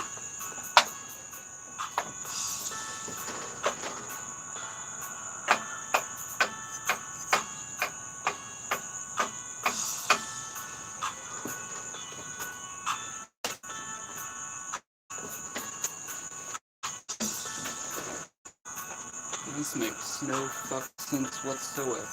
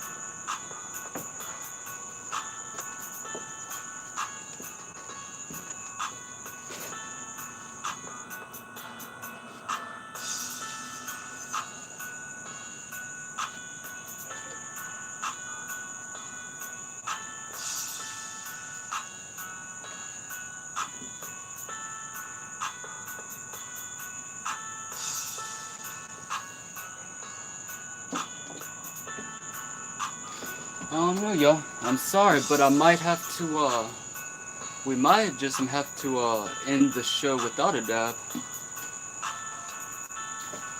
I do apologize, but I done lost it. I would go make another glass of a kratom, but I'm not going to make another glass until after the show. Well, if I find it, I find it, but if not, I do apologize, but cheers.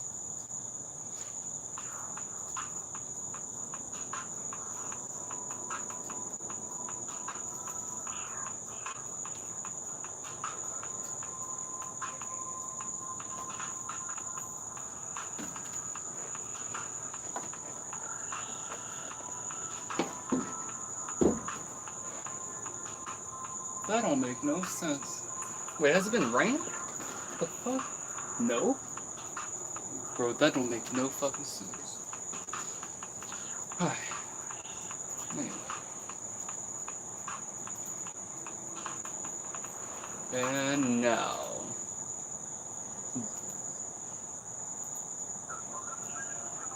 Yeah.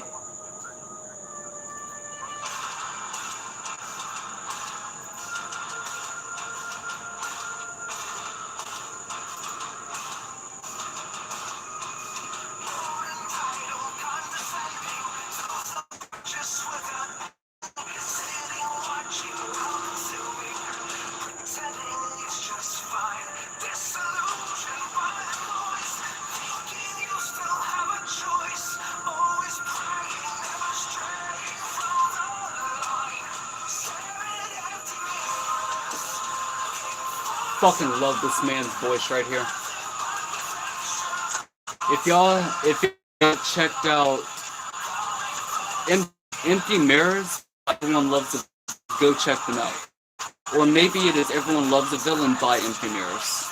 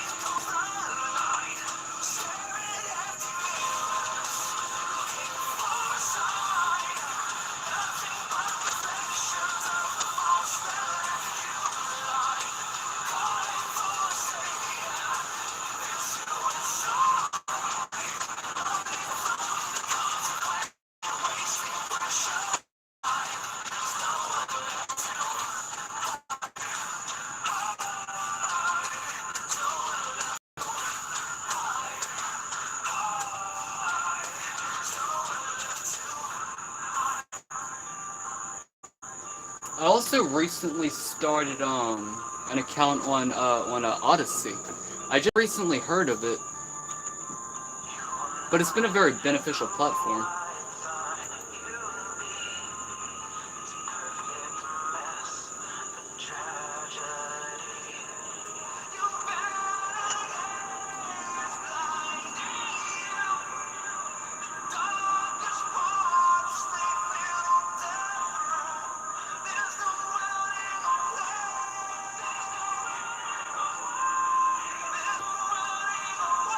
Oh, and I finally put together a little video project where all 3 episodes of my Kratom 1 review, the very, very first one, and I put them together into its own fleshed out.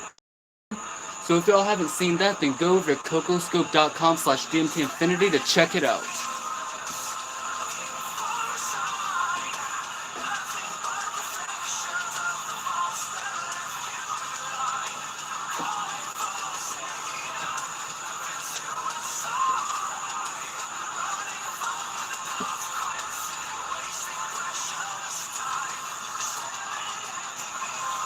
I'm also thinking about either having black, purple, black, purple, like that pattern, or having all of them black but then putting a red coat of the sparkly one over every other black. So it would be like black, sparkly black, black, sparkly blacks. Like that. I just don't know which one I'm gonna do yet, so I'm not done with my nails just yet, but we will be getting there, and I'll figure that out, and it's gonna look pretty.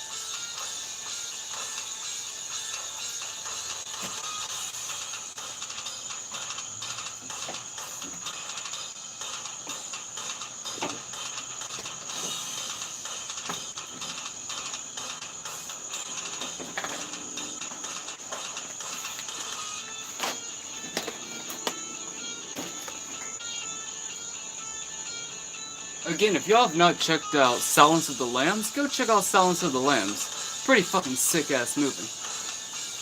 And Hannibal was, it had some good scenes.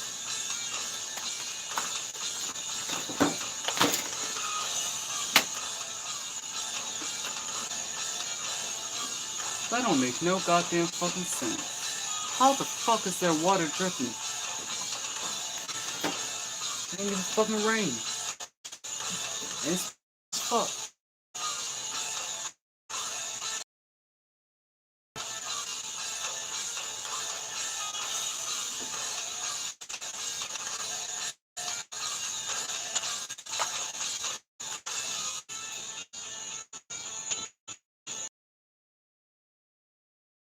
Check that bitch out. Has a little skull. Also, this little metal one that also has a skull on it. But that's my old tobacco pipe. I love this one right here though. So fucking cool. You can see it better in my Delta 8 THC reviews, or some of them. But yeah, that bitch is so pretty.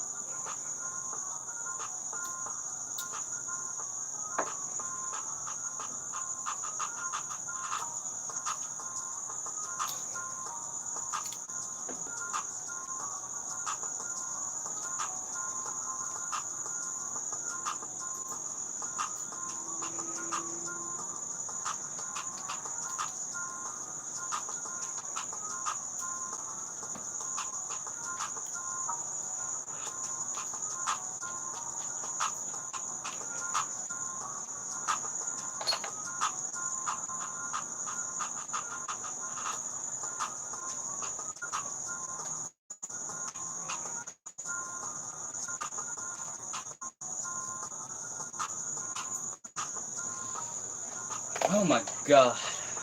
I don't know how many of you out there are big into dabs, but fuck, man. Like, they smell so good. Like, even outside of just the high itself, it is just such a beautiful tasting and smelling uh, form of THC.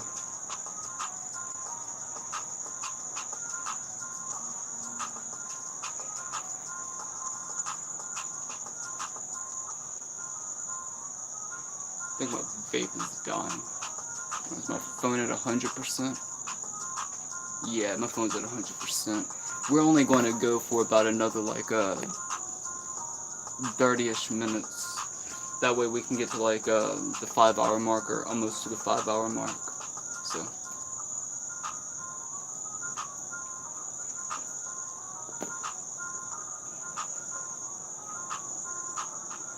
So if you have any questions, feel free to put them in the chat box, or if y'all want to steer the conversation in any particular direction, well, y'all know what to do.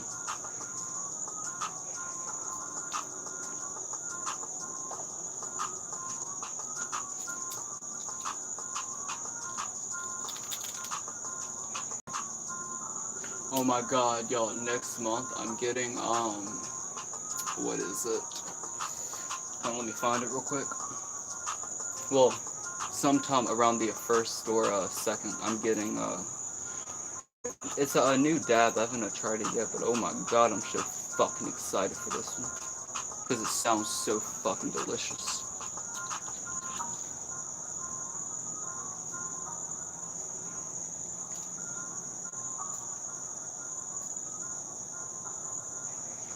Oh my god, and I love the new design for their website too. Holy shit. Well, not design, but the new pictures that they have right there.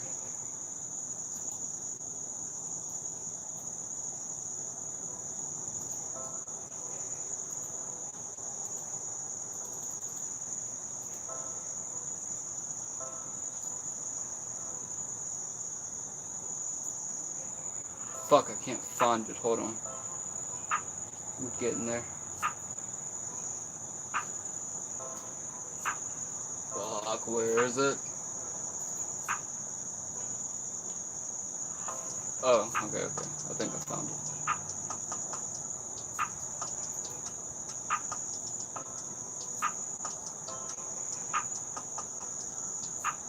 Oh wait, no, that's not it.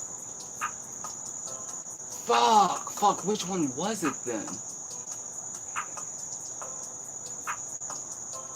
I don't fucking remember, yo. I'm sorry. I'm high as fuck right now. I don't know. But the review will be out eventually. At some point. So just stay tuned in for that.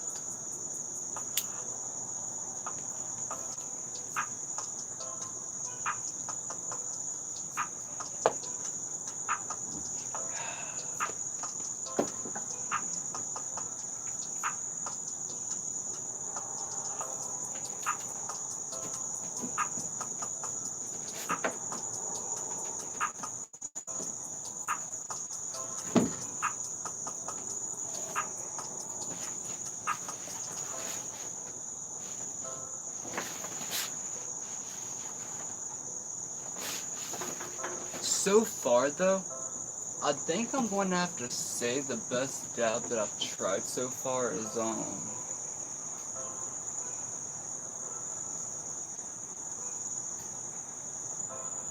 is the Bam Bam OG one from Carvana.com. Holy shit, this one is so fucking good. Like, especially if you're mixing them with with the other dabs, or like mixing them with flowers, or like just mixing them in general. Oh my god, dude, it gets so fucking blasted, man. Oh my god, it's so wonderful.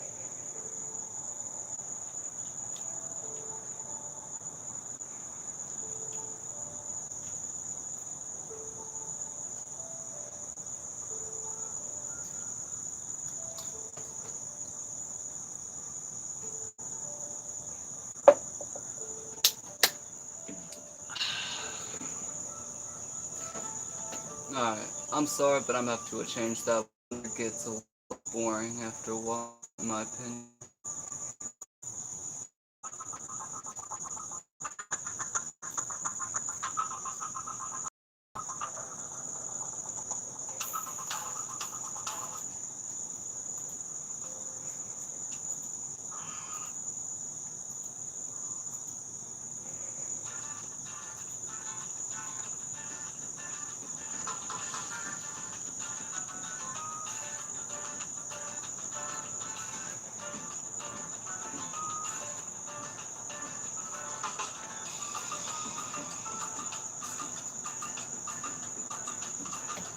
The vibe that I get from this track right here, like the way that it makes me feel,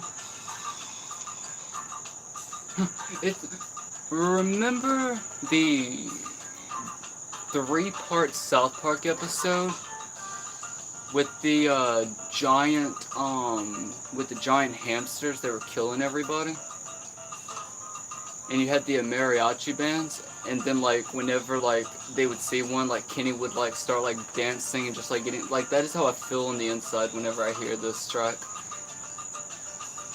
It's so happy and just so chill and vibe-alicious.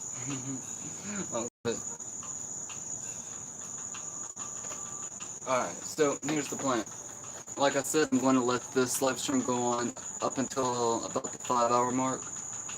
Unfortunately, I still can't find my adapt cap, so I don't know where the fuck that is. I do apologize, but we probably won't be able to take a dab before the live stream, so I do apologize. But we do got CBD.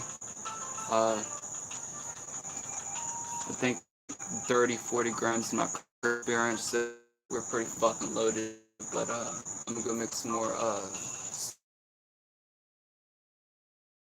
shocks, and I will be right back. Enjoy the music.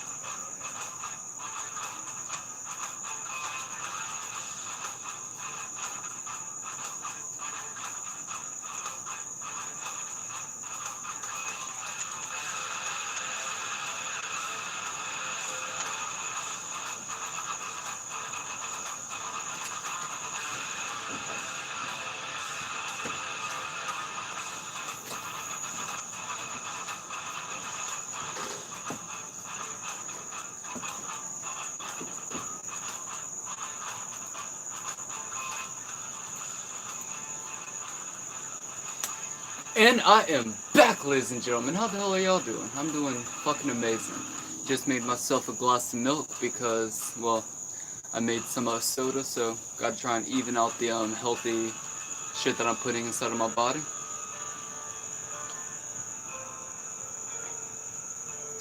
Tastes so good. Um, but yeah, I had a thought that maybe I'd put my dab cap up on the review shelf, but it wasn't there either. I really don't know where the fuck it is. I wish I did, because I want to take another dab for y'all before the show ends, but I mean, I know that I'll eventually end up finding it, so that's a plus, but damn. Sorry. But I'll do a live stream whenever I get the next batch of my reviewing products in, and we're going to get fucking loaded on live stream. How about that? Yeah? Yeah. Cheers. Welcome to DMT Infinity, where you can get high as fuck with one of the greatest artists of all time, DMT Infinity.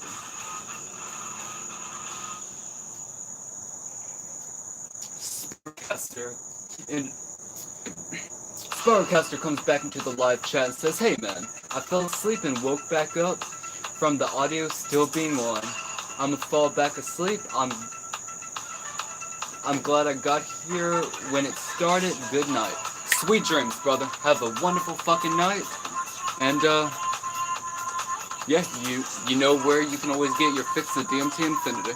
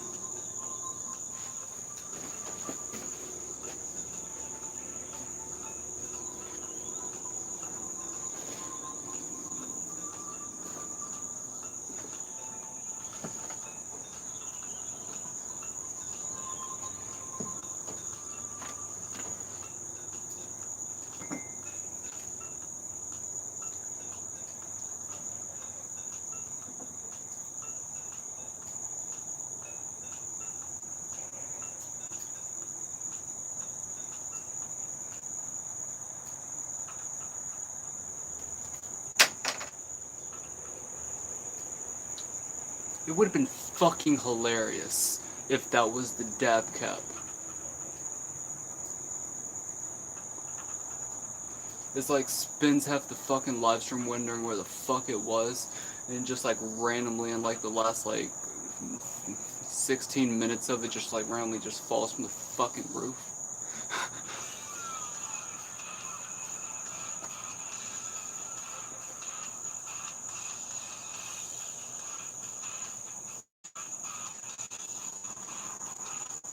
damn. It is just that perfect, in my opinion, that perfect mix of cotton candy and CBD.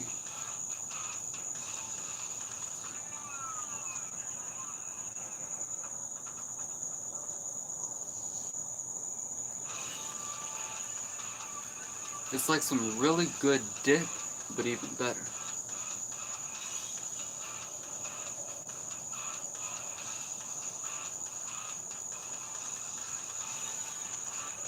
God damn.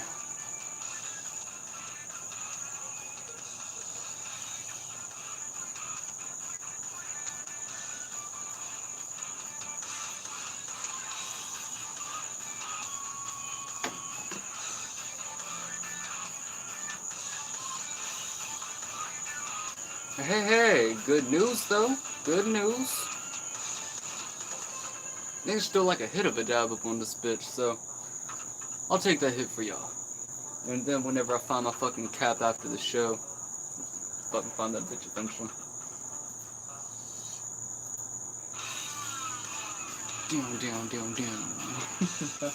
Chris Skeleton is into the motherfucking live chat and says, do you prefer CBD or THC more?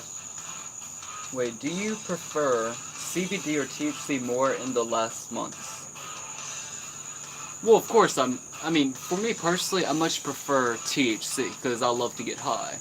But in saying that, THC certainly isn't for everybody. But I do think that even most people who don't synergize with cannabis, at least in the way that I do, or just THC in general, may potentially find benefit in CBD as medicine.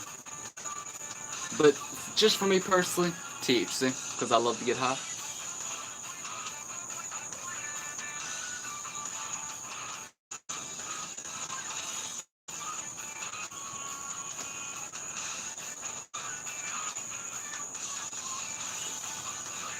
Though, if you're to pick up some of the highest quality CBD and or tetrahydrocannabinol 8, then you can go over to hometownherocbd.com and use my discount code Infinity15 to get 15% off every single order from now on.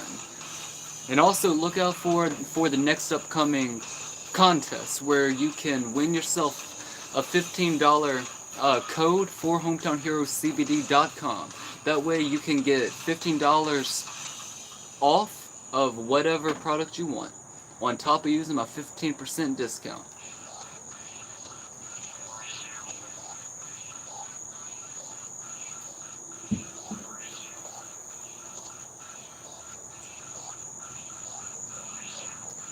Alright. Cheers.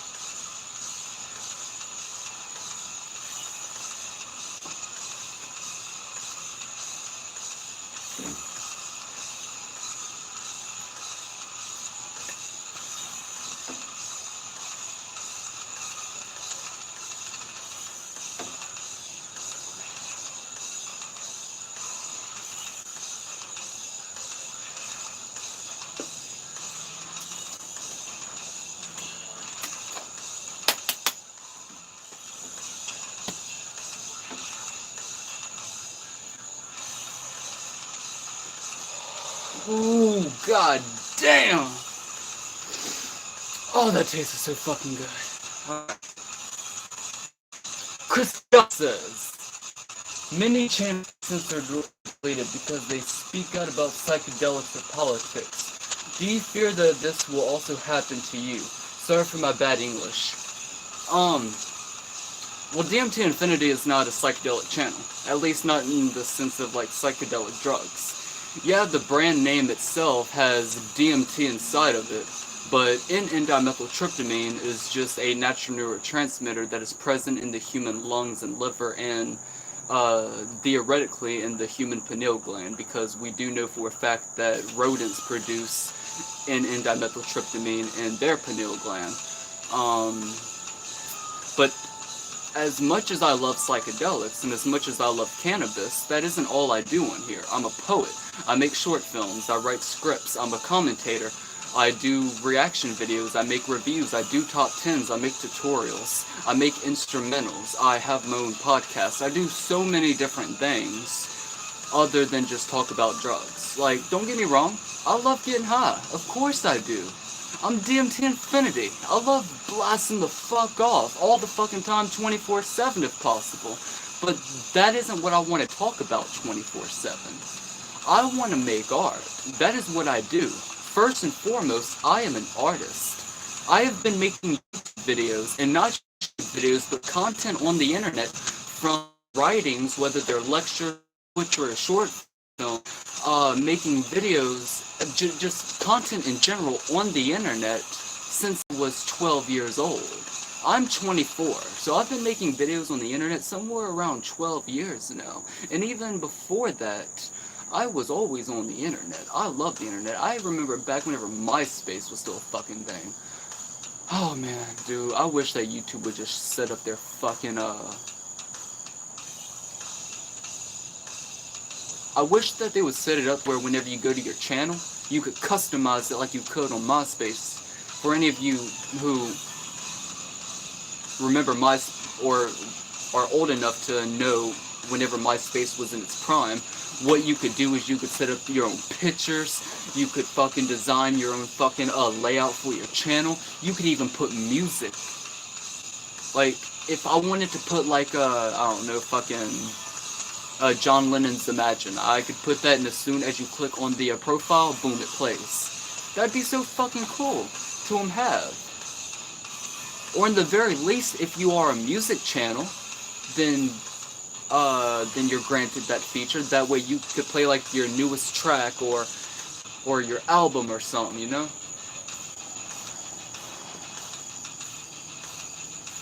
I lost my fucking train of thought. Wait, what were you saying? Oh, yeah, but I mean, just first and foremost, I'm an artist. If it ever got to the point to where, like, let's just say, like, hypothetically, right? Even talking about psychedelics was illegal. Alright, I'll fucking stop talking about them. That's not what I do, and if that is what anybody who watches my channel is on my channel for, then, alright, cool, good for you, but don't expect that to be the main thing that's posted. That is never what I have been about, and that is never what I will be about. Do I love talking about these things? Absolutely. I love making trip reports. I love talking about these substances. But first and foremost, I'm an artist, and I have been my entire life.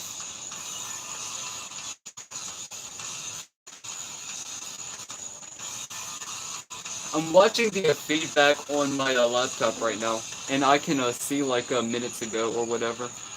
Like whenever I was hitting the dab, and I'm just like.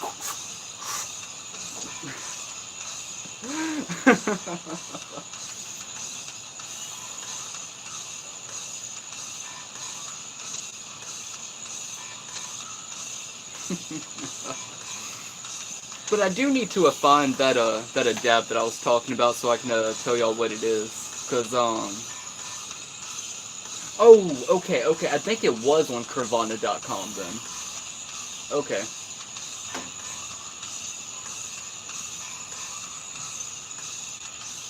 Because the first two that I've tried from them is a Bam Bam OG and the ice cream cake one. Yeah, ice cream cake flavor. If y'all have not tried the ice cream cake cannabis strain, oh my god, try it. It's so good. So yummy. But I would have to say that the Bam Bam OG actually tastes even better. Like, it has like a much more sweeter flavor. Kind of like at least in comparison, like, not sugary, but like kind of like that. It's hard to explain, but that sort of vibe. If I'm explaining that right, I don't fucking know. Hopefully I'll get my point. If not, my bad. I'm high as fuck.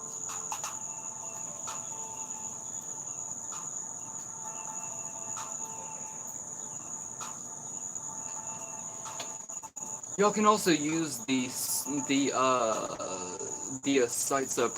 This isn't my promo code, but this is the site's promo code. You can go to Caravana.com and use their code NEW25.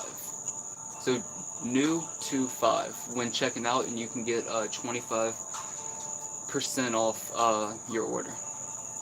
So that's a pretty damn good deal.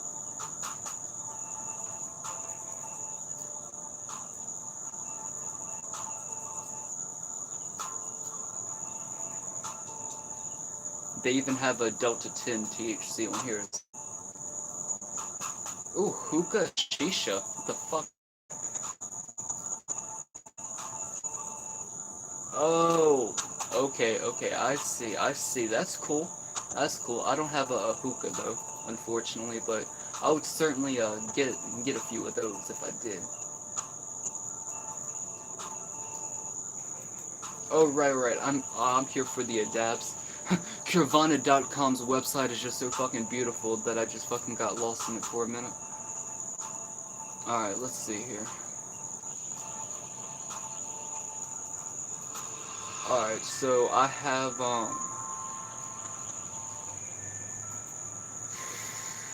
Alright, so I have the ice cream cake and the Bam Bam OG. Next one that I'm getting is the Frosted Kush one. That's it. They're currently, I'm out of a stock of it, but they still have some, the ice cream cake one. But yeah, the fucking Frosted Kush one, that one sounds so fucking good. And if all goes well after that one, then I'll be getting their raspberry one. God, it sounds so good. All right, Chris Gallett says, what are some of your favorite podcasts? Oh, that's easy. The first one is one on this badass channel called DMT Infinity.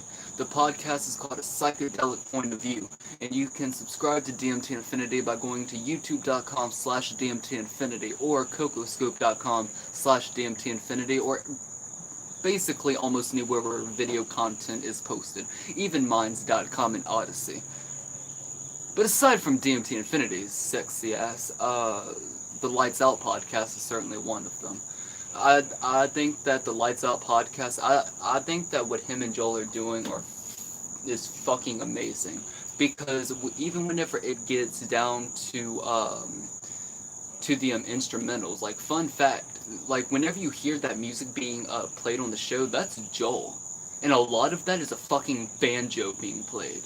Yeah, a fucking banjo. That dude is doing such an amazing job with music that he makes a fucking banjo of all things sound like this fucking instrument being played from the heavens above.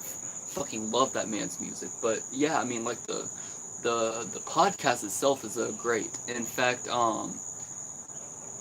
not a Joel. I always forget the other dude's name, but the main dude. Him and his wife have a separate podcast called the Mile High Club podcast, something like that. But they run their own CBD website as well. So obviously they sponsored that. They are big.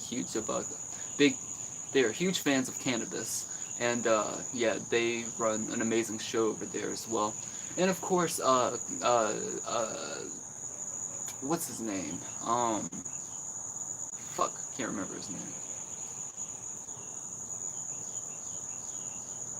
I don't know. It'll come back to me, but Dakota Wentz podcast, A Place for Humans. I would love to be on that fucking show. And of course, Joe Rogan. We always have to have the OG up in the scene.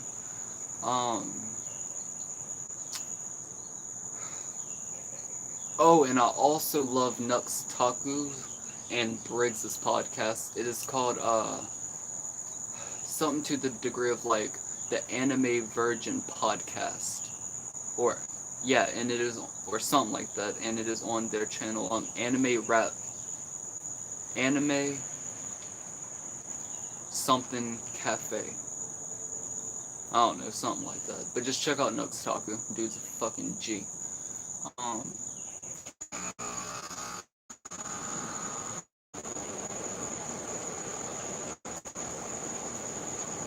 but yeah, I mean, those are probably my main favorite podcasts, at least so far. I think that podcasts are great. Because one of the greatest things about podcasts is that it gives everybody a fucking opportunity to actually just get you and your friends' voices out there. You know what I mean? It is like, it doesn't matter how old you are, it doesn't matter what you look like, doesn't matter what you sound like, really. That's good vision. It doesn't matter what you do. You can start this show that really anybody can watch. Because everybody loves, well, not everybody, but most people love a good podcast. Just like nowadays, most people are starting to enjoy those iceberg videos. These are just platforms that we can actually do something with to, really depends on what you want to do. But, depending on what you want to do, get that known and get it out there. Just get your voice heard. Get your art seen, whatever it is. Oh, yeah. And not to mention, another one of my favorite podcasts out there is actually from the 30 Hits of Acid guy himself. And if y'all haven't checked it out, then go check it out. I was actually featured on one of the bonus episodes, but at some point in the future, we're going to be doing a full version of that. So go check out his podcast if you've not checked out Zach Black's podcast. The man is a fucking genius.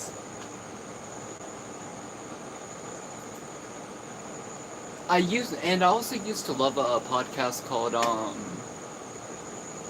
I don't even remember what the podcast was called, but it was by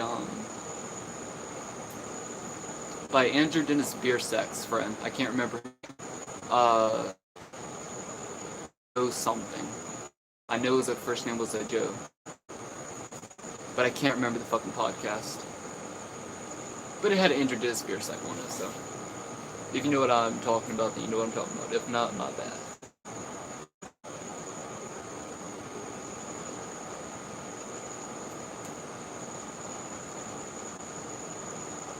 Though, if y'all would like to check out a really good live stream series, go check out a YouTube channel called Fandom Empire.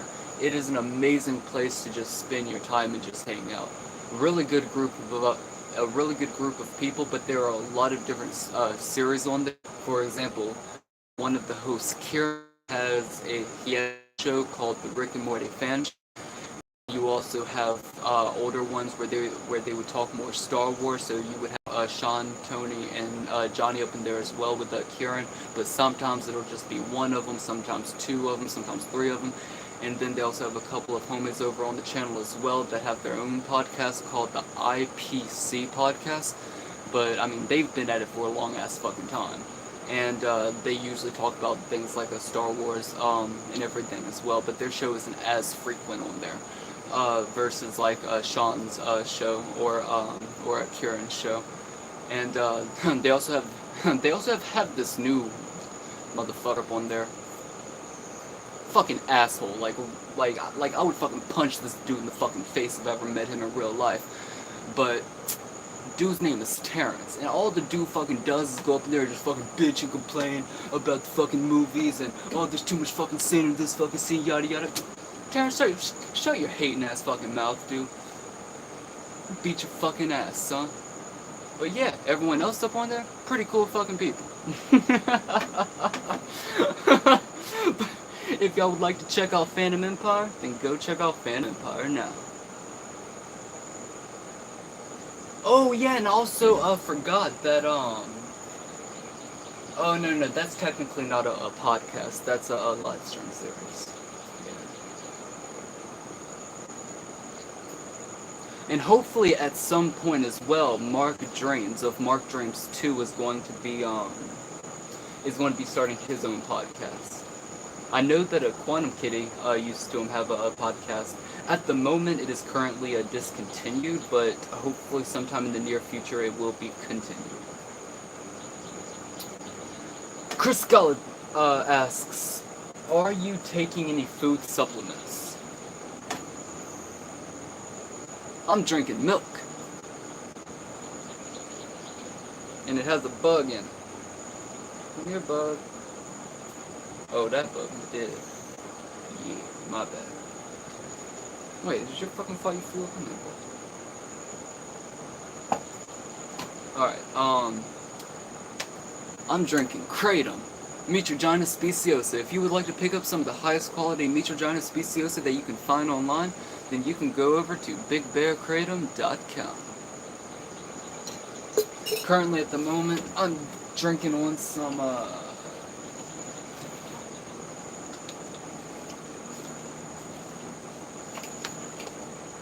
Red Indonesia strain and some of the Super Red strain. Funny enough though, I don't know what it is. Like, I mean, obviously they are red veins, but like, they feel like, maybe not necessarily a white vein, but it certainly feels like a green vein that is leading more in the direction of energy rather than calmness. I mean, as y'all have been able to see, I have a shit ton of fucking energy. So I don't know exactly why. Maybe it is the combination of these two strains, but fuck. Despite being a red vein combination, it's giving me a lot of fucking energy. Why am I holding my light? Oh yeah. Alright, so again, you can go over to bigbearkratom.com if you would like to pick up some of the highest quality Mitragina speciosa that you can find online.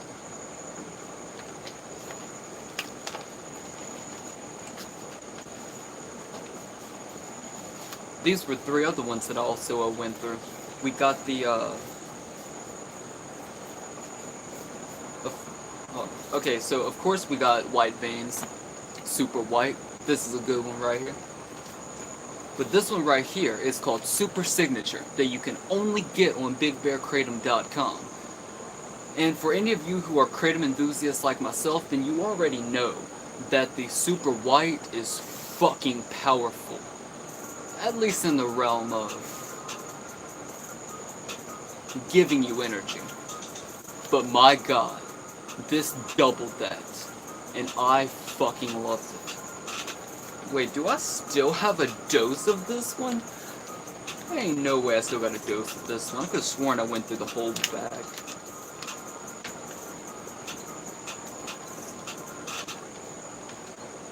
Well, I still got about half a gram to 2 grams from that one. Certainly with my green bay. Currently drinking Indonesian and the super red at the moment. These bitches wonderful. So again, hold on. No, that's another one. That's another one. So again, shout out to bigbearkratom.com.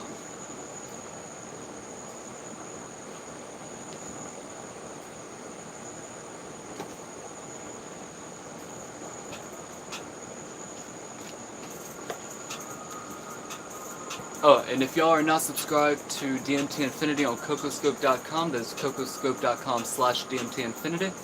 I do still have a few kratom-related projects that I'm working on at the moment before these, but bigbearkratom.com is going to be the very next kratom review series that I have over on cocoscope.com/DMT Infinity. So go check that out, or go subscribe to my channel over there, and you know what to expect for the most part. But I always do my best to make sure to keep the surprises up in there.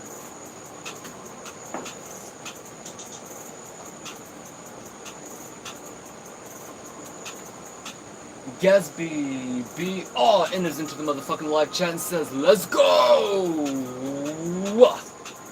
Oh man, I'm sorry to have to say it, man.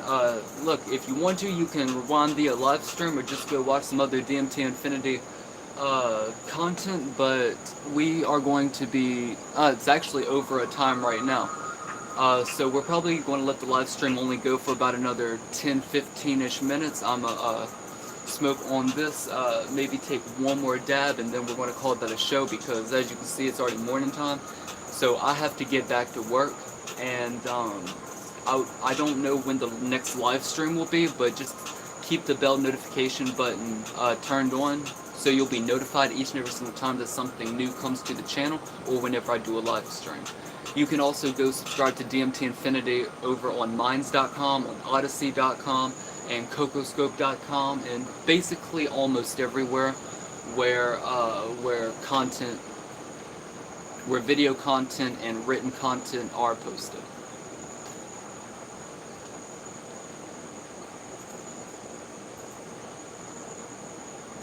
Ooh, but yeah, that frosted Kush strain smells, sounds so fucking delicious.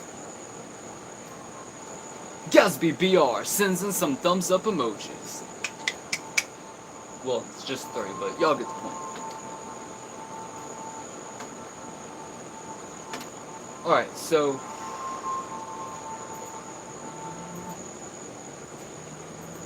that is all the tracks for the playlist. So I guess while we are in the last 10 to 15 minutes of the live stream, let's go ahead and put on my newest album, Music to Meditate To. If y'all have not checked out my newest album, Music to Meditate To, then go check out my newest album, Music to Meditate To.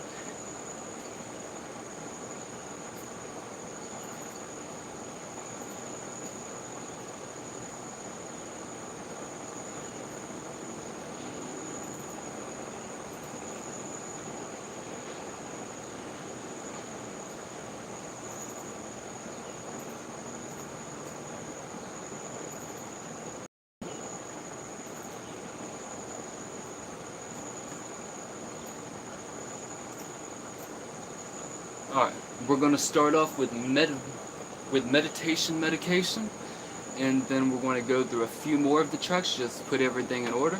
Again, if y'all have not heard my new album, Music to Meditate To, then go check out Music to Meditate To, because it is so much better with headphones. I wish I could just put this on like a OBS or something so y'all could hear it even more clearly, but unfortunately, OBS doesn't want to work well on my computers. But if y'all would like to help fix that, then y'all can donate any amount of money to my Cash App, DMT Infinity. That is # DMT Infinity on cashapp.com.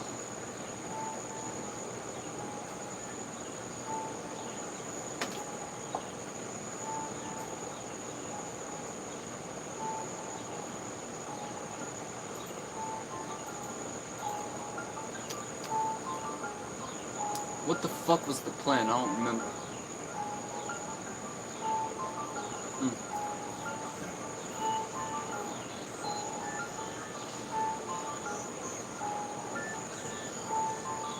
Alright.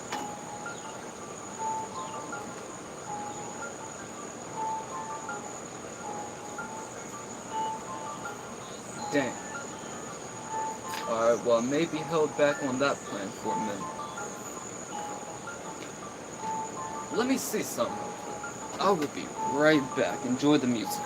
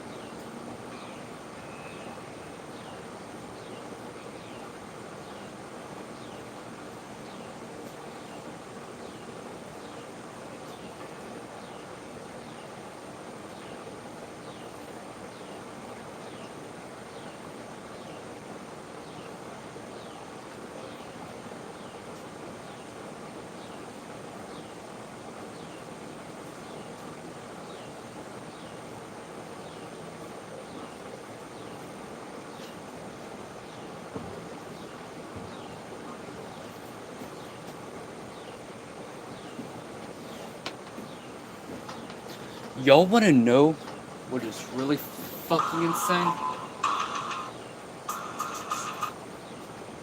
You? Yeah. What's just as fucking insane is I found it. And it was sitting right there. But it was on the wood in such a way to where, because of the light coming down on it, creating that much more warm brown color on it, it was blending in just perfectly right there in the middle around the wet spot. The point that I'm trying to make is, fucking love camouflage. Isn't camouflage so fucking cool? It is like you never really have a respect for camouflage until you've been fooled by camouflage. It's awesome.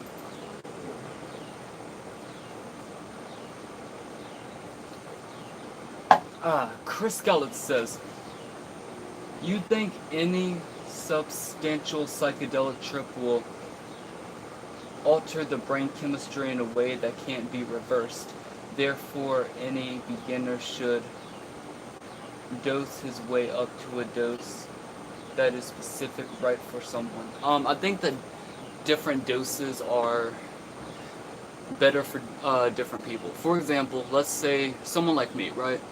I'm very comfortable with anywhere between 60 and maybe 70 milligrams of pure concentrated DMT, just pure N-Dimethyltryptamine crystals.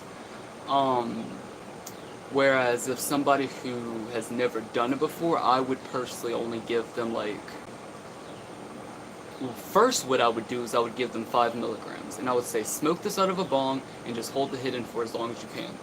And I would just see how they react to that. And then I would give them, and then I would ask them, would you be comfortable with 15 milligrams? And I would explain to them how it is going to be much, not like intense, but certainly you'll feel it a lot more than that little 5. And then I would double it to a 30, and then we may talk about 60. But different things work for different people. So like, for example, maybe me personally, I'll smoke 5 to 6 grams of cannabis in a fucking setting if I'm given it. Whereas like somebody else, maybe all they really need or want is to consume a heavy dose of CBD once a morning. Different medicines work differently for different people. It is like, just because something gets you high does not mean that it is bad.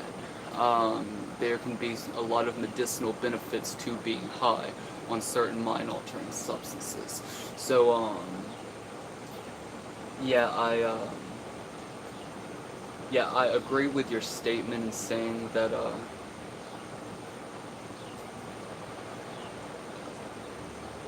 I do say that different doses are better for different people. You just have to find what works best for you is what I'm trying to say.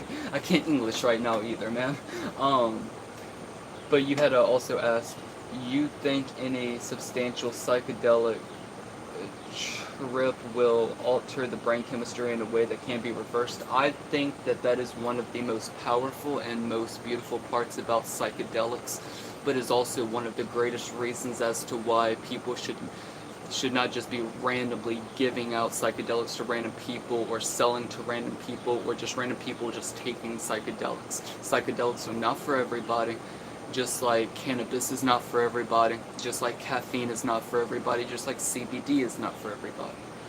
Though I would be willing to argue that CBD might just be that one thing that is for like 99% of people, but that is a whole nother story. But yeah, psychedelics certainly have a potential of altering your neurochemistry. I think, but your question is that, but also goes a little bit deeper, because it is like in a way that can't be reversed. Well, I think that is anything, to some degree. I mean, it doesn't really matter what you consume, it is going to permanently alter something about you, whether it is your physical brain chemistry, your consciousness, your physical body. I mean, different things. That is what the human body does, is it is in a constant state of physical and psychological metamorphosis. So it is constantly metamorphosizing to a higher state of being, and so many different reference points, whether you're looking at it as three-dimensional space and time, or the realm of the imagination, or just your normal thoughts, or just however you want to look at these things.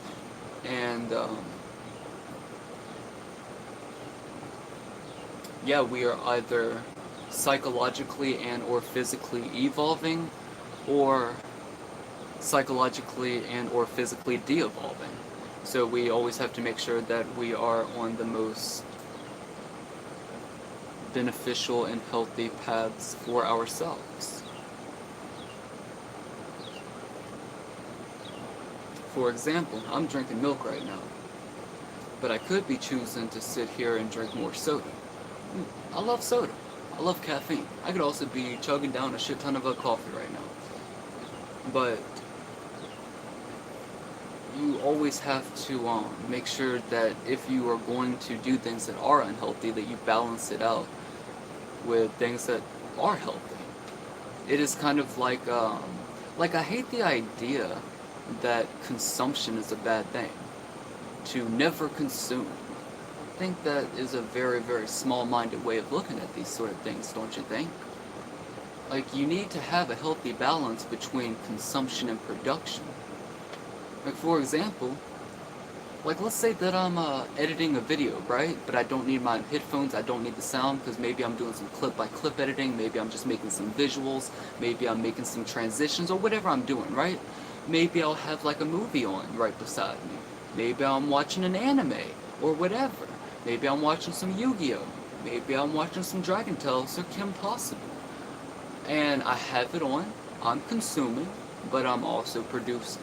To have that equal balance of the two. Now, that isn't to say that it's bad to sit there and do nothing but just focus on that movie. No, I mean, it's art. Like, why wouldn't you do that for something that you love? But you still have to have that healthy balance of, alright, I'm gonna watch these 5 movies, but then I'm gonna go fucking make this podcast episode. Or something like that, you know? That's just how I see these things. But, I guess for the, to fully answer the question, yeah, no, I did. Alright, yeah. Or, at least that is my perspective on it. King Salty Peanut comes into the motherfucking live chat and says, do you smell what the Rock is cooking? Cooking? Oh, I'm sorry, man, I don't get the reference.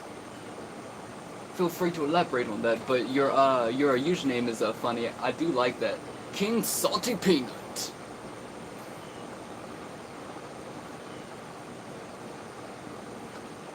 Chris Scarlett says, yeah, dude, I'm pretty sure that I'm mispronouncing your last name, so I do apologize for that, so I'm gonna just call you Chris.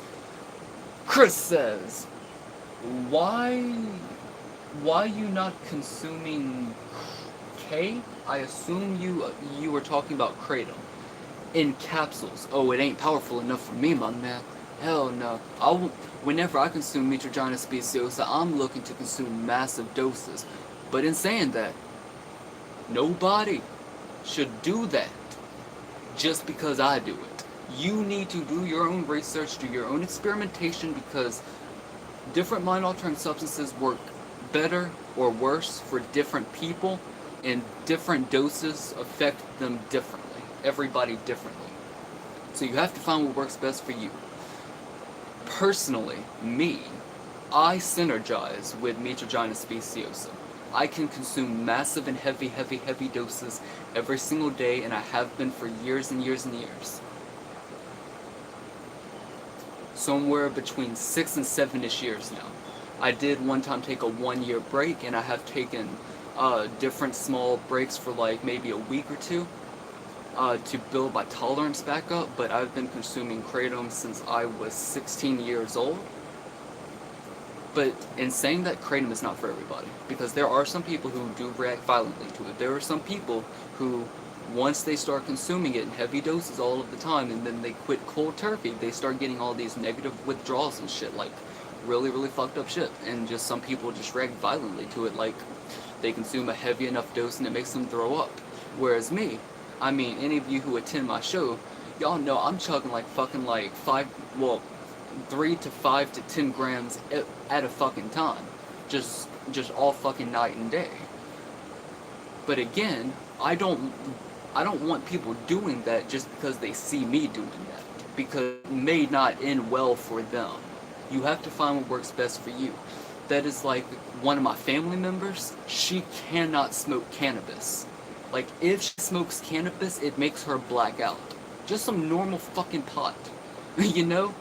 And it is one of those rare cases where cannabis actually does affect her in a negative way. So it doesn't matter what substance it is, even if it is sugar. Not all substances are for everybody, and you have to find what works best for you and at what doses.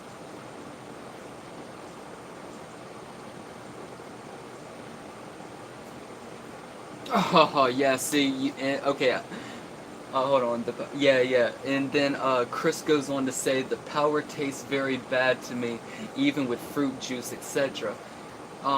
It would be impossible for me to sip it like you do right now. Oh, dude, no, man, I completely block off my taste buds. The way that I do it is, I will take some coffee, or some sweet tea, and I'll like hold that inside of my mouth, and then I'll take the kratom.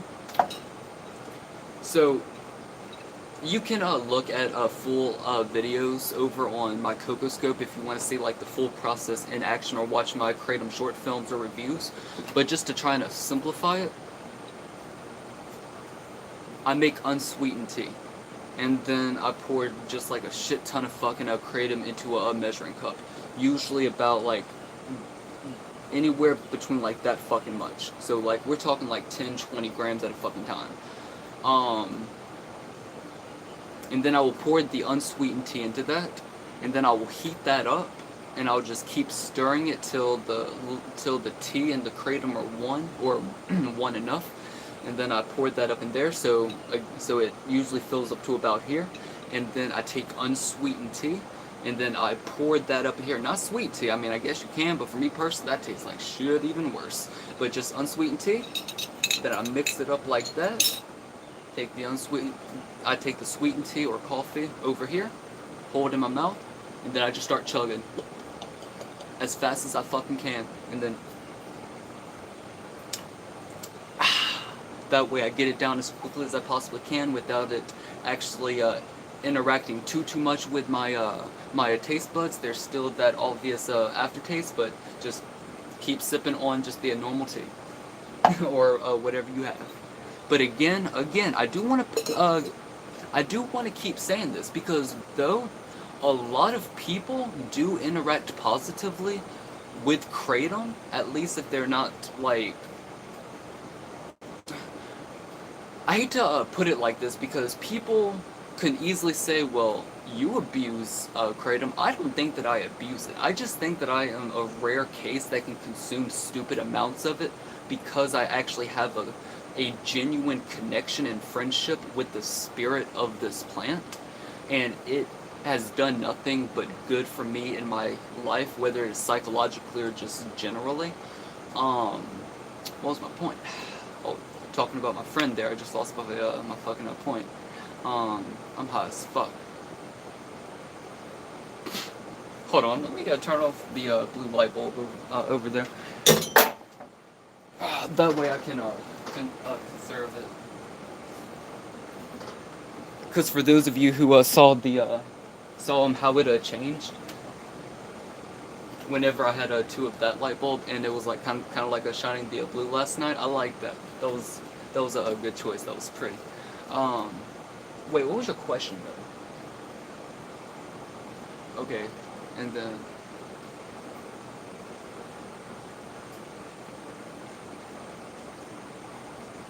I don't remember my point. Hopefully I made it, but If anyone has any questions, then feel free to ask them in the chat box. We're going to let this live stream go for another few minutes, so we're going to go ahead and play a little bit more of my album Music to Meditate To. If y'all have not heard my album Music to Meditate To, then go check out my album Music to Meditate To. And you don't have to meditate to it, but you do need headphones. But this is track number 4 called Yin Yang Symphony.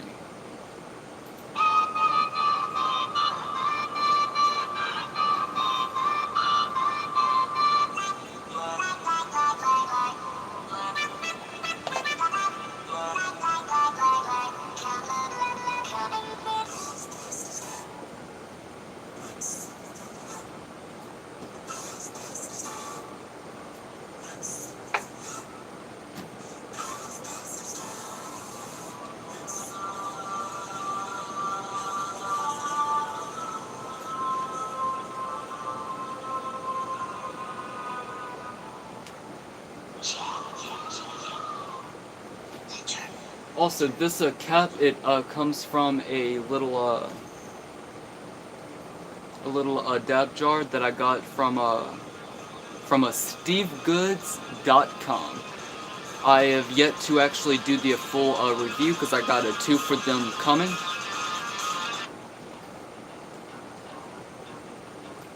Because I got 2 of them coming for this one product right here over on Cocoscope.com and here on YouTube.com. And I think that y'all are going to enjoy those. They're not fully done, but they are a lot of fun to work on. And then I have more coming for Kurvana.com, HometownHeroCBD.com, and Utoya.com. And there's a few more, but those are the main ones right now. So just keep an eye out for those. And of course, once we get once we get season 1 of my Delta 8 THC review series done, there's going to be in total about 25 to 30-ish episodes of my Delta 8 THC review series season 1, and then season 2 will start probably in like a few months, something like that, because we have somewhere between like 5 and 8 other projects that'll be coming out in between them.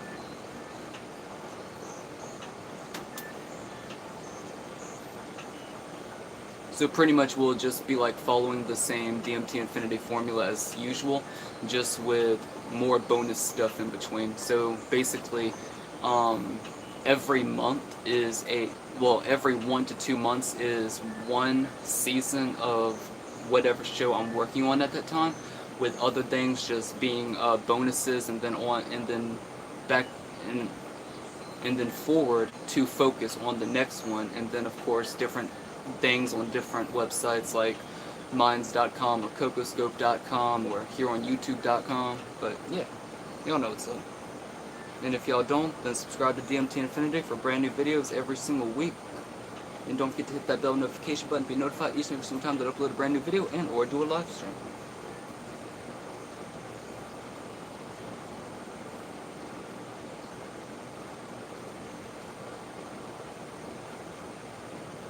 I don't remember how many fucking strains of dabs I fucking melted on this bitch.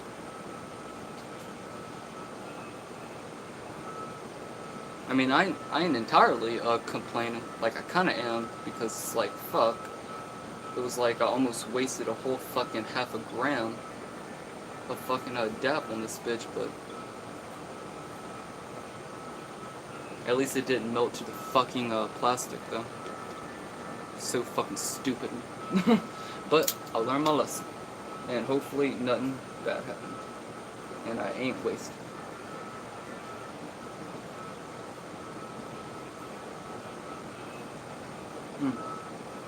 And then also don't forget, on the 1st of next month,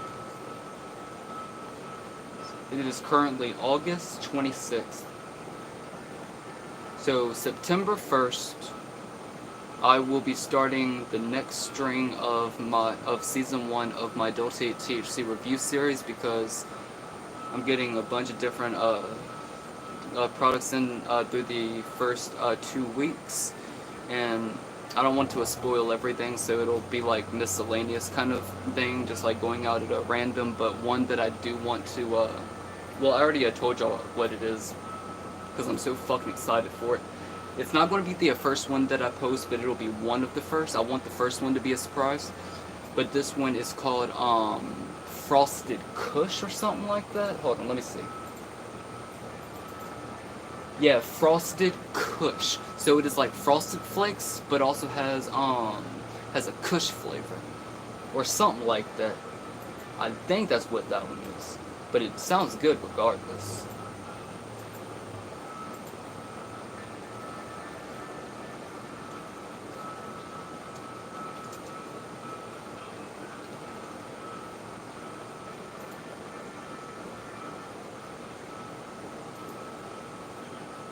Oh, okay. I thought it was a sativa. Huh. I mean, fuck it. I'll get it anyway. Let's see here. Frosted Kush. This relaxing indica strain has a pungent aroma of sweet cream and fresh berries. Its exotic bud structure displays colors of neon green and frosted white. Frosted Kush is the perfect strain to wind down your day and enter into a more grounded state. Imagine breathing in your favorite dessert. Nice, I like that. It sounds good. Alright, my expectations are pretty fucking high. So I hope I will be.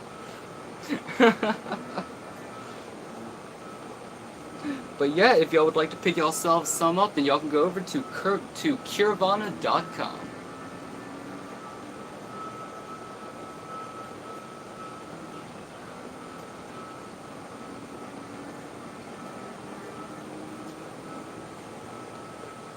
Alright. So, here's what we're going to do. We're going to go ahead and let... Hold on. Alright. Go ahead and rewind it. Hold on, let me pause that. Let me turn up a little bit. Alright. So if you have any questions, go ahead and ask those. But we're going to go ahead and let Emotional Rebalance play. And once that gets done, then we're going to call that a show. But I'm going to go ahead and hit this dab real quick. And yeah. Cheers.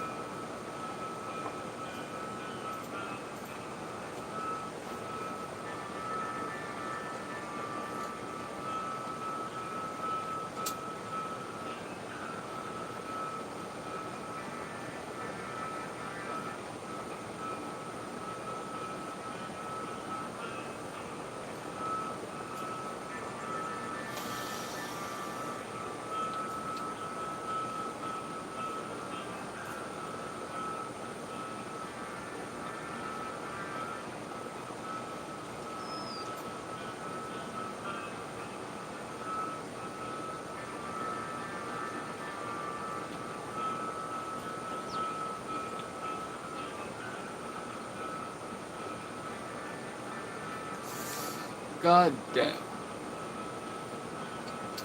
That tastes so fucking good.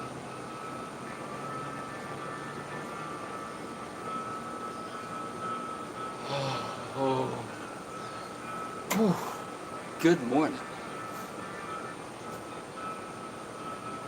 Alright, let's go ahead and take one more dab while this plays through, and then we're going to call that a show.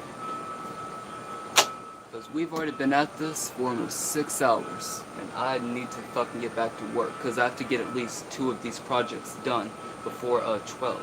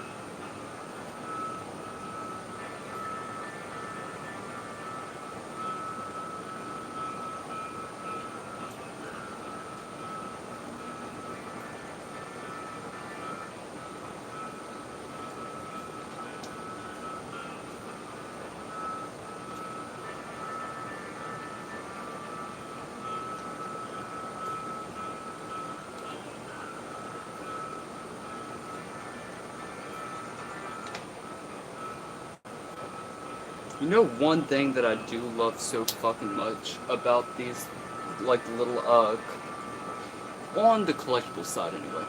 One thing that I really enjoy are these little, jars that they come with. Like, yeah.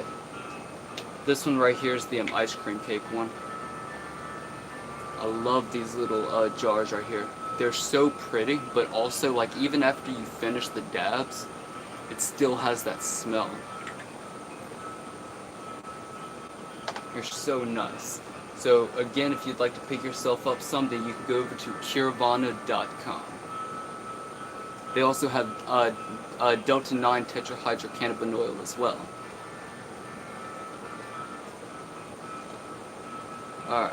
Oh, I was about to hit that bitch, and then I was like, man, I ain't even loaded yet.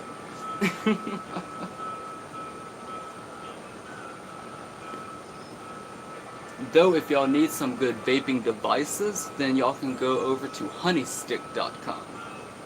I don't collaborate with them or anything, but they are a fantastic website to purchase vaping products from. That is actually where I got my main mod at. The main one that y'all see in my reviews, oh my god, it works so well. And I think it was only like somewhere between $14 and $20, something like that. So you're not paying too much for something that'll last you like fucking 20 years. And longer if you're not like a frequent user.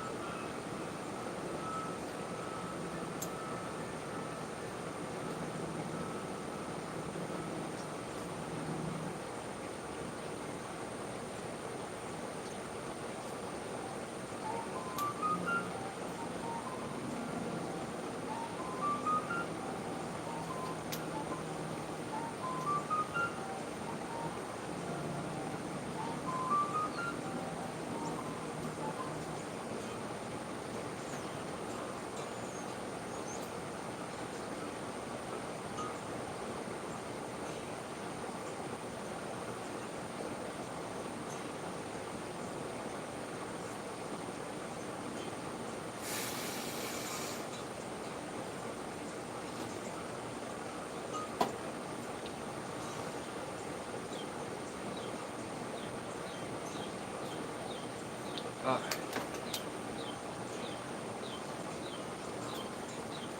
Feeling pretty fucking toasted at the moment. I hope you are feeling amazing as well. But I have to get back to work. Nonetheless, I do hope that you all enjoyed this installment here on DMT Infinity.